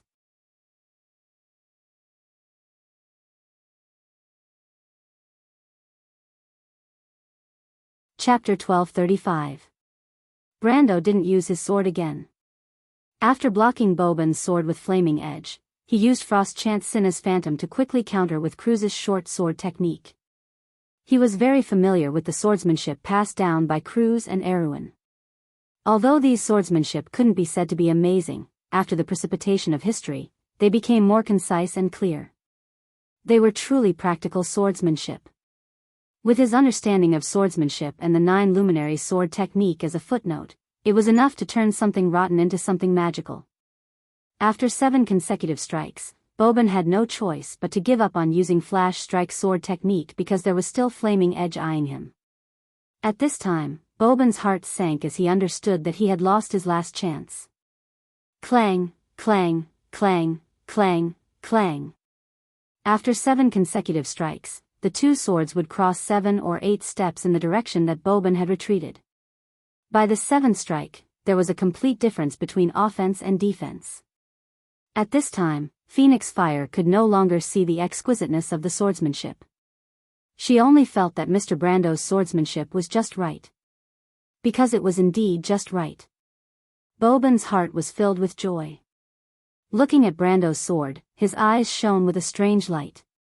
Of course, he could recognize that this was the fast sword technique of the Anzaruta region. It was one of the swordsmanship that the locals used in duels. Only people who were familiar with these two countries, and only people who truly understood swordsmanship, could display this plain and simple swordsmanship to such a level. It wasn't as grand as flash strike sword technique or 9 luminaries sword technique, but it was just right to be used here. There was no need to use anything more magnificent. Swordsmanship was the art of battle. A real battle didn't have any extra burdens. He had retreated to the limit, and the Phantom's fast sword technique had also reached the limit. This was the limit of human strength, but there were still some things in this world that couldn't be guessed by human strength, and that was the 9 luminaries sword technique. A miracle witnessed by the moon of magic. A swordsmanship that used magic as its basis. When Boban finished the last step of the fast sword technique, he saw a bright golden line flash in the darkness. It was a long and narrow sword blade. It was so bright that it seemed to be brighter than his entire life. His mind was intoxicated, as if he had seen all the truths of the world. If it wasn't for the resolute will of an old soldier that made him wake up at the last moment and shout out that name, he would have died. This sword not only drew a trail of blood on his shoulder, but also pierced through his neck. Because it was flash strike sword art. It fanatically pursued offensive swordsmanship. Its blade was like a raging inferno, shouting to break free from all the shackles of this world, to pursue blood and victory. After a long while, Brando opened his eyes again. The eyeballs wrapped under his eyelids trembled slightly, as if he had just recovered from the dream of the previous battle. His eyes met Huang Hua's. The little girl bowed to him respectfully, not because of the complicated etiquette of the 9 Phoenix imperial family, but because of the respect of a senior. He looked at Huang Hua's dark hair and realized that not everyone in this world was lucky enough to witness an extreme sword. Huang Hua could be considered lucky, as this battle would bring her many things. However, her luck did not lie in the fact that she had witnessed 2 Lemeters fight without holding back. Instead, it lay in the fact that she had enough talent to understand all of this, even though it might take some time. However, to the knight, the guards, and Lord Rosaline who had also witnessed this battle was indeed exciting, but other than that, it was meaningless. This was undoubtedly a pity. These people might never understand what they had missed out on in their entire lives. He was also lucky. When he saw Huang Hua's eyes just now and recalled the battle, he realized that there was something more in his heart. Some things on the path of swordsmanship seemed to have suddenly faded to him. The desire for victory and defeat was no longer something that he had originally calculated in his heart. It had become a pure pursuit and desire. Brando suddenly realized that his fighting talent had begun to evolve from acquired to innate, into something more pure and intuitive. That kind of thing was not to calculate the gains and losses of each strike, but to know that he wanted to win and how to win. It could not be quantified, nor could it be described with words, but it was an understanding in his heart. If he were to rehearse the previous battle again at this moment, when Boban used the mirror of still water to suppress him, his first choice might be to strike directly with his sword, instead of cautiously putting away his lines of law first. The former was intuition, the latter was experience. He relied on his own experience, which was the most valuable asset to him, whether it was his understanding of swordsmanship, his understanding of combat, his understanding of the past history, and his understanding of everything in the Amber Sword game. They had been his greatest reliance, and also his pride in the world. He was once afraid that if he lost all of this, or if all of this no longer worked, what would he do? Now he had the answer. When Brando opened his eyes, it was as if he saw a smooth path in front of him. The inspiration he gained from the battle with Boban was almost second only to the gains he gained from the battle with his grandfather in the dream. The former gave him the answer to Brando's life, and the latter gave Brando the answer to his future. Only victory, but he was not too surprised in his heart. He was even pleasantly surprised, because he knew that his battle with the deputy marshal was not the result of all of this. It should be said that it was just a trigger. Ever since he had left the elemental barrier, or rather, ever since he had battled the Silver Queen and the many Lemeters of the Empire, the constant battles and the constant increase in his knowledge had finally allowed him to surpass his past self. Perhaps his strength was still not enough. But he understood that it was just an illusion formed by the power of the slate. One day when he had a perfect body again, he would get more than that power. When he understood this point, he suddenly felt the holy sword Odorfice in his hand tremble slightly, as if it was responding to the feelings in his heart. Then, under his astonished gaze, he felt golden lines that spread like flames appear in his mind, and then lines of words appeared on them. Brando suddenly understood. That was the flash strike sword technique. The complete inheritance of the Flame King Gretel. It was displayed in front of his eyes. Incersta and Tarkus stood silently on the messy street. After the Lord of Rosaline was unconscious, the noisy scene did not affect these two spirits at all. After witnessing the battle between Boban and Brando, the knight would not continue to attack the latter even if they used their knees instead of their brains to think. Thus, even though the street was noisy, the chaos mainly revolved around the Lord of Rosaline. Brando was followed by the captain of the guards, and under the watchful eyes of the two, the others behaved in an orderly manner. The guy who had cursed out loud earlier had already run off to some unknown place. It seemed that he wanted to shed the skin of a knight and would never dare to return to this place again. Incersta felt that the Earl of Tonagel might not be so petty as to argue with such a guy, but he also understood his thoughts. After all, there were not many people in this world who dared to gamble with their lives. But among these people who could be called desperados, he felt that he should be considered one of the best. Not only did he dare to joke about his existence, to the spirits, life was meaningless, only existence had value, he even dared to joke about the head of the supreme ruler of the empire. If he failed, he would not be the only one to lose his head. His close friend Tarkus' family would be uprooted, and even the kingdom in the darkness that he thought highly of might not be able to recover from this setback. But there were always lunatics in this world. He was one, Tarkus was one, and he believed that Her Majesty was the same. He could see the insanity in the depths of her beautiful eyes. She did not come to this world with the Mercury staff to save Madara, but to satisfy the uncontrollable desire to rule over everything in her heart. He believed that the Mercury staff's favor towards him originated from the same madness. Because we are dull and monotonous existences, and we know it very well. Although we try our best to avoid seeing it clearly, sometimes we have to admit that time and life have lost their meaning to us. Apart from a few fellows in Woolman who treat the hundreds of years of boring experiments as fun, most of us are crazy and prone to self-destruction. Lucien said. He was a little surprised by Lucien's words. Lucien nodded. It's just that this kind of destruction is rather special, obscure and difficult to be discovered by others. We wage war, not to fight for survival resources, but simply to prove the existence of the empire. Because existence is too heavy for us, Incersta muttered to himself, repeating the words spoken by the great Lich Ocaso a few hundred years ago. He turned to look at his partner and asked, "What's the matter?" "I'm thinking, when the two of us made this plan, did we also have such subconscious thoughts in our hearts?" Tarkus shook his head. He was a serious person, and life was as strict and regular as a wind-up clock to him. There was no meaningful or meaningless dispute. According to the age of humans, you are only 25 years old, and I am 250 years old this year. I am in the new generation of vampires. For us, this kind of feeling is inevitably a little sad, and most of it is not from our own feelings.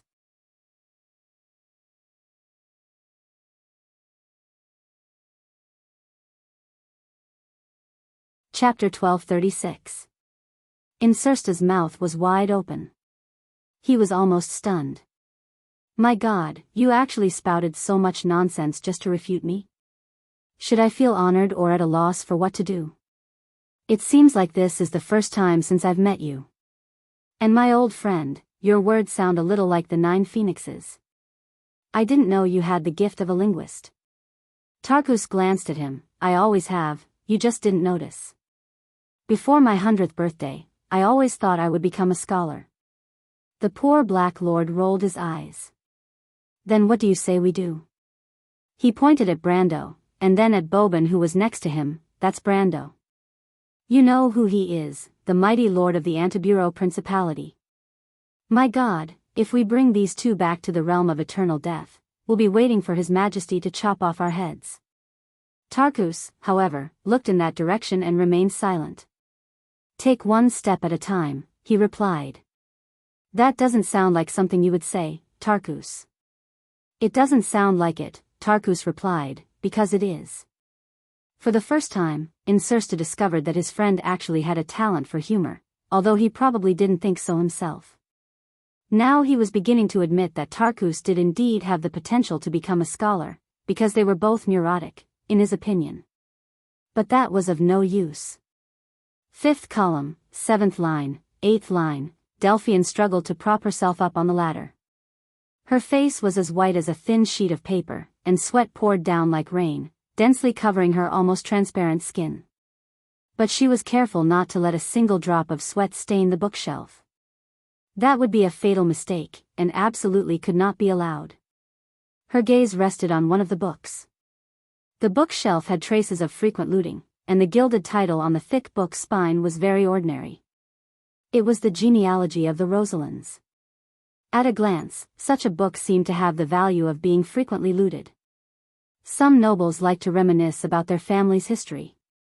The more glorious the family's past, the more bleak the present, the more they liked it. The Rosalinds seemed to fit this pattern, but Delphian's intuition told her that she had guessed correctly. She took a light breath and retracted her hand. She wiped the fine layer of sweat on her pure white wrist and palm with her skirt. This extremely rude action was something that she would never do on a normal day. That was something that only servants would do. But people were not born vulgar. Of course, it was the same for nobility.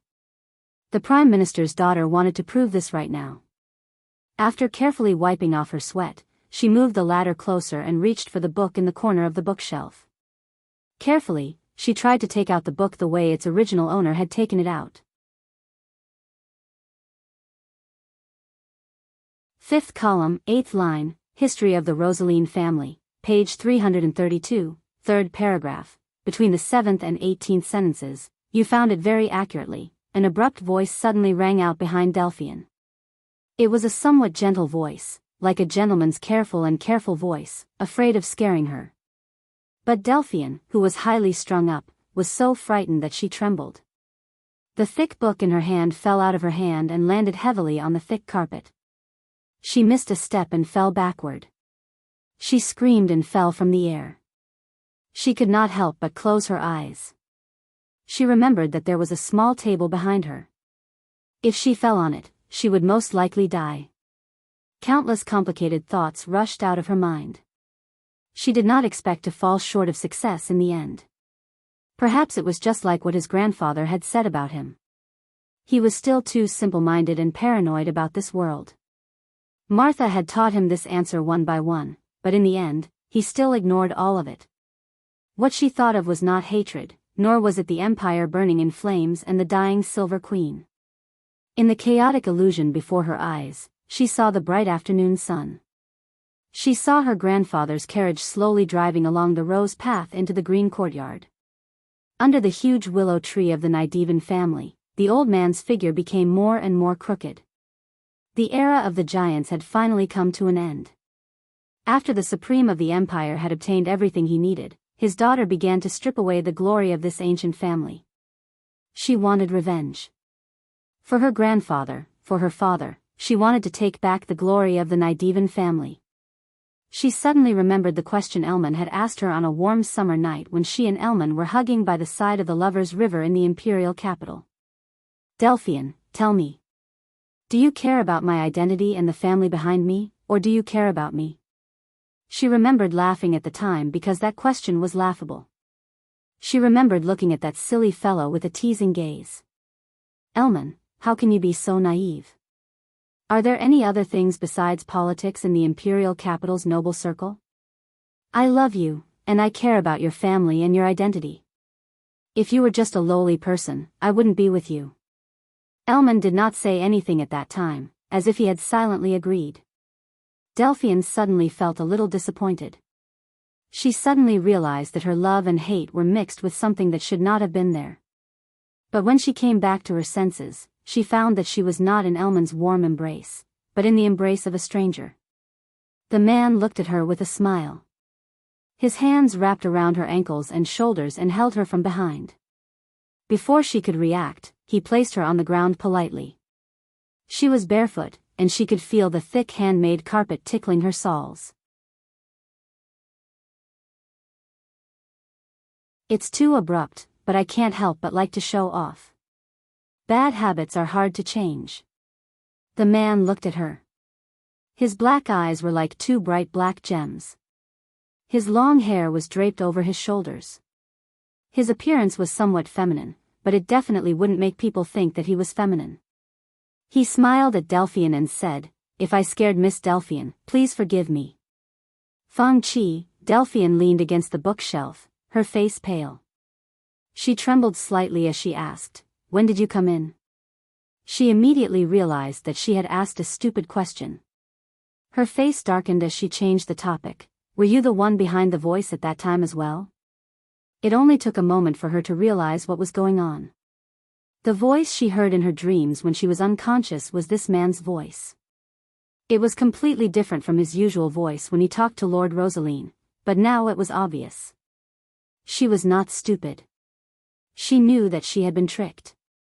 Lord Rosaline is too wary of us. I just needed someone who was less wary of him to explore his secrets.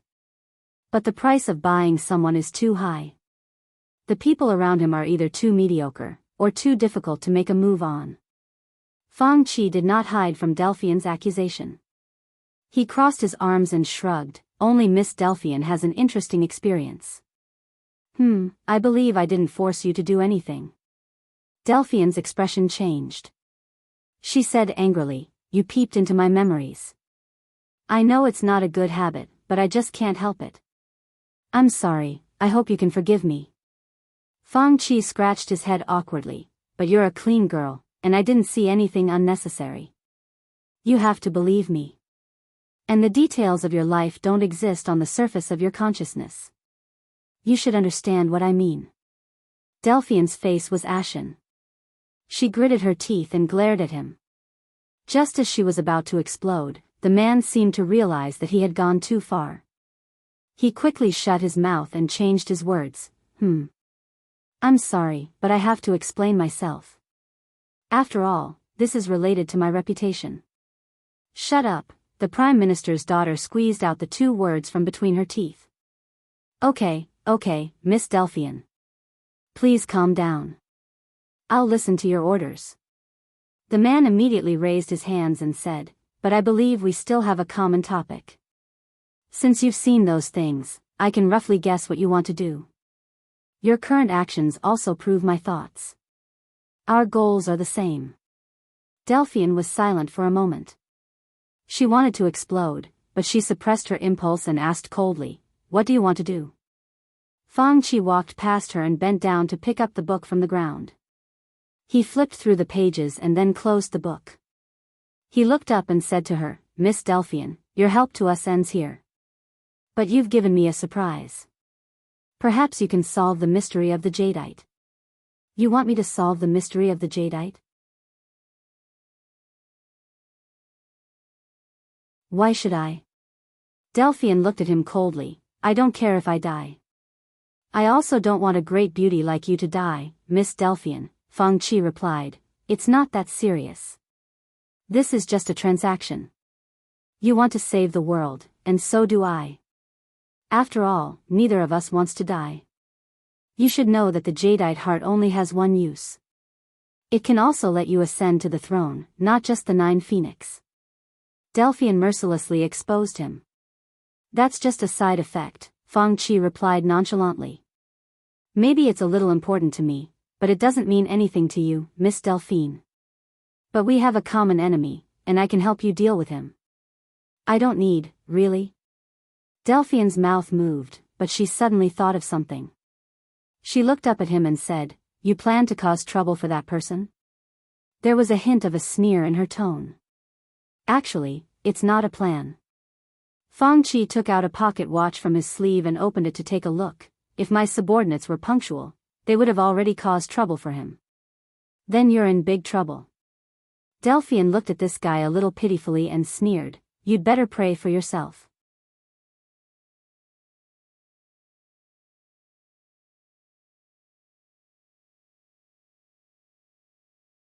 Chapter 1237.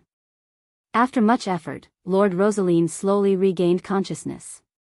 The first thing he did when he woke up was to get the knight to support him as he walked towards Brando with a complicated expression. His fat body trembled as he prostrated himself respectfully, intending to kiss Brando's boots to ask for forgiveness. He could not care less about the Rosaline family's dignity and his dignity at this moment. Of course, the Lord thought that this was nothing in front of the young man in front of him. He was not the most outstanding of the Rosaline family masters, but at least he was not stupid. Even though he had been frightened previously, he understood everything at this moment. Regardless of whether it was his guard captain or the young man in front of him, according to the saying of the 9 Phoenix region, they were legendary existences above the clouds. To these people, as long as the Rosaline family did not want to be removed from the swift plains, they could not afford to offend them. He was full of regret. He had agreed to work with the ghost chariot, thinking that they would protect him. He had thought so too. In a place like the Swift Plains, where the Emperor was far away, even the 9 Phoenix royal family could not do anything to him. After all, the extreme sword masters of the Jade Phoenix bloodline would not easily leave the country. Those people still had to guard against the ghost chariot sword masters from ambushing them outside the country's borders. Gaining the favor of the ghost chariot on this piece of land was a great thing for the Rosaline family. However, he did not expect that without foresight, there would be immediate trouble. The 9 Phoenix royal family had not made any moves, but he had kicked an iron plate in his own territory. Looking at the two people in front of him, the Lord of Rosaline had mixed feelings. Although one of them was his guard captain, or rather, the former guard captain, his mind was not muddled. His heart was as clear as a mirror, and he knew that a person like Bobin would definitely not be willing to stay in a small place like Rosaline. Before his identity was exposed, he might have been able to conceal his identity and act as the guard captain of his family, but after he revealed his true strength, a place like Rosaline would no longer be able to keep him. Even if he really did stay here, it would be meaningless. Instead, he would bring unnecessary trouble to his family. Not to mention his family that had long since lost its glory, even the famous families on the Swift Plains might not be able to provide him with a stage to perform.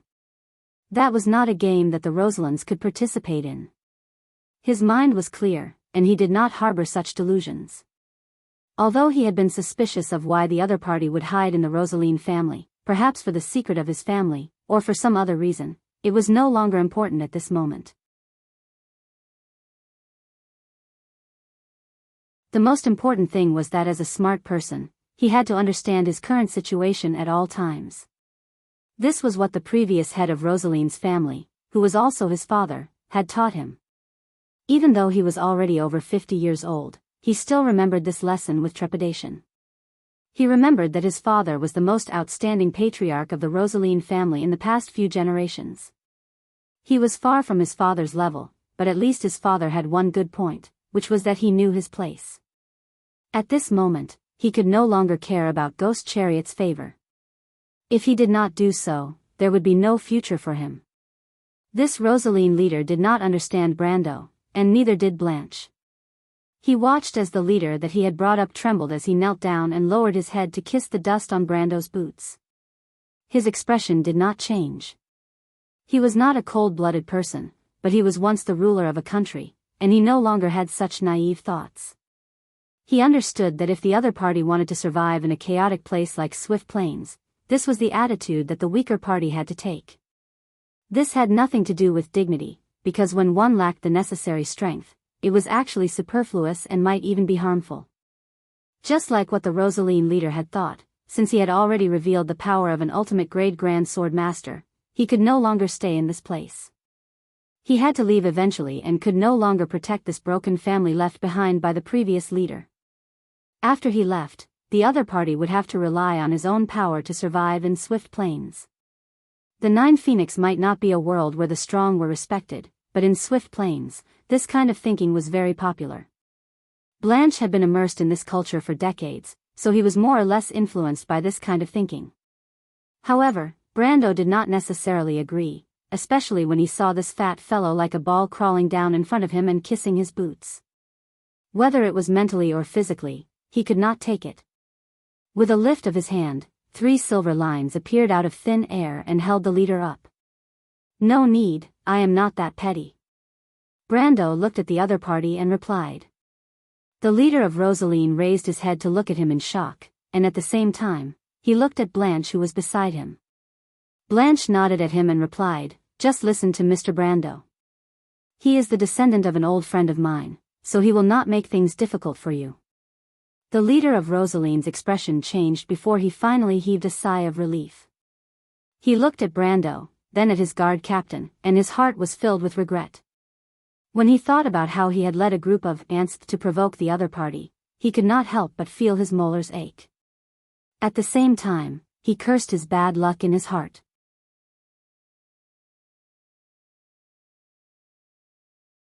However, who would have thought that a young man who looked like he was in his early 20s would have such power? The so-called 1 in 1,000 years genius of the ghost chariot lineage, Feng Qi, had been praised by the ghost chariot as if he was the best in the world. Before he had seen a higher level of power, he had indeed been fooled for a period of time, and was amazed by the young man's power. However, he could not help but curse in his heart, what 1 in 1,000 years genius? He has really lived his life like a dog. He had already pushed the responsibility of his misjudgment of Brando's power to the most outstanding genius of the ghost chariot lineage in the past 1,000 years. Unfortunately, what he didn't know was that Phantom Chariot's talent aside, Brendel's strength was obtained through cheating, and there probably wouldn't be a second person in the world who could match him. However, he was not the only one who had such thoughts. He was also amazed by Brando's power. However, he was not amazed by Brando's absolute power. He was not as ignorant as the former. He knew that there were some ancient inheritances in Wone that could rapidly increase a person's power. These inheritances were hard to come by for ordinary people, but they were not as rare as one would imagine for a descendant of a marshal of the Empire's allied forces. At least he knew that Sir Darius and Her Majesty should have obtained some inheritances related to the Dark Dragon during the last battle. However, what really amazed him was the state of Brando's swordsmanship. This was something that could only be achieved through the accumulation of time and extraordinary talent. During their battle, he could easily feel that this descendant of the marshal had reached the final step in his swordsmanship. He was only one step away from the highest state of a warrior. There were such sword masters in Wone and even in Cruz. At least, as far as he knew, there were a few within the Empire. However, there was no one like Brando who was only 20 years old or even 50 years old. Regarding a freak like Brando, Brando could only sigh in his heart. No wonder he had the monstrous bloodline of the Darius family. He was exactly the same as his grandfather. Brando glanced at Lord Rosaline, who was standing there respectfully. He knew that he had convinced Lord Rosaline. Of course, he also knew that Deputy Marshal Brando had contributed to this. Even though he wasn't sure what Lord Rosaline's attitude was, at least for now, he should be considered friendly. He turned back to look at Huang Hua. The little girl was also staring at him with a hint of anticipation in her dark eyes. Brando knew what the princess of the 9 Phoenix royal family wanted him to ask, so he nodded. He turned back again and said to Lord Rosaline, "Even though I know that there is only a misunderstanding between us, Lord Rosaline, I also know that this misunderstanding didn't happen by chance, right?" Lord Rosaline's heart skipped a beat. He knew that Brendel wasn't stupid. Even though he had expected this question, he still couldn't help but be stuck at this moment. He knew that no matter how he answered, he would definitely offend either party. He hoped that Brando wouldn't ask this question, but he also knew that just like how he knew about Brendel's existence, this young man definitely knew about their existence too. To be honest, he was more unwilling to offend Ghost Chariot because the Rosaline family had to establish themselves in the Swift Plains.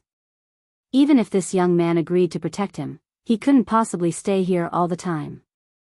However, Ghost Chariot's lineage had been rooted here for many years, and its sphere of influence had long been deeply rooted.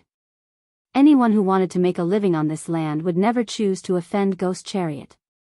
More realistically, if he dared to say no, he felt that the Rosaline family would disappear even further.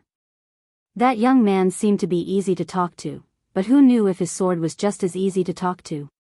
He might still have the compassion and benevolence of a young man, but that didn't mean that he was a fool. He said dryly, then he saw something in the eyes of his former guard captain and stammered, yes.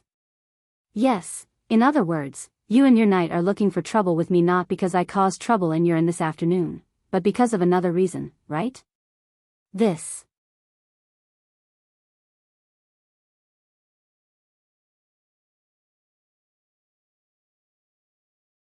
Chapter 1238. Brando could have asked Blanche, but he didn't choose to do so. Although he didn't know why the vice-marshal was here, he could tell from his attitude towards the Lord that he had some feelings for this place. He felt that if he were to ask, the other party might give him the real answer. However, that would seem like a betrayal to the Rosaline family. Perhaps the other party would not be calculative on account of his grandfather, but Linley did not want to owe the other party a favor. Besides, he didn't think that he wouldn't be able to convince the Lord, who didn't seem like a tough nut to crack. I heard what you said just now, Lord, Brendel reminded him. What? What did I say? You intend to let your knight attack Phoenix Hua. As a lord, you won't be calculative with a little girl over such a small matter, right? All right, Lord, I want to hear the truth. You don't have to worry about anyone finding trouble for you. With me here, no one will dare to attack you. Indeed, it's here. The Rosaline lord couldn't help but laugh bitterly. If possible, he was willing to believe that this young man had the ability, but he obviously couldn't stay in the Swift Plains forever. He could protect himself for a while, but could he protect the Rosaline family forever? But he knew that he had to make a choice. It depended on whether the Rosaline family would be finished now or after this incident. The latter might still have a chance to turn things around, but it would inevitably be like drinking poison to quench one's thirst. Brando obviously understood the hesitation in the Rosaline lord's heart. Just as he was about to add more to shake the lord's resolve, Phoenix Hua suddenly spoke. My lord, the ghost chariot isn't your only choice. In the history of the Nine Phoenix, they are just a bunch of losers. The Nine Phoenix welcomes all law-abiding people, and the Rosaline family doesn't have to stay in the Swift Plains. The little girl, who had always been taciturn and courteous, spoke to the Lord of Rosaline and everyone present with a serious expression. My lord, your family has left Swift Plains for decades. Why don't you choose a brighter path instead of staying here with the anomalies? Be it for the sake of your family or your people. Are you not willing to see the Rosaline family prosper in your hands? Lord Rosaline was completely dumbfounded. He was still unsure of this little girl's true identity. Although Ghost Chariot's people had told him that she was a direct descendant of the Jade Phoenix bloodline of the Nine Phoenix royal family, there were many direct descendants of the Jade Phoenix bloodline, and very few people could say such a thing. Moreover, she was just a little girl. No matter how he looked at it, it was impossible for her to be the Nine Phoenix crown princess. If she was really the Nine Phoenix crown princess, he wouldn't dare to cause trouble for Huang Hua even if he had 100 guts.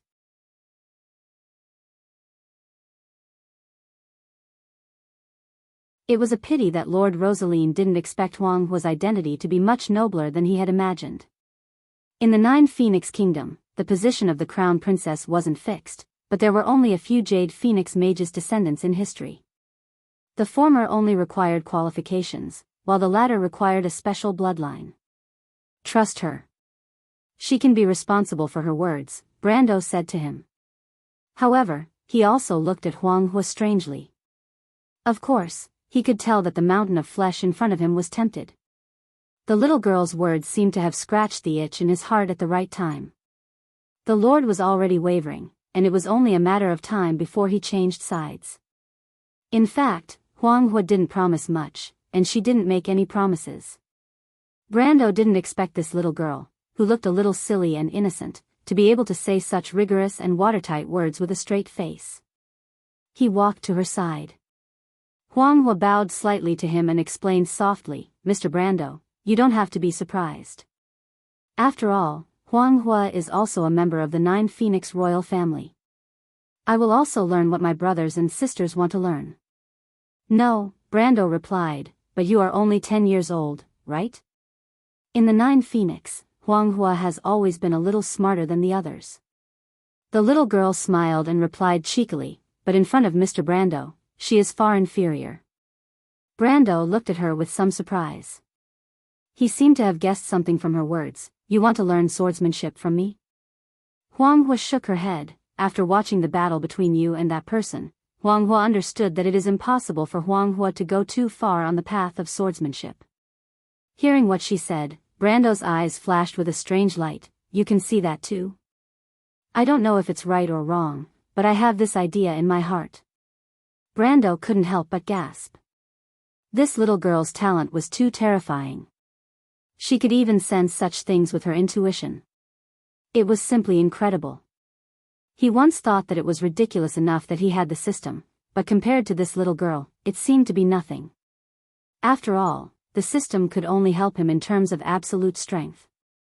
After reaching the supreme state, the only thing left to help him was to digitize this world.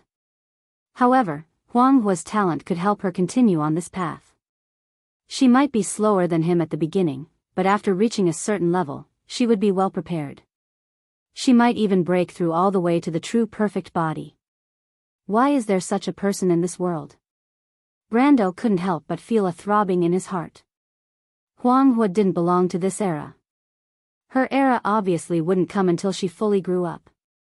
In the Amber Sword, that should be at least after the year of the Starfire. When she started on this path, wouldn't it be after the twilight of the game?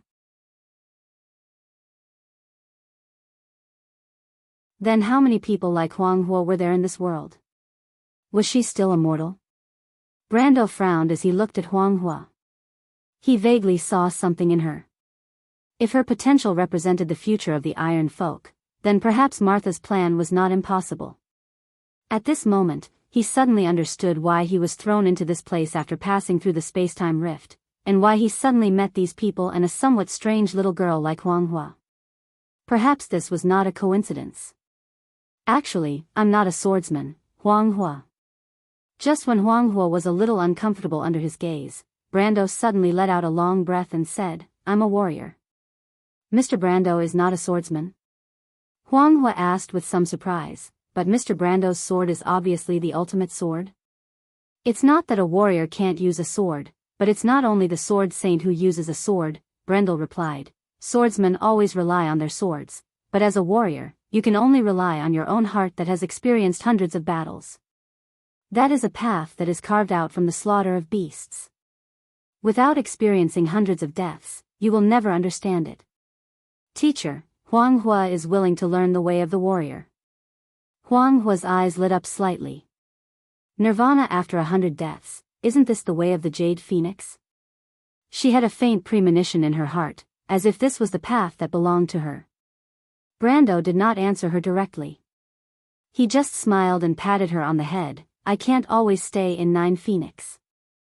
Huanghua, as the successor of the Jade Phoenix, you can't go to Erewhon with me. On the way to Green Jade Hill, let's see how much you can learn. Huanghua shook her head and respectfully bowed to him as a disciple. She said, once a teacher, always a father. I don't dare to go against this principle. Everyone liked obedient students, and Brando was naturally the same. He was very satisfied with Huanghua's attitude. At this moment, he could not help but think of Haruz, who was far away in Erewhon. Both of his students could be said to be excellent, but it was a pity that he was not a wizard. He and the little prince were teacher and student in name, but they were not teachers and students. In fact, when he returned to Erewhon, he planned to let Senior teach the little prince. In terms of familiarity with black magic, Senior was one of the best in the whole of Erewhon, even though she was only an elementalist in her previous life. While Brando and Huanghua were talking, Lord Rosaline, who was standing in the middle of the street, made up his mind. Just like what Brando had seen, he was indeed moved at the first moment. Even though he was not excellent enough, he was like the ancestors of the Rosaline family. There was not a moment when he did not want to restore the glory of his family. Why did he want to cooperate with the Ghost Chariot? He had no choice but to go to Swift Plains to seek refuge. Otherwise, he could have just handed over the mystery of the jade to the ghost chariot, but he did not. In fact, in the depths of his heart, he might have wanted to restore the glory of the Rosaline family to its most glorious era. Even though he did not have the ability, he coincidentally knew a secret that the previous masters of the family had never discovered. The Rosaline family only lacked an opportunity, and now, this opportunity had appeared in front of him. What was Swift Plains? What was the ghost chariot? Although the overlords of the Swift Plains claimed that they didn't care about the Nine Phoenix, everyone knew that it was because they knew that the Nine Phoenix wouldn't come to such a desolate place. If there was an opportunity, who would not want to develop in the Nine Phoenix? It was the same for the Rosaline family. The only thing that he was hesitant about was whether the little girl's words were trustworthy, but he got the answer from Brando's eyes. In the end, this guard captain did not abandon the Rosaline family. He could not help but feel touched. Perhaps Brando was really staying here because of his father's kindness, but it was not the first time that he had doubts about him. It was a pity that this kind of repayment ended here. He could not help but feel that it was a pity. Thinking of this, the Lord lifted his head and said to Brando, who was not far away, "My lord, it's the ghost chariot.